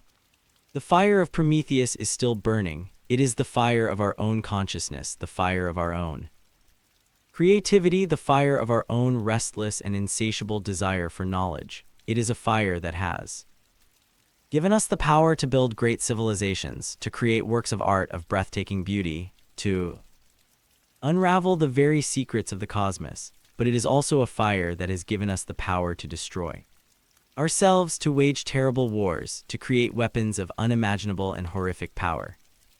The story of Prometheus is a timeless and a powerful reminder of the immense and the awesome responsibility that comes with the gift of knowledge. It is a story that asks us a profound and an enduring question: how will we choose to use the fire that he has given us? Will we use it to create a world of warmth, of light, of a just and a compassionate civilization, or will we allow it to become a fire of destruction, a fire that will consume us all in its terrible and unforgiving flames? The choice, the myth seems to tell us, is ours. Our story today is a direct continuation of the one we have just heard. It is a tale that is inextricably linked to the story of Prometheus and his gift of fire, and it offers a deeper and more focused exploration of the consequences of that fateful act of rebellion. This is a story that seeks to explain the origin of human suffering, the reason why our world is so full of pain and of sorrow. It is a story of a beautiful and a deceptive gift, of a forbidden container, and of a single fateful act of curiosity that would change the world forever. This is the story of Pandora's box.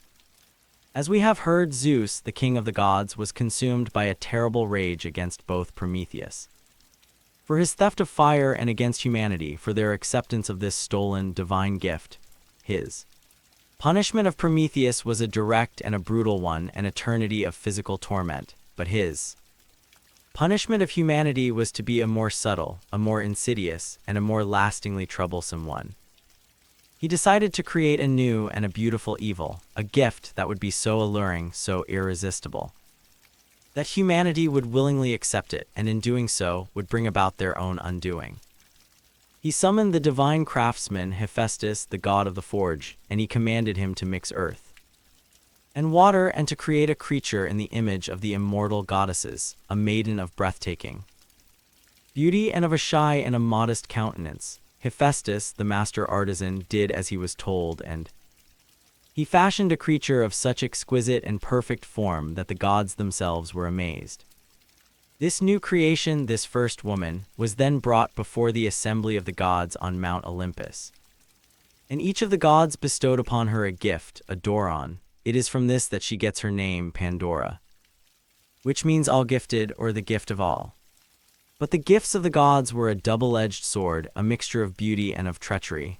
Athena, the goddess of wisdom, clothed her in a beautiful silver gown, and she taught her the domestic arts of needlework and of weaving. Aphrodite, the goddess of love, poured her grace upon her head, and she gave her the power of a cruel and an irresistible desire. The Graces and the Pytho, the goddess of persuasion, adorned her with golden necklaces, and the Houri, the goddesses of the seasons, crowned her with a garland of spring flowers.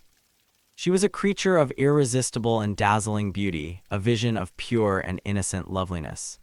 But Hermes, the messenger god, the trickster, the master of deception, gave her the final and most dangerous gifts. He gave her the mind of a bitch and a thievish nature, and he placed in her breast lies and crafty words. She was, in her very essence, a beautiful and a deceptive trap, a beautiful evil, a kalon-kakan, as the ancient Greek poet Hesiod describes her.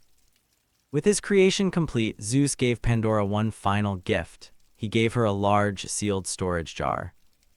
A pithos. In later traditions, this jar would become a box, but in the original Greek myth, it was a large earthenware vessel that was used for storing wine or grain, and he gave her a single, strict instruction: she was never to open the jar. Zeus then sent his beautiful and deceptive creation down to the world of mortals as a gift for Epimetheus, the foolish and impulsive brother of Prometheus. Prometheus, whose name means forethought, had warned his brother never to accept any gift from Zeus, as he knew that the king of the gods was a vengeful and a treacherous deity. But Epimetheus, whose name means afterthought, was a creature who was ruled by his impulses. When he saw Pandora in all her dazzling and irresistible beauty, he forgot his brother's warning completely. He was utterly captivated by her, and he welcomed her into his home, and he made her his wife. For a time, the world of mortals was a paradise. This was the golden age of humanity, a time when men lived like gods, without sorrow, without toil, and without the cruel and painful realities of sickness and of old age. The earth of its own accord produced an abundance of food, and life was a long and a peaceful and a happy affair.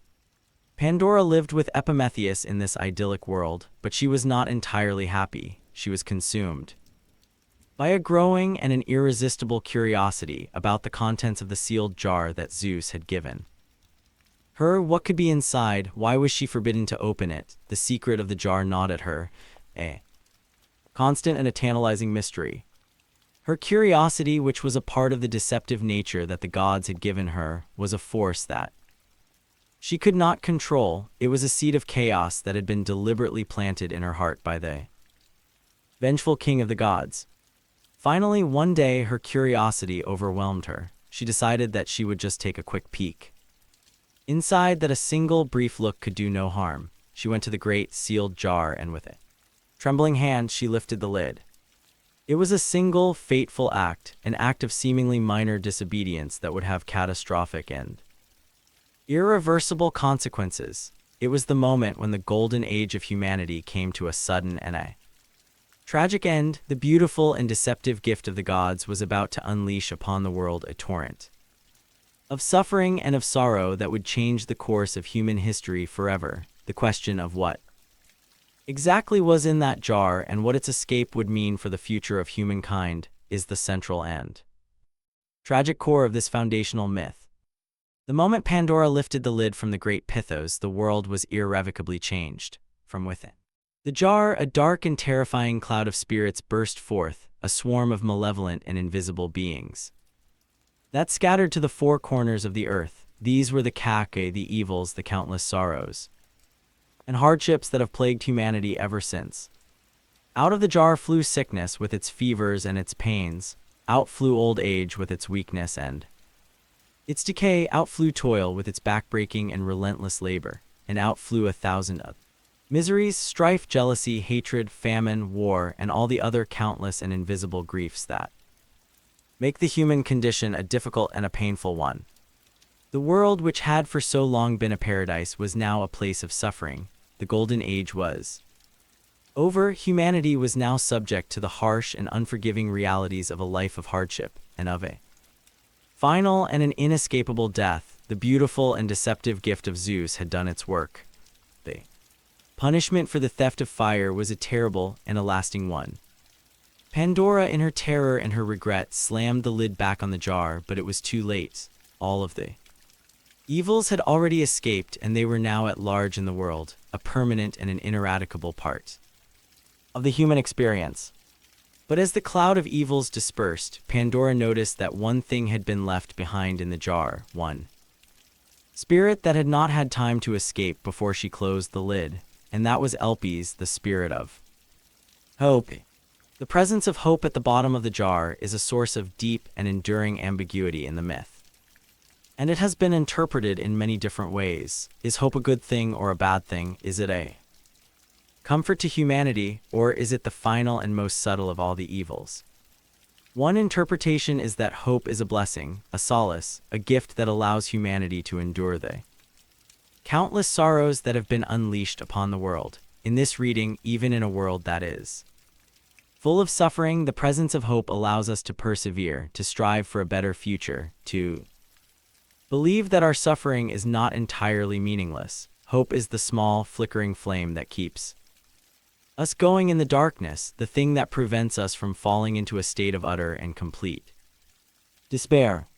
But there is another, more pessimistic interpretation of the myth. In this reading, hope is not a blessing but a curse. It is the most insidious and the most cruel of all the evils that Zeus has inflicted upon humanity. It is the thing that keeps us chained to a life of suffering. It is the false promise of a better future that prevents us from seeing the true and terrible reality of our own condition. It is the illusion that makes our suffering bearable, and in doing so, it prolongs it. If we were without hope, we would see our situation for what it is, and we would perhaps have the courage to end our own suffering. But with hope, we are condemned to a life of a constant and a futile striving, life of a perpetual and a never-ending disappointment.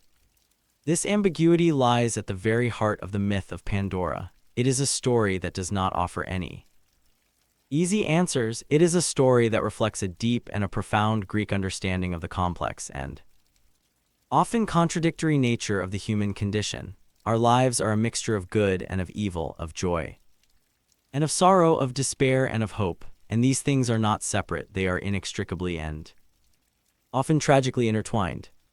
The story of Pandora is also a story that has had a profound and a often problematic influence on the Western understanding of women. Pandora, the first woman, is portrayed as the source of all the evils in the world. She is the one who, through her curiosity and her disobedience, brings an end to the golden age and unleashes suffering upon humanity. She is a figure who is, in many ways, analogous to the figure of Eve in the Judeo-Christian tradition.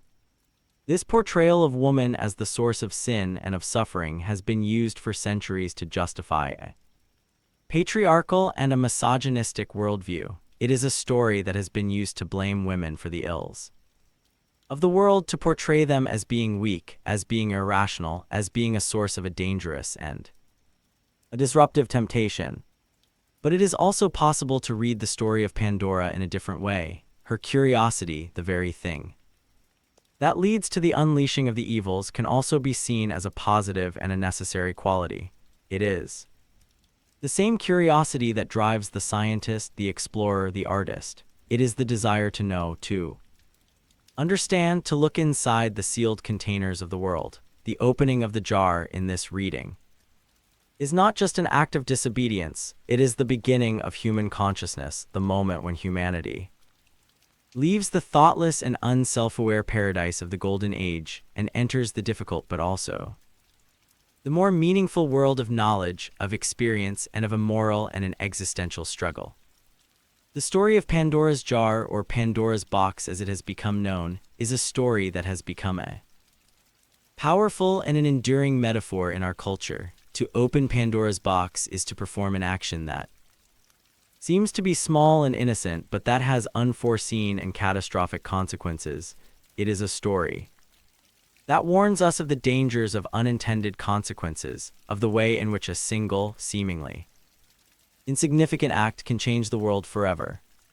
The myth of Pandora is a foundational story, a tale that seeks to provide an answer to one of the most profound and difficult questions of human existence. Why do we suffer? It is a story that is, in its essence, a theodicy, an attempt to reconcile the existence of a good and a powerful God with the undeniable reality of evil and of suffering in the world. The answer that the myth provides is a complex and a deeply pessimistic one. We suffer because the gods are not in fact entirely good. We suffer because Zeus, the king of the gods, is a vengeful and a tyrannical deity, a ruler who is more concerned with the preservation of his own power than with the well-being of the human race. The evils of the world are not an accident, they are a deliberate and a calculated punishment, a consequence of our own species' first and most significant act of rebellion, the acceptance of the gift of fire. The story of Pandora is a powerful and a stark contrast to the story of the fall in the Judeo-Christian tradition. In the story of Adam and Eve, the suffering of humanity is a consequence of human sin, of a free and a deliberate choice to disobey the will of a benevolent and a loving God. But in the Greek myth, the suffering of humanity is a consequence of a divine and a cruel deception. Pandora is not a free agent, she is a tool, a pawn in a game that is being played by the gods. Her curiosity is not a moral failing, it is a part of the deceptive nature that the gods have deliberately implanted in her.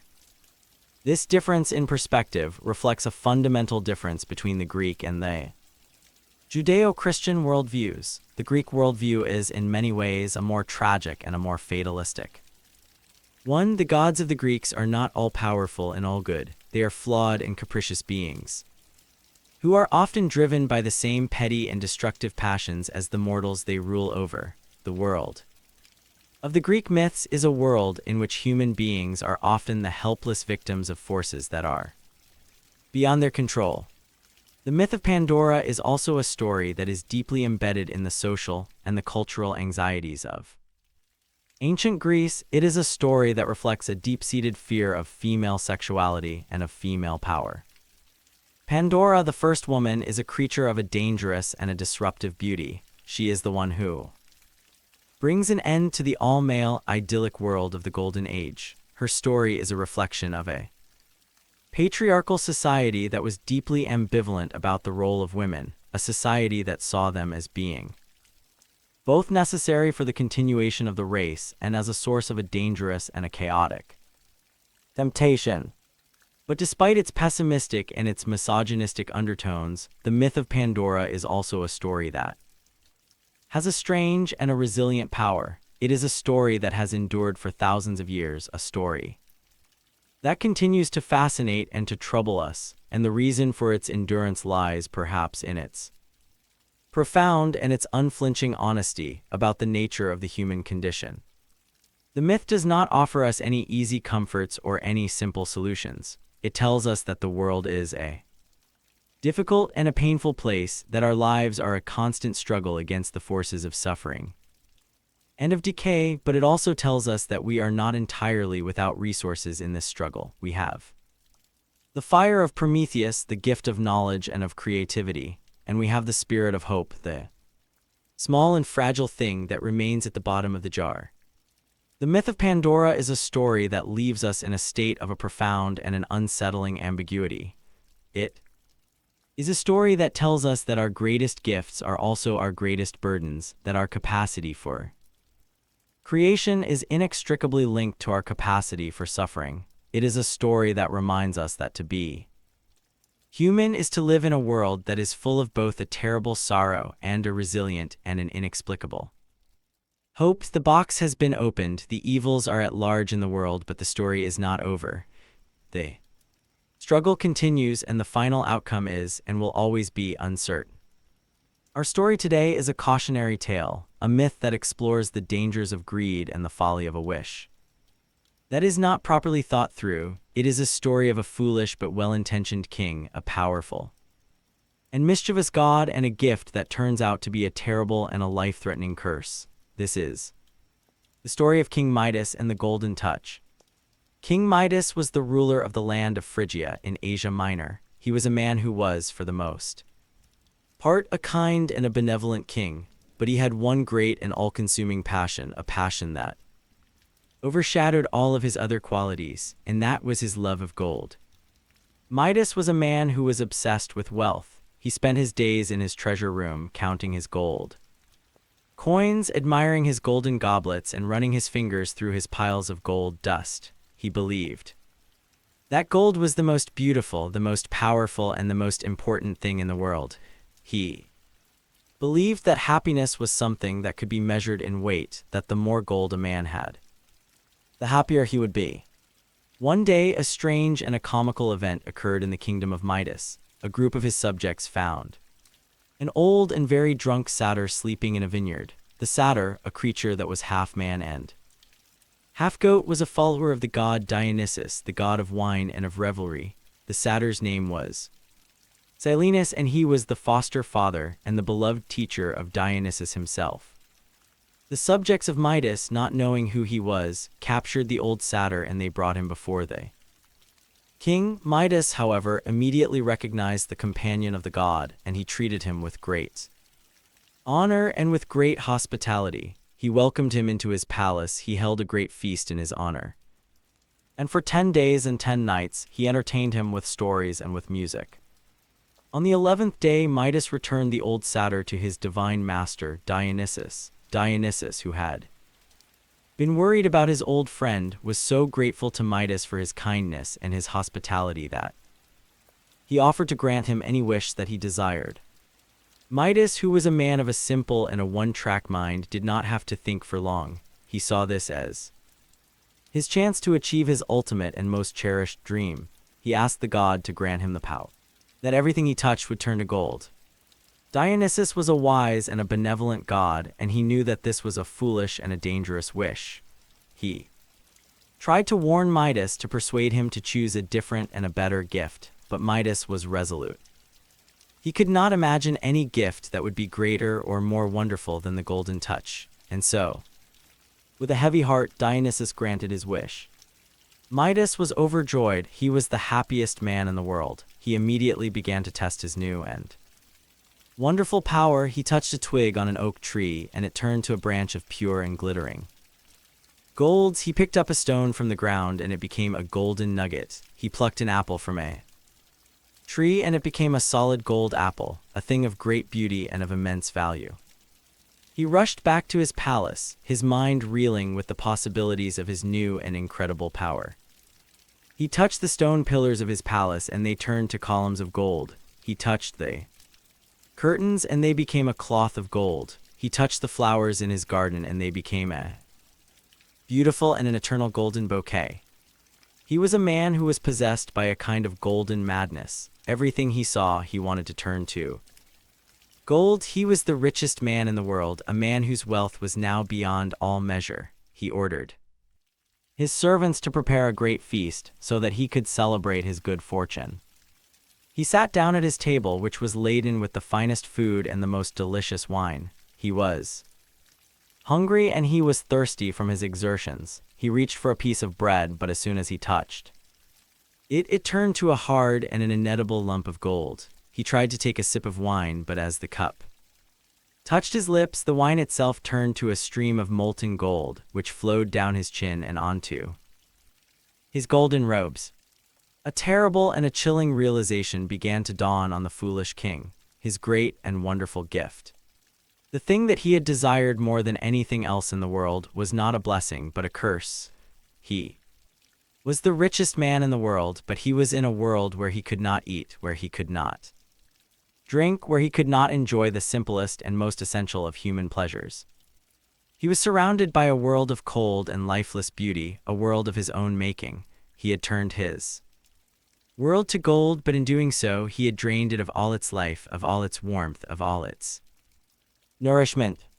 The full and terrible horror of his situation became apparent to him when his beloved daughter, his only child, ran to him to comfort him in his distress. He reached out to embrace her, to hold her in his arms, and in that single terrible moment, she too was turned to gold. She became a beautiful and a lifeless golden statue, a permanent and a heartbreaking monument to his own greed and his own folly.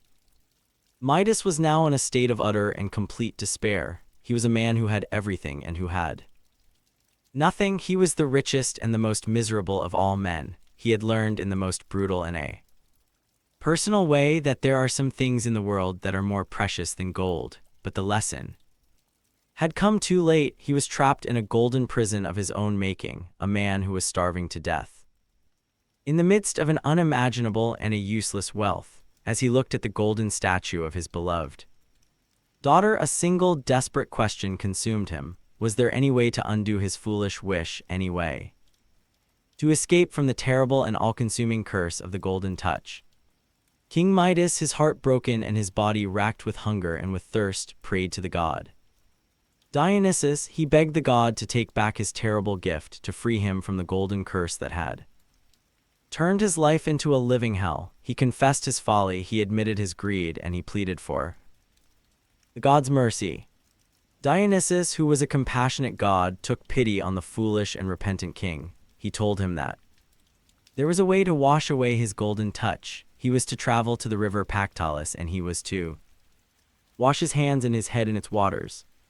Midas did as the god had instructed. He traveled to the river Pactolus, and he plunged himself into its stream, and as he did so, the golden power flowed out of his body and into the river. The curse was lifted, he was free, and from that day on, the sands of the river Pactolus were said to be rich with gold, a permanent and a glittering reminder of the day that a foolish king had washed away his golden touch. Midas returned to his palace a changed man. The first thing he did was to rush to the golden statue of his daughter. He touched her, and to his immense and overwhelming joy, she was restored to life. The cold and lifeless statue was once again his warm and loving daughter. Midas had learned his lesson. He had been given a second chance, and he was determined not to waste it. He renounced his love of wealth, and he became a man of simple tastes, a man who found his joy not in the cold and hard beauty of gold, but in the simple and natural beauty of the world around him. He became a follower of the god Pan, the god of the wild, of the shepherds, of the rustic and untamed places of the earth. But the story of King Midas and his foolishness was not yet over. He was a man who seemed to be destined to make mistakes, to offend the gods through his own lack of judgment. His second great transgression was not a matter of greed, but a matter of musical taste. There was a musical contest between the god Apollo, the master of the lyre, and the god of classical and harmonious music, and the god Pan, the master of the pipes and the god of a wilder and more rustic kind of music. The judge of the contest was the mountain god Tmolus.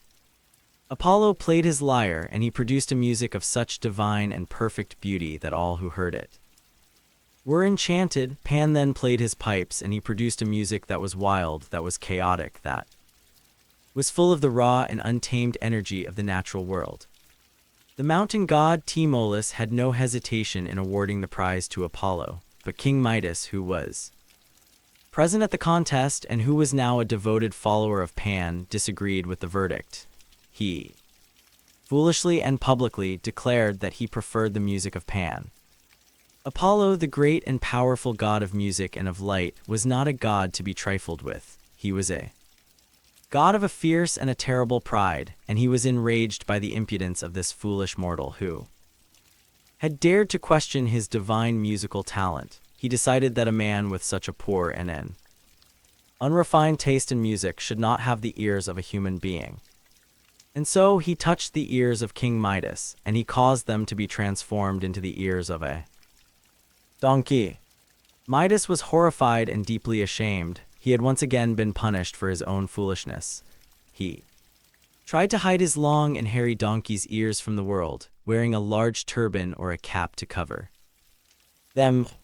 But he could not hide his secret from his barber. The barber, who was sworn to secrecy, was a man who was bursting with the desire to tell someone about the king's ridiculous and comical secret. He could not keep it to himself, and so he went out into a field. He dug a hole in the ground, and he whispered the secret into the hole. King Midas has donkey's ears. He then filled the hole back up, and he felt a great sense of relief. But the secret would not stay buried. A bed of reeds grew up from the spot where the barber had whispered his secret, and whenever the wind blew through the reeds, they would whisper for all the world to hear the secret that had been buried there. King Midas has donkey's ears. King Midas has donkey's ears. The story of King Midas is a story that is full of a gentle and a comical irony. He is a man who is not a great and a tragic hero, but a more simple and a more relatable figure. He is a man who is, for the most part, a good and a decent person, but who is also a man who is prone to a foolish and a recurring lack of judgment. His two great mistakes, his love of gold and his poor taste in music, are two sides of the same coin. They are both a reflection of his inability to recognize true value, to distinguish between the superficial and the profound, between the things that are truly precious and the things that are merely glittering and attractive. The story of the Golden Touch is a powerful and a timeless cautionary tale about the dangers of greed. A reminder that the things that we desire most are often the things that will bring us the greatest suffering, and the story of his donkey's ears is a gentle and a humorous satire on the nature, criticism on the folly of those who presume to judge the works of the gods, and on the simple and undeniable fact that some secrets are impossible to keep.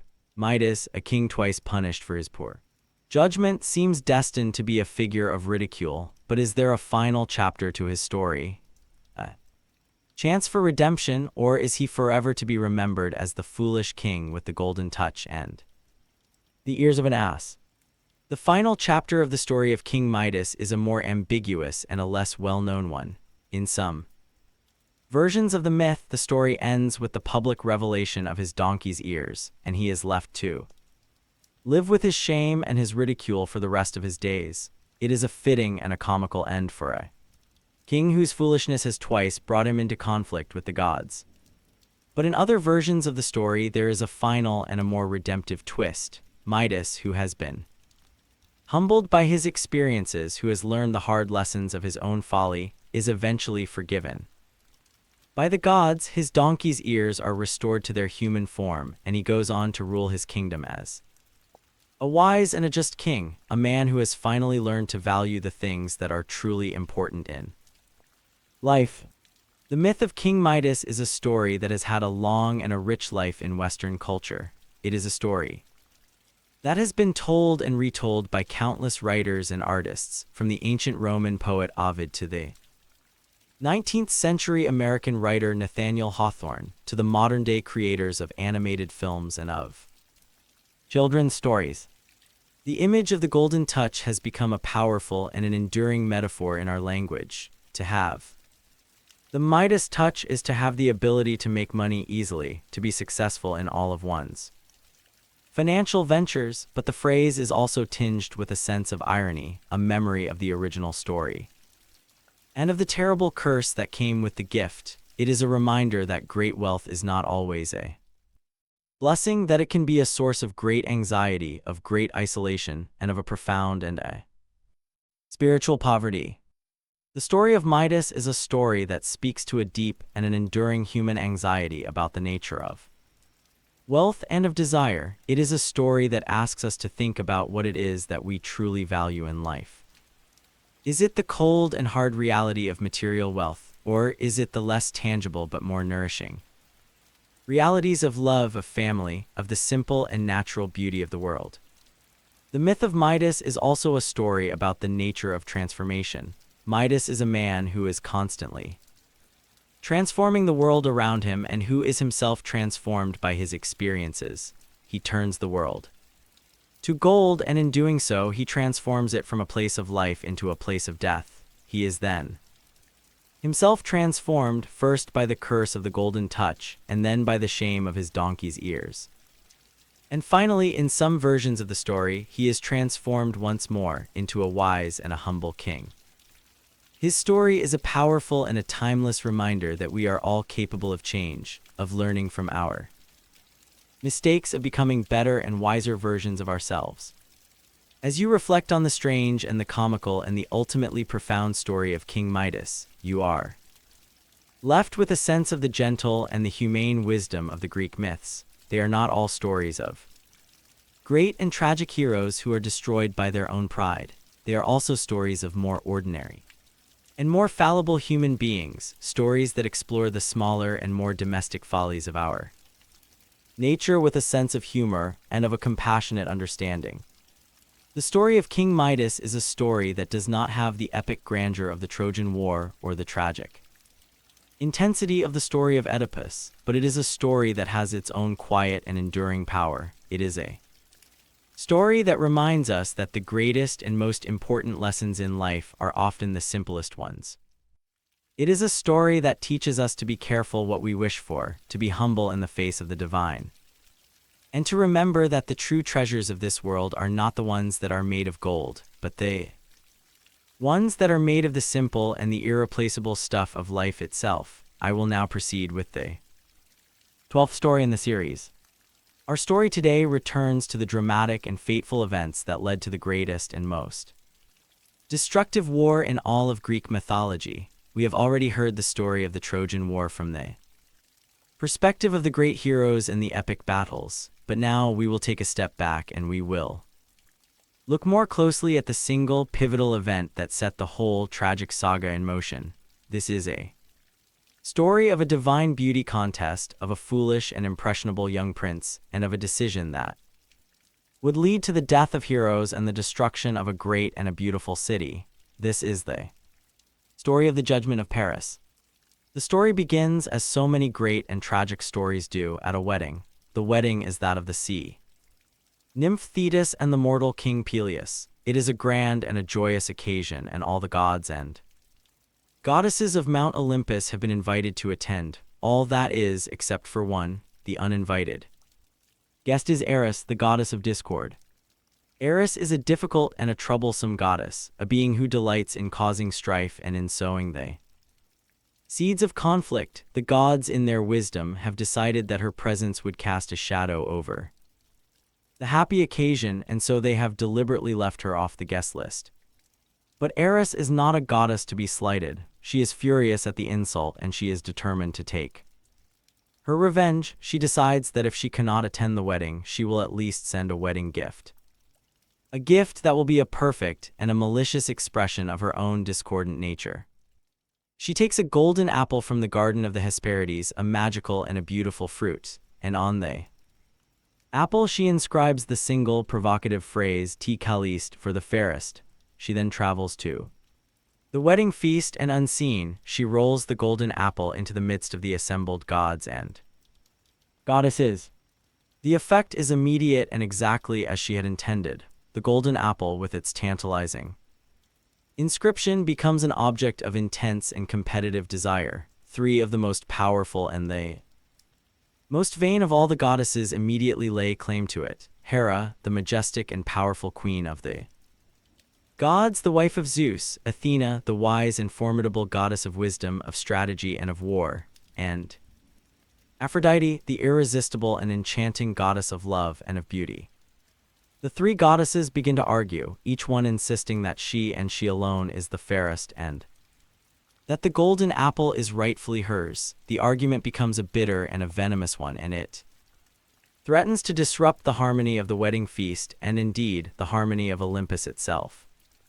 Zeus, the king of the gods, is in an impossible position. He is the husband of one of the contestants, the father of another, and the aunt of the third. He knows that whichever one he chooses, he will incur the eternal and unforgiving wrath of the other two. He is a wise and a pragmatic ruler, and he knows that there is no winning move in this divine and dangerous game. And so he does what any sensible and self-preserving politician would do. He delegates. He decides that the judge of this perilous beauty contest will not be a god, but a mortal man. The man he chooses is a young prince of Troy named Paris. Paris at this time is living the simple and idyllic life of a shepherd on the slopes of Mount Ida. He has been raised in the countryside because of a dark and a terrible prophecy that was made at his birth. It was foretold that he would be the cause of the destruction of his great and prosperous city of Troy. And so his father, the wise King Priam, had ordered that the infant be left on the mountainside to die, but he was found and was raised by a shepherd, and he grew into a young man of extraordinary and almost divine beauty.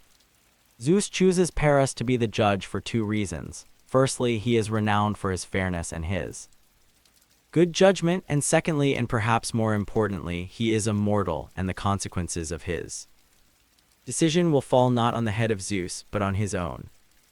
And so Zeus sends his messenger, the god Hermes, to find the young shepherd prince. Hermes leads the three beautiful and formidable goddesses to Mount Ida, and he presents them to the astonished and terrified young Paris. He explains the nature of the contest, and he hands him the golden apple.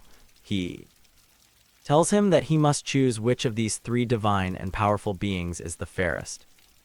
Paris is in a state of profound and understandable terror. He is a mortal man, and he is being asked to pass judgment on three of the most powerful and vengeful beings in the cosmos. He knows that whatever he decides, he will make two powerful enemies. He tries to refuse to divide the apple into three, but Hermes insists that a choice must be made. And so the three goddesses, one by one, begin to parade before the young and impressionable prince. But this is not just a beauty contest, it is also a contest of bribes. Each of the goddesses, in her desire to win the prize, offers the young mortal a gift, a reward for choosing her. The judgment of Paris is not just to be a matter of aesthetics, it is to be a matter of a calculated and a life-altering choice. The fate of a man, of a city, and of a generation of heroes now rests on the decision of a single, foolish, and beautiful young man. The three goddesses, in all their divine and intimidating splendor, began to make their case to the young and overwhelmed shepherd Paris. This was no simple matter of comparing physical beauty. It was a contest of power, of promises, of three different visions of what a mortal man's life could be. First came Hera, the queen of the gods. She was a figure of immense and regal authority, her presence commanding and majestic. She did not rely on simple charm, but on the promise of worldly power. She offered Paris dominion over all of Asia and Europe. She promised him a vast empire, immense wealth, and the power of a great and respected king. He would be the most powerful mortal man on earth, a ruler whose name would be remembered for all time. It was a bribe that appealed to ambition, to the desire for control, and for earthly glory. Next came Athena, the goddess of wisdom and of war. She was a figure of a different kind of power.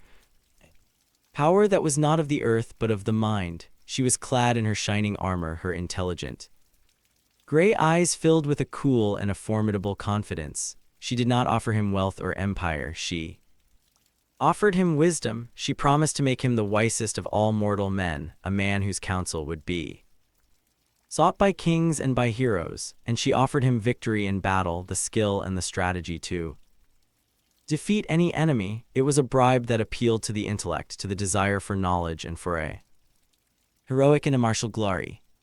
Finally, it was the turn of Aphrodite, the goddess of love. She was a creature of an effortless and an intoxicating charm, her beauty so great that it seemed to be a force of nature in itself. She did not offer him power or wisdom. She offered him something that was, to the young and romantic shepherd prince, far more alluring. She promised him the love of the most beautiful mortal woman in the world.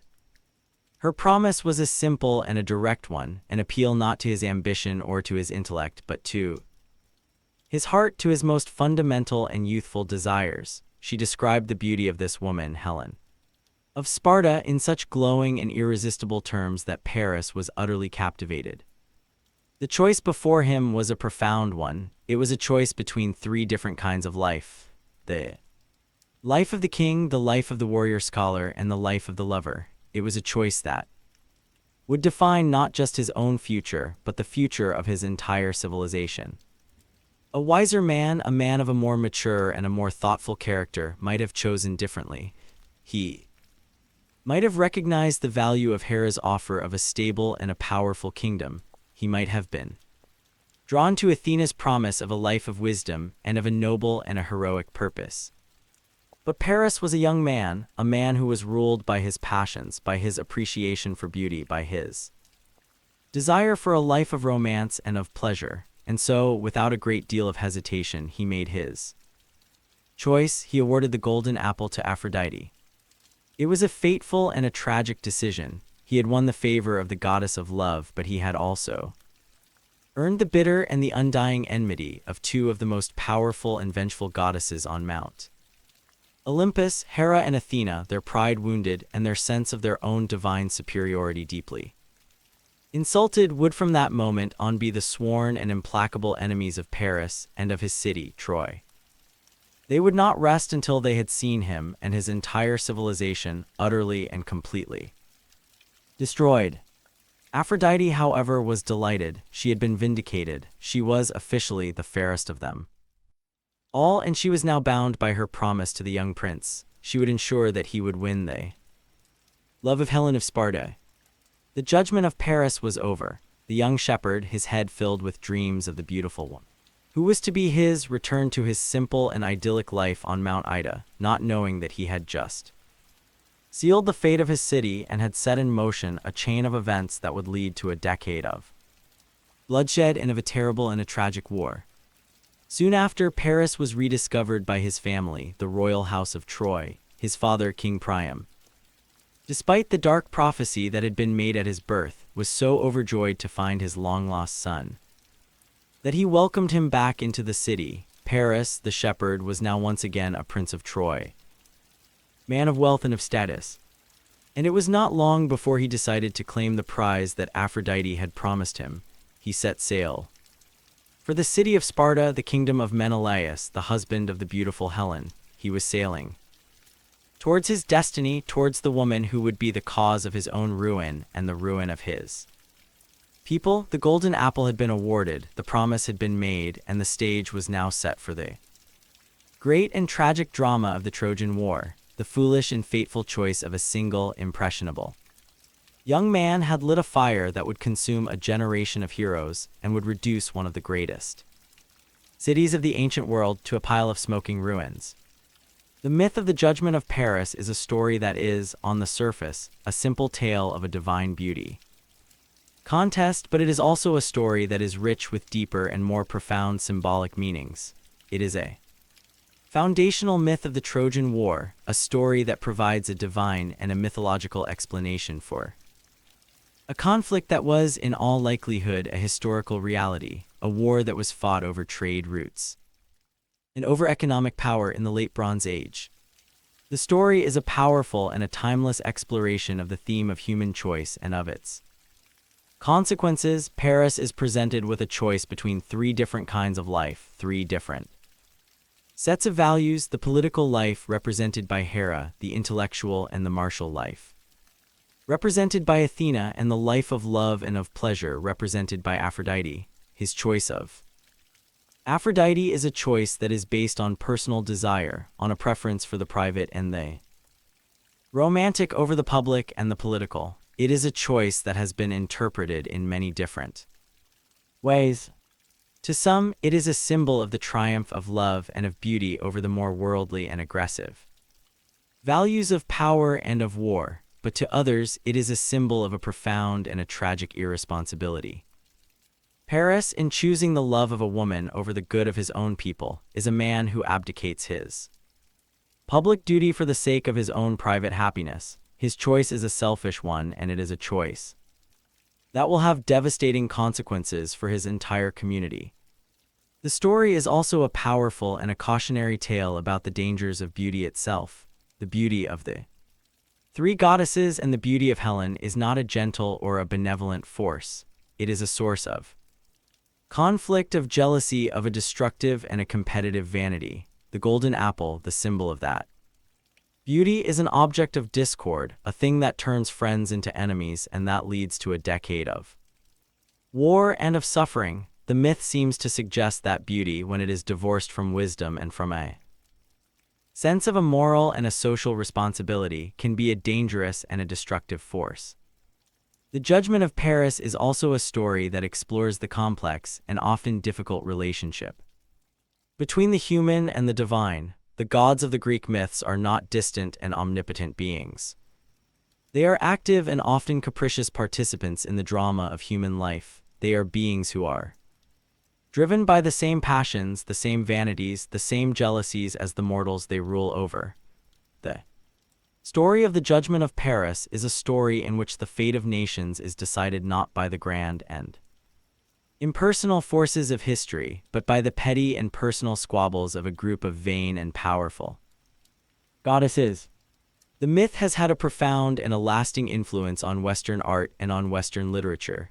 The scene of the Judgment of Paris has been a favorite subject for artists for centuries, from the ancient Greek vase painters to the great masters of the Renaissance and of the Baroque. It is a scene that is full of a dramatic and a visual potential, a scene that allows the artist to explore the themes of beauty, of choice, and of the seductive and often dangerous power of the female form. As you reflect on the story of the Judgment of Paris, you are left with a sense of the deep and often tragic irony that lies at the heart of the Greek worldview. It is a story in which a single, seemingly insignificant event, a beauty contest between three goddesses, can have consequences that are vast, that are catastrophic, and that are felt for generations. It is a story that reminds us that the great and epic events of history are often set in motion by the small and seemingly trivial choices of individuals. The golden apple, the symbol of discord, is a powerful and an enduring metaphor for any object or any issue that can be the cause of a bitter and a destructive conflict. The story of the Judgment of Paris is a timeless and a powerful reminder that our choices have consequences, that our desires can be a source of both great joy and of great suffering, and that the pursuit of beauty, when it is not tempered by wisdom and by a sense of a greater good, can lead us down a path of a terrible and an irreversible destruction. The fairest of them all had been chosen, but the price of that choice was to be a war that would be remembered as the most tragic and the most glorious in all the annals of the heroic age. Our story today is one of the most beautiful and tragic of all the Greek myths. It is a tale of a love that is stronger than death, of a journey to the dark and terrifying realm of the underworld, and of a single fateful moment of doubt that leads to a final and an irrevocable loss. This is the story of Orpheus and Eurydice. Orpheus was the son of the god Apollo, the master of the lyre, and the muse Calliope, the muse of epic poetry. He was a man who was blessed with a musical talent that was so great, so divine, that it was said to be magical. When Orpheus played his lyre and sang, the whole of the natural world was enchanted. The trees would bend their branches to listen, the rivers would stop their flow, and the wild beasts of the forest would gather at his feet, their savage natures soothed by the beauty of his music. Even the rocks and the stones were moved by the power of his song. Orpheus was a man who lived a life of peace and of beauty. He was one of the Argonauts who sailed with Jason on the quest for the Golden Fleece, and it was his music that had saved the heroes from the deadly Song of the Sirens, the monstrous bird women whose beautiful and irresistible song would lure sailors to their deaths on the rocky shores of their island. Orpheus had played his own lyre, and his music was so much more beautiful than the song of the sirens that the heroes were able to sail past the island in safety. Orpheus was in love with a beautiful wood nymph named Eurydice.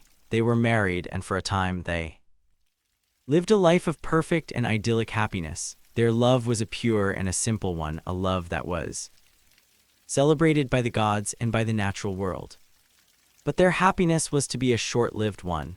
One day, as Eurydice was wandering through a meadow, With her nymph companions, she was seen by a minor god named Aristeus, a keeper of bees.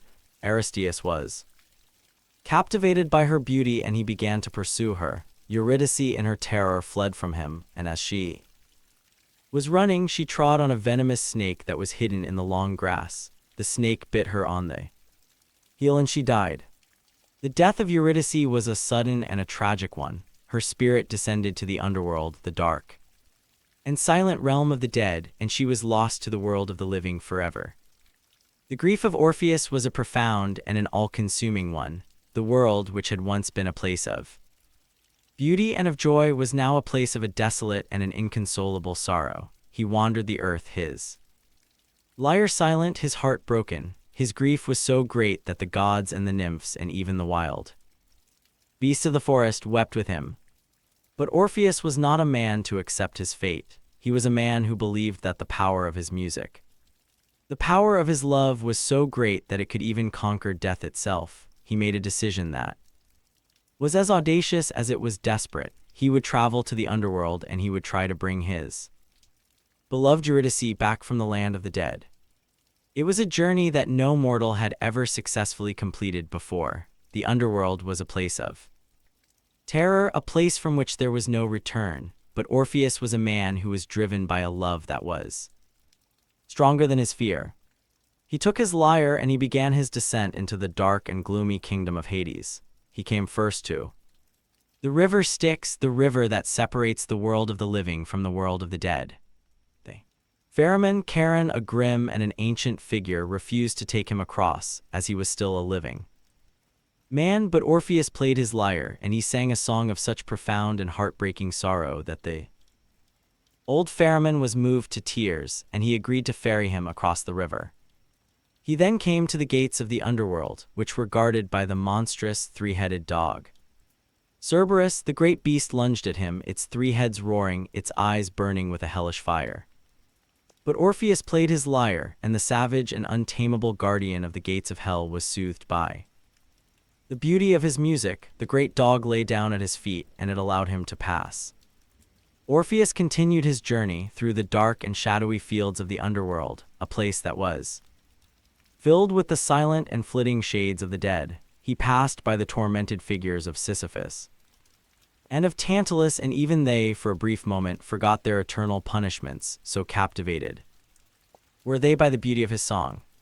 Finally, he came to the very heart of the underworld, to the throne room of the king and the queen of the dead, Hades and Persephone. He stood before the dark and brooding god and his sorrowful and beautiful queen, and he began to play his lyre and to sing. He sang of his love for Eurydice, of the joy that she had brought to his life, and of the terrible and unbearable sorrow of her loss. He sang of the beauty of the world of the living, of the warmth of the sun, of the colors of the flowers, of all the things that his beloved Eurydice had been taken from.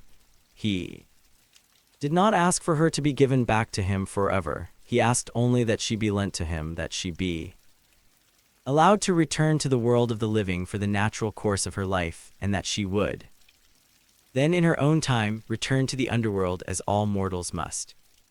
His music was so beautiful, so powerful, so filled with the raw and undeniable emotion of his love and his grief, that it moved the hearts of the unmovable. The shades of the dead wept, and even the Furies, the terrible and unforgiving goddesses of vengeance, were seen to shed a tear. And Persephone, the queen of the underworld, who knew her own story of a sorrowful separation and a joyful reunion, was so moved by his plea that she turned to her husband Hades, and she begged him to grant the request of the young musician. Hades, the grim and unyielding lord of the dead, found that he too was unable to resist the power of Orpheus's song. His cold and stony heart was touched by the beauty and the sincerity of the young man's love. He agreed to let Eurydice go, but he did so on one single and fateful condition. The journey back to the world of the living was a long and a difficult one, and the path was dark and steep. Orpheus was to walk in front, and Eurydice was to follow behind him, and he was not, under any circumstances, to look back at her until they had both reached the light of the sun. If he were to turn and to look at her, even for a moment, she would be lost to him forever. It was a simple condition, but it was one that would require a profound and an unwavering faith. The question that now hung in the silent air of the underworld was a simple one. Could the grieving lover, in his desperate and all-consuming desire to see his beloved again, find the strength to obey this one simple and terrible command? Orpheus, his heart filled with a mixture of an overwhelming joy and a deep and annoying anxiety, agreed to the condition of Hades. He thanked the king and the queen of the underworld, and he turned to begin his long and arduous journey back to the world of the living. The shade of his beloved Eurydice was summoned, and she was instructed to follow him, and so they began their slow and silent ascent from the depths of the earth. Orpheus walked in front, his lyre now silent, his ears straining for the sound of his wife's footsteps behind him. The path was a long and a difficult one. It was a journey through a world of a profound and an unnerving silence. The shades of the dead do not make a sound, and so Orpheus could not hear the footsteps of his beloved. He could only trust that she was there, that she was following him, that the promise of the gods was a true one. He walked through the dark and shadowy fields of asphodel, through the gates of the underworld, past the sleeping form of the great dog Cerberus. He came to the shores of the river Styx, and the silent ferryman Charon took them both across. And all the while he was consumed by a growing and a terrible doubt. Was she really there? Had the gods tricked him? Was he walking alone, a fool who had been deceived by a false and a cruel hope? The silence of the underworld was a torment, a breeding ground for the fear and the uncertainty that were beginning to gnaw at his heart.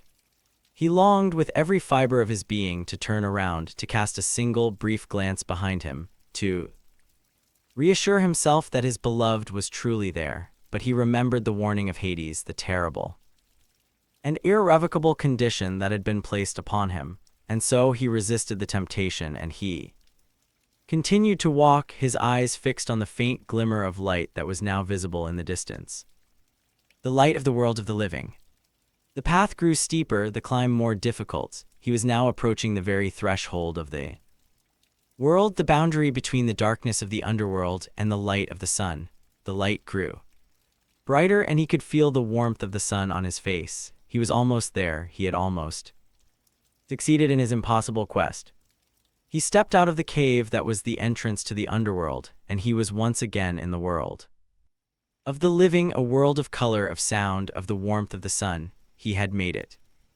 But in that single triumphant moment, in his overwhelming joy and his relief, he forgot the final and most crucial part of the god's command. He had reached the light, but his beloved Eurydice, who was walking behind him, was still in the shadows of the cave. She had not yet crossed the threshold into the world of the living.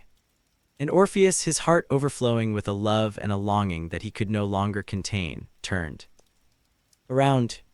He saw her for a single, fleeting, and heartbreaking moment. He saw the shade of his beloved wife, her form still faint and insubstantial, her eyes filled with a look of a profound and an unutterable sadness. She reached out her arms to him as if to embrace him, but she was already fading, being pulled back into the darkness. He heard her whisper a single final word, farewell, and then she was gone. He had lost her forever, in a single fateful moment of doubt, of a love that was too impatient, too eager, too human. He had broken his vow, and he had condemned his beloved to an eternity in the land of the dead. Orpheus was a man who was utterly and completely broken. He tried to return to the underworld, to plead with the gods once more, but this time the way was barred to him. The ferryman Charon would not take him, and the great dog Cerberus would not let him pass. He was a living man, and he could not enter the realm of the dead a second time. He returned to the world of the living, a man whose heart was a hollow and an empty thing. He forsook the company of all other women, and he wandered the earth alone with his grief and with his music.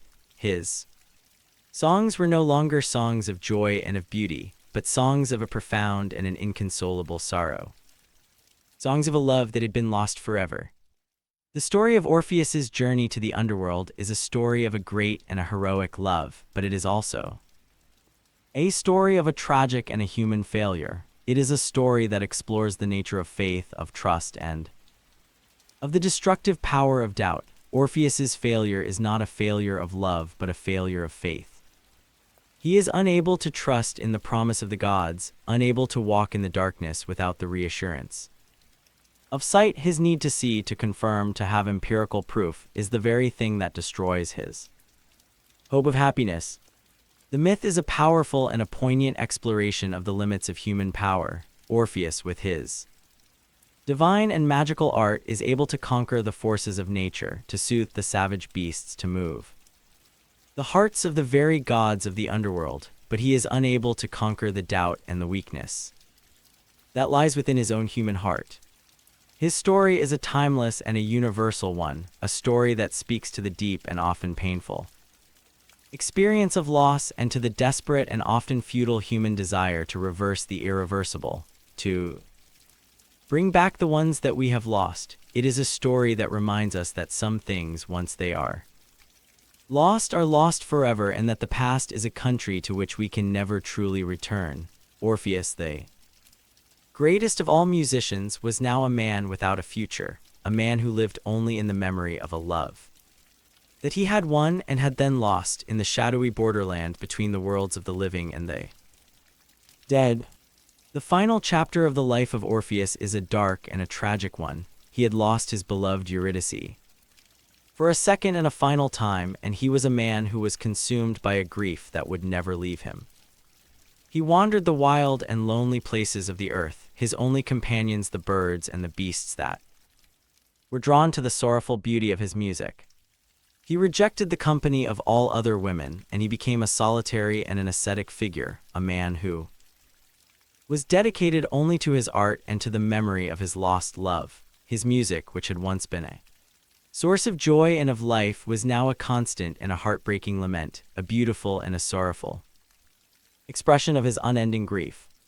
His rejection of women, however, earned him the anger and the resentment of the Maenads, the female followers of the god Dionysus. The Maenads were wild and ecstatic worshippers, women who would roam the mountains in a state of a drunken and a frenzied religious ecstasy. They were offended by Orpheus's refusal to honor their god and by his rejection of the love of women.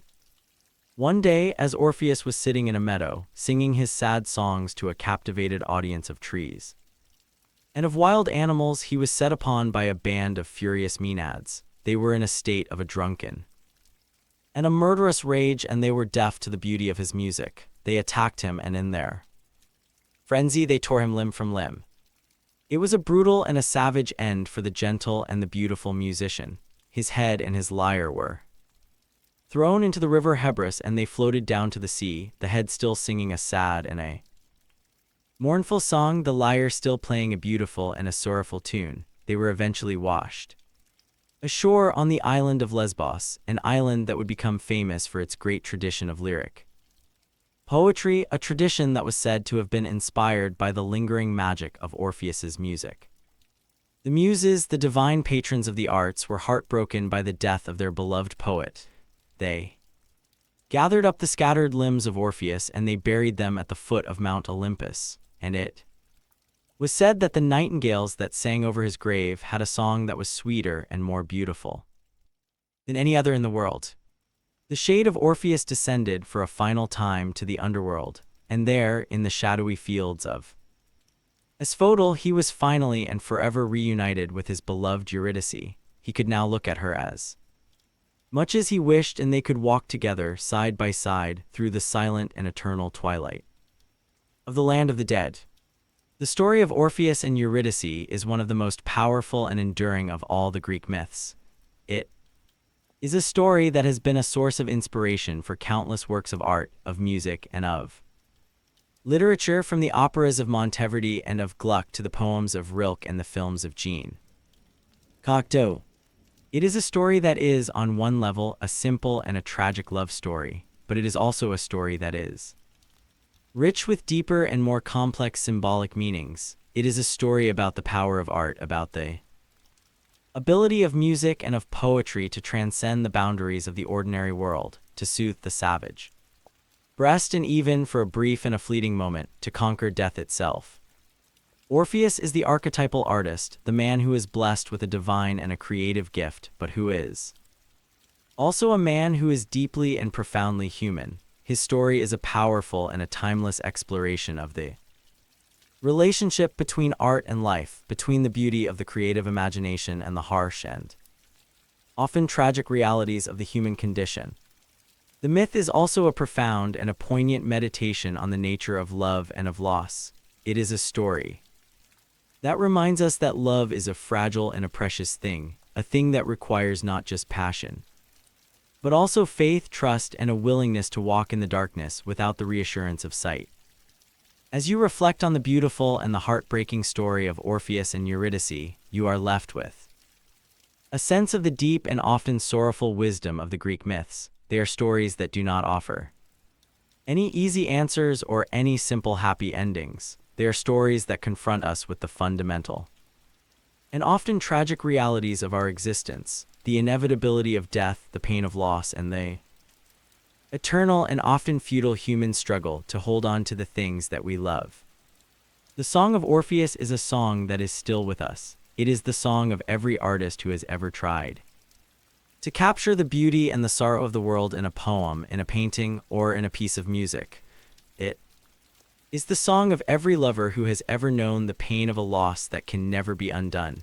It is a song that is full of a profound and a timeless sadness, but it is also a song that is full of a strange and a resilient beauty, a beauty that is born of the very fragility and the preciousness of life itself. Our story today is a tale of a beauty that is both a gift and a curse, a story of a love that is unrequited and of a love that is directed not towards another but towards oneself. It is a myth that explores the themes of vanity, of cruelty, and of the lonely and sterile nature of a life that is lived in the thrall of self-obsession. This is the story of Narcissus and Echo.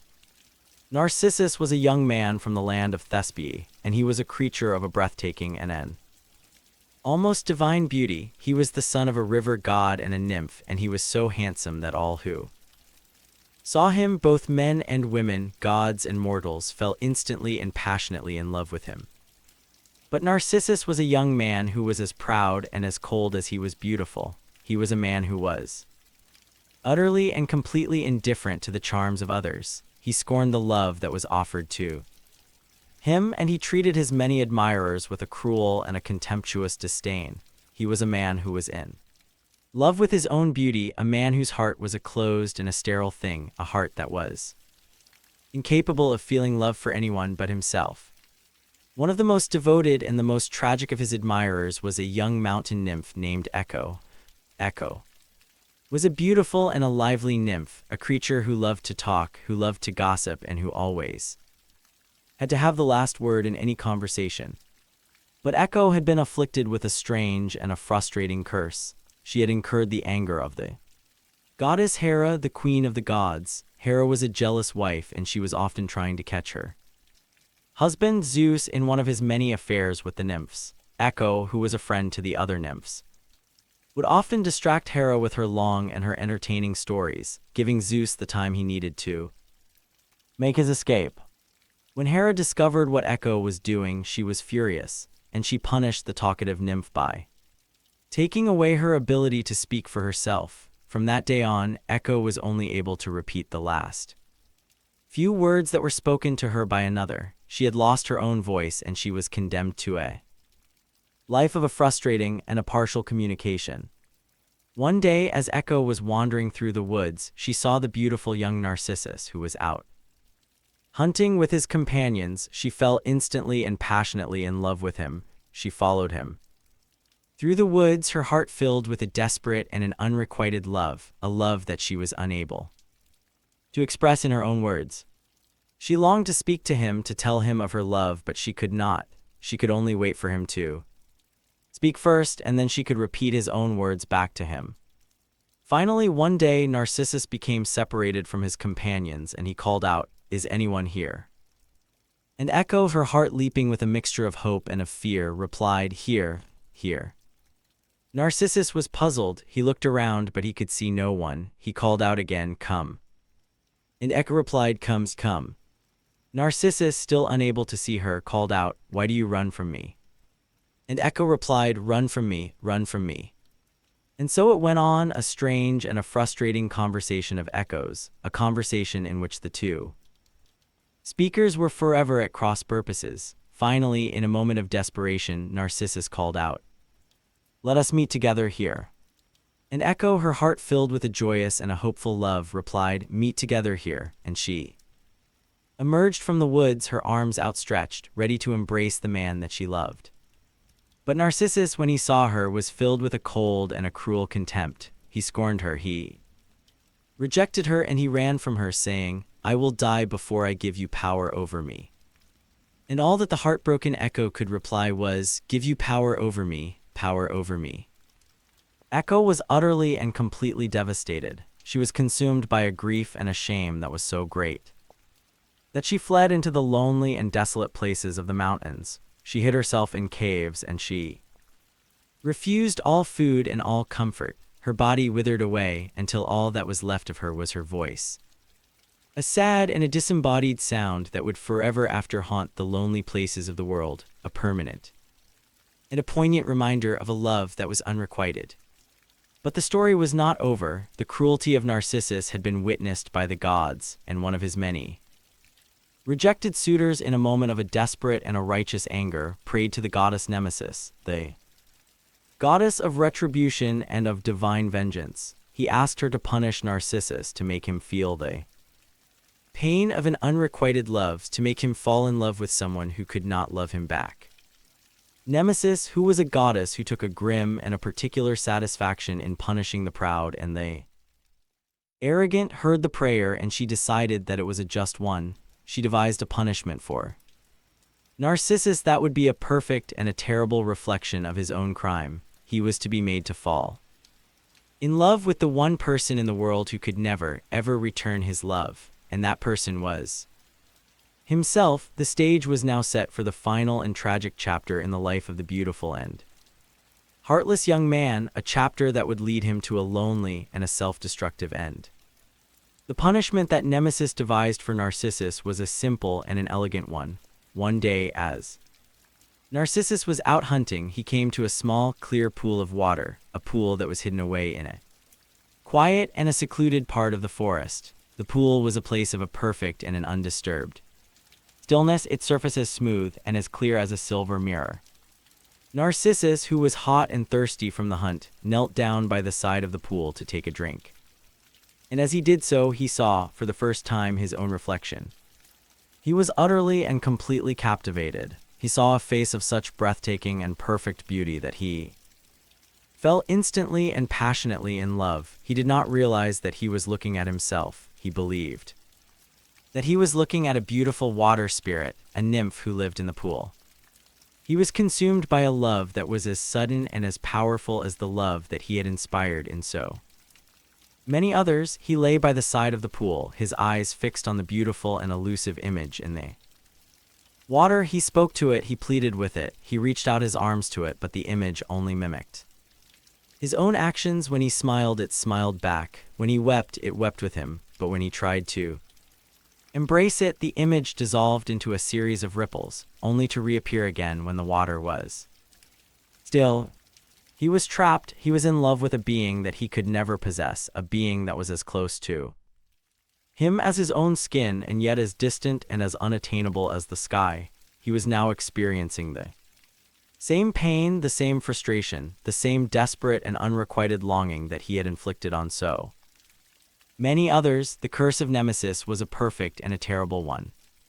He forgot everything else. He forgot to eat, he forgot to drink, he forgot to sleep. He lay by the side of the pool day and night, his eyes fixed on his own beautiful and unattainable reflection. He was a man who was being consumed by his own love, a love that was as sterile and as self-contained as the still and silent pool of water that held him captive. The nymph Echo, who still loved him, watched him from a distance, her heart filled with a mixture of a sorrowful pity and of a strange and a tragic satisfaction. She could not comfort him, she could not speak to him in her own words, but she could echo his own cries of despair. When he cried out, "Alas!" she would reply, "Alas, alas!" Narcissus, in his self-obsession, did not even notice her. He was aware of nothing but the beautiful and the sorrowful face in the water. He was a man who was dying of a love that could never be returned. His body began to waste away, his beauty to fade. He was a man who was being consumed by the fire of his own impossible passion. And finally, as he lay by the side of the pool, his strength failing, he spoke his final words to the beautiful image in the water. "Farewell," he whispered. And the sad and lonely voice of Echo, from her hiding place in the woods, whispered back, "Farewell. Farewell." And then he died. When the nymphs came to find his body to give it a proper burial, they found that it was gone, and in its place on the grassy bank by the side of the pool there was a new and a beautiful flower, a flower with a golden center and a circle of pure white petals, and they named the flower Narcissus in memory of the beautiful and tragic young man who had died for the love of his own reflection.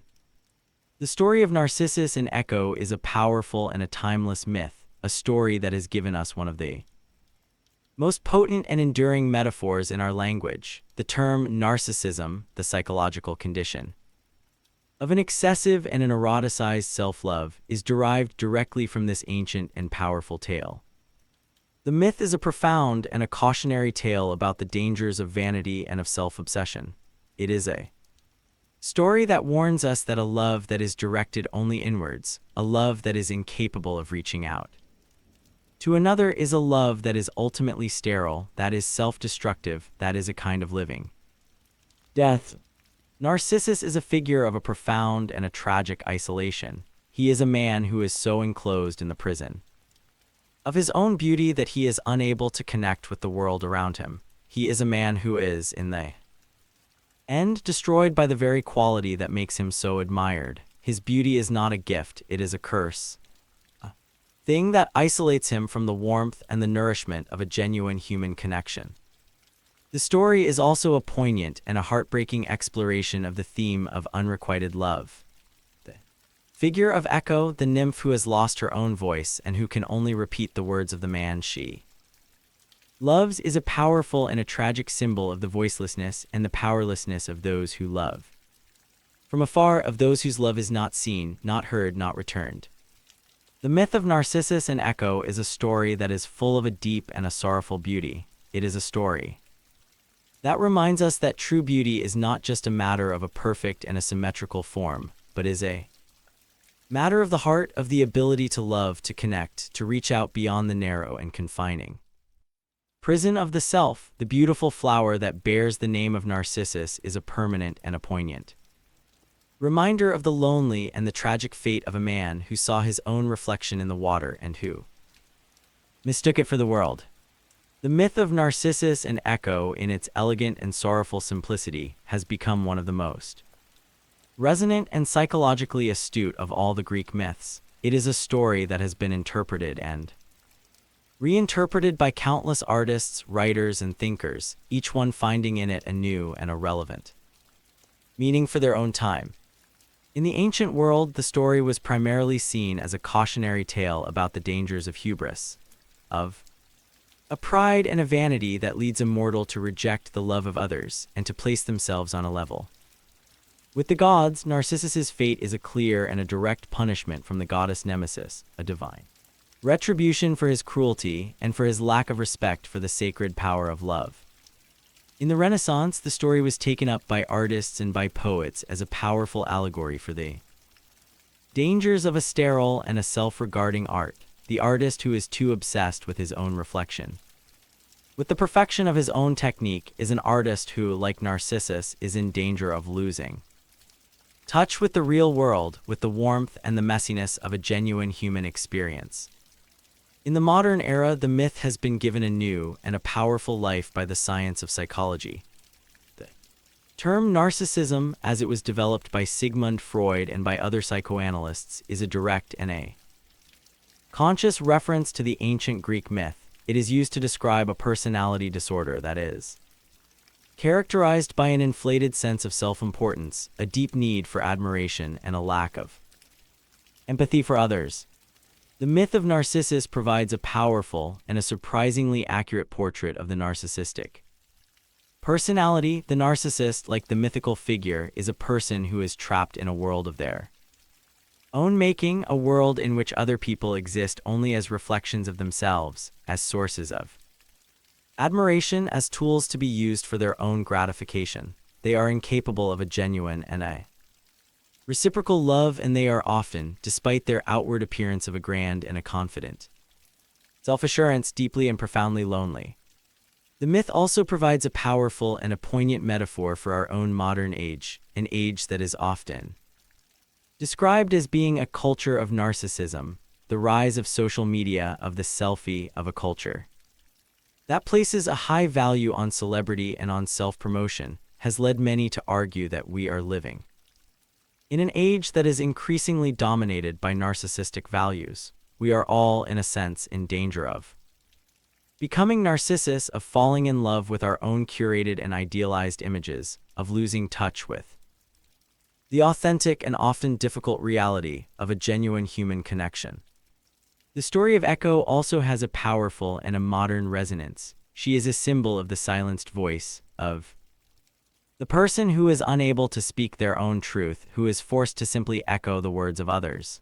She is a figure who speaks to the experience of all those who have been marginalized, who have been silenced, who have had their own stories and their own experiences erased by the dominant and more powerful voices of their culture. As you reflect on the sad and beautiful story of Narcissus and Echo, you are left with a sense of the deep and enduring wisdom of the Greek myths. They are stories that are not just about the past, they are stories that are about the present. They are stories that provide us with a powerful and a timeless language for understanding the complexities of our own hearts and of our own society. The myth of Narcissus and Echo is a story that warns us of the dangers of a love that is not directed outwards, of a life that is lived in the cold and sterile prison of the self. It is a story that reminds us that true happiness, true fulfillment, is to be found not in the admiration of our own reflection, but in the difficult, the risky, and the ultimately rewarding business of reaching out to another, of loving and of being loved in return. The beautiful and lonely flower by the side of the pool is a permanent and a poignant reminder that a life without empathy, a life without connection, is a life that is, in the end, no life at all. I will now proceed with the 15th and final story in this series. Our final story in this series takes us back to the very beginning of the cosmos, to a time before the creation of humanity, to a great and a cataclysmic war that was fought between two generations of gods for the control of the universe. This is a foundational myth, a story that sets the stage for all the other stories that we have heard. It is a tale of a prophecy, of a son who overthrows his father, and of a 10-year war that would establish a new and a lasting order in the heavens. This is the story of the rise of the Olympians. In the beginning there was chaos, a vast and a formless void, and from chaos came the first of the primordial gods, Gaia the earth, Tartarus the deep and dark pit of the underworld, and Eros the principle of love and of desire.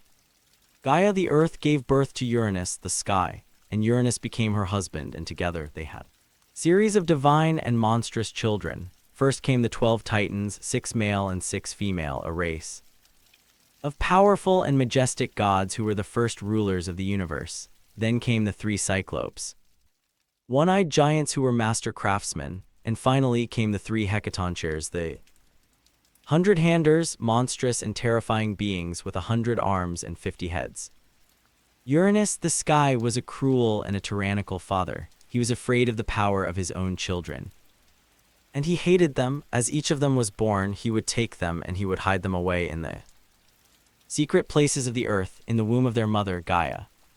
Gaia was in a state of a constant and a painful torment. She was groaning under the weight of her imprisoned children, and she was filled with a deep and a burning hatred for her cruel and oppressive husband. She decided that she must act. She created a new and a terrible substance, the gray and unyielding metal, adamant, and from it she fashioned a great and a sharp-toothed sickle. She then went to her children, the Titans, and she pleaded with them to help her to take revenge on their father, but the Titans were all afraid, all that is, except for one, the youngest and the most ambitious of them all, a Titan named Cronus, agreed to help his mother. Gaia gave him the great sickle, and she hid him in a secret place, and that night when Uranus the sky came to lie with Gaia the earth, Cronus reached out from his hiding place, and with the great sharp sickle he castrated his own father. The act was a brutal and a cosmic one. The blood of Uranus fell upon the earth, and from it were born the Erinyes, the Furies, the terrible and unforgiving goddesses of vengeance, the giants, a race of savage and warlike beings, and the Melii, the nymphs of the ash trees, and the severed genitals of Uranus were thrown into the sea, and from the foam that gathered around them was born the beautiful and irresistible goddess of love, Aphrodite. Uranus, in his agony, retreated from the earth, and he never again came to lie with Gaia. The separation of the sky and the earth was complete, and Cronus, the young and ambitious Titan who had dared to raise his hand against his own father, was now the new king of the universe. But Uranus, as he departed, had uttered a dark and a terrible prophecy. He had cursed his son, and he had foretold that he too would one day be overthrown by one of his own children. Cronus, now the supreme ruler of the cosmos, took his sister, the Titaness Rhea, as his wife, and he and the other Titans ruled over the world in what was known as the Golden Age, a time of peace and of prosperity. But Cronus was a king who was haunted by his father's curse. He was consumed by the same fear and the same paranoia that had driven his own father to such acts of cruelty. He was determined that the prophecy would never come true. And so, as each of his own children was born, he would take the infant and he would swallow it whole. He swallowed 5 of his children: Hestia, the goddess of the hearth; Demeter, the goddess of the harvest; Hera, the goddess of marriage; Hades, the future lord of the underworld; and Poseidon, the future god of the sea.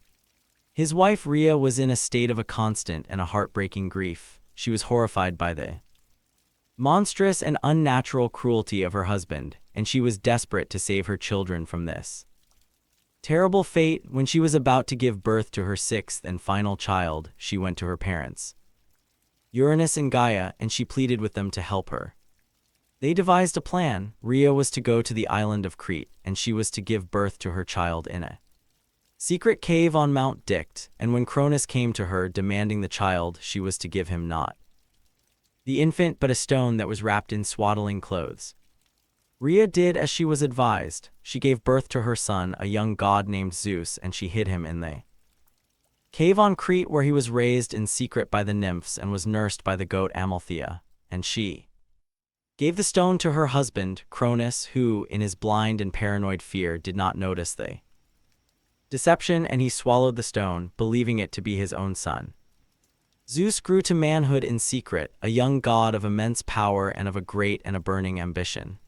He was a god who was destined to fulfill the prophecy of his grandfather Uranus. He was the one who would challenge the authority of his own father, who would lead a new generation of gods in a great and a cataclysmic war for the control of the universe, and who would establish a new and a lasting order on the great mountain of Olympus. The stage was now set for the Titanomachy, the great and terrible war between the Titans and the Olympians, a war that would decide the fate of the cosmos forever. When Zeus reached his full and mighty adulthood, he was ready to challenge his father, Cronus, and to claim his rightful place as the king of the gods, but he knew that he could not do it alone. He first had to free his brothers and his sisters, the 5 children of Cronus who had been swallowed at birth, and who were still imprisoned in the belly of their father. With the help of his mother Rhea and the cunning counsel of the Titaness Medes, Zeus devised a plan.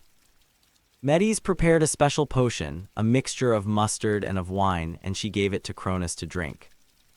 The potion made the great Titan violently ill, and he was forced to vomit up the children that he had swallowed so many years before. Out they came, fully grown and unharmed, first the stone which he had swallowed in place of Zeus, and then his 5 divine children, Hestia, Demeter, Hera, Hades, and Poseidon. They were grateful to their younger brother for their liberation, and they immediately swore their allegiance to him in the coming war against their father and the other Titans. And so began the Titanomachy, the great and 10-year war between the two generations of gods. On one side were the Titans led by the powerful and tyrannical Cronus, a generation of gods who represented the old and primal forces of the cosmos. They fought from their mountain fortress on Mount Othries. On the other side were the new gods, the Olympians, led by the young and ambitious Zeus. They were new generation of gods who represented a new and more ordered and civilized vision of the universe. They fought from their own mountain fortress on Mount Olympus. The war was a long and a brutal and a closely fought one. The two sides were evenly matched in strength and in power, and for 10 years the cosmos was in a state of a chaotic and a destructive turmoil. The battles were on a scale that was almost unimaginable, a clash of divine and elemental forces that shook the very foundations of the universe.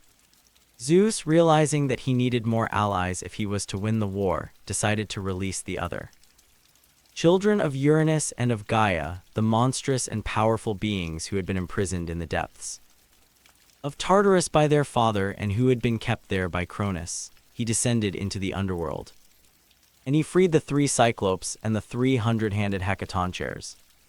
The Cyclopes, who were master craftsmen, were so grateful to Zeus for their liberation that they forged for him his greatest and most terrible weapons. They gave him the thunderbolt, the lightning, and the thunder, the very symbols of his divine and kingly power. They also forged a trident for Poseidon, weapon that would give him power over the sea, and a helmet of darkness for Hades, a helmet that would make its wearer invisible.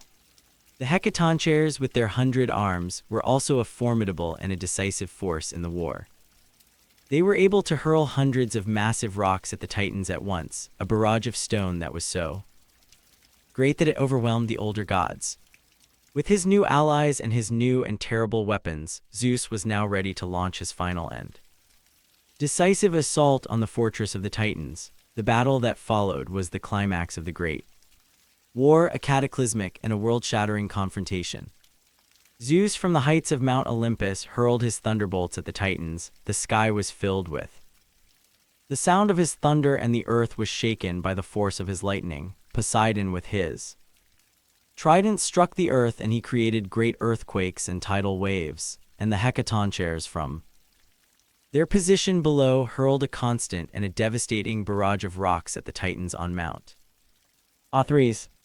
The Titans were defeated. They were overwhelmed by the combined power of the Olympians and their monstrous allies. Cronus and the other male Titans who had fought against Zeus were captured, and they were cast down into Tartarus, the deepest and darkest pit of the underworld, where they were to be imprisoned for all of eternity. They were to be guarded by the Hecatoncheires, their former allies, who were now their eternal jailers. The war was over, the old order had been overthrown, and a new one had been established. The universe was now under the control of the new generation of gods, the Olympians. But the new king of the gods, Zeus, now had to decide how the universe was to be divided among himself and his 2 powerful brothers, Poseidon and Hades. The 3 brothers drew lots to decide their realms. Zeus won the draw, and he became the king of the gods and the ruler of the sky. Poseidon drew the second lot, and he became the ruler of the sea. And Hades drew the third and final lot, and he became the ruler of the underworld, the dark and silent realm of the dead. The new order was established. The reign of the Olympians had begun, but their rule was not yet entirely secure. There was to be one final and terrible challenge to their authority, a final and a monstrous rebellion that would be the last desperate gasp of the old and chaotic forces of the cosmos. The age of the Titans was over, but the age of the monsters was not yet done. The victory of the Olympians in the Titanomachy was a decisive one, but it was not the end of their struggles. Gaia, the ancient and powerful goddess of the earth, was furious at the imprisonment of her children, the Titans, in the depths of Tartarus. She was determined to take her revenge on Zeus and the new gods of Olympus. And so she gave birth to a new and a final generation of monstrous children. These were the Gigantes. The giants, a race of savage and warlike beings of immense size and of a terrible and a formidable Power, they were born to overthrow the new order of the Olympians and to restore the rule of the old gods. And so began the Gigantomachy, the great war between the gods and the giants. The giants were a terrifying and a powerful foe. They stormed Mount Olympus, they hurled rocks and burning oak trees at the home of the gods, and they engaged the Olympians in a series of brutal and desperate battles. There was a prophecy that the giants could not be killed by the gods alone, that they could only be defeated with the help of a mortal hero. And so the gods called upon the greatest of all the mortal heroes, the son of Zeus himself, Heracles, to fight alongside them. The Gigantomachy was a long and a bloody war, but in the end, with the help of Heracles, the Olympians were victorious. The giants were defeated and were buried under the earth, and their writhing and their struggles were said to be the cause of volcanoes and of earthquakes. But Gaia had one final and most terrible child, a monster that was the most powerful and the most terrifying of all her offspring. This was Typhon, a creature of 100 dragon heads, a being of pure and unadulterated chaos, a monster whose very presence was a threat to the order of the cosmos itself. The battle between Zeus and Typhon was the final and the ultimate confrontation, a duel between the king of the gods and the personification of monstrous chaos. It was a battle that shook the very foundations of the universe, but in the end, Zeus, with the full and terrible power of his thunderbolts, defeated the monster, and he trapped him under the weight of Mount Etna in Sicily. And the fire and the smoke that still issue from the volcano are said to be the fiery breath of the defeated and imprisoned monster. With the defeat of Typhon, the rule of Zeus and the Olympians was finally and completely secure. The age of the great cosmic battles was over, and a new and a lasting order had been established in the universe. The world was now ready for the final and most complex of all creations, the creation of humanity. The story of the rise of the Olympians is a foundational myth of the Greek worldview. It is a story that explains the origin of the cosmos, the nature of the gods, and the fundamental principles that govern the universe. It is a story that is, on one level, a simple and a brutal tale of a dynastic struggle, of a son who overthrows his father, of a war between two generations of gods, but it is also a story that is rich with deeper and more profound symbolic meanings. It is a story about the triumph of order over chaos. The titans and the giants are symbols of the old, the primal, the chaotic forces of the universe. The Olympians, on the other hand, are symbols of a new and a more civilized and ordered world, a world that is governed by law, by reason, and by a sense of a cosmic and a social harmony. The victory of the Olympians is the victory of civilization over savagery, of light over darkness, of a rational and an ordered cosmos over a universe of a random and a meaningless violence.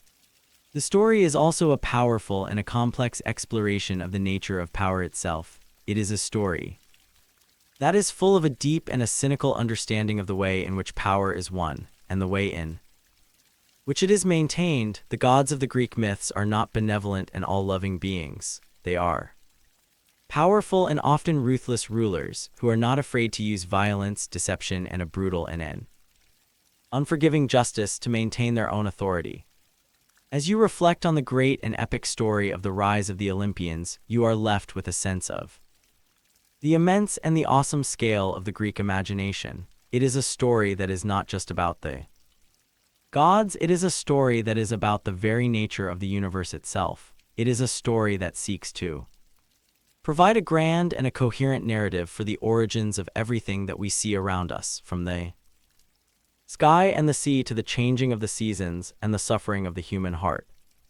The gods of Olympus are not just characters in a story, they are powerful and enduring symbols of the fundamental forces that shape our world and our lives. They are the personifications of our deepest hopes, our greatest fears, our most noble aspirations, and our most destructive passions.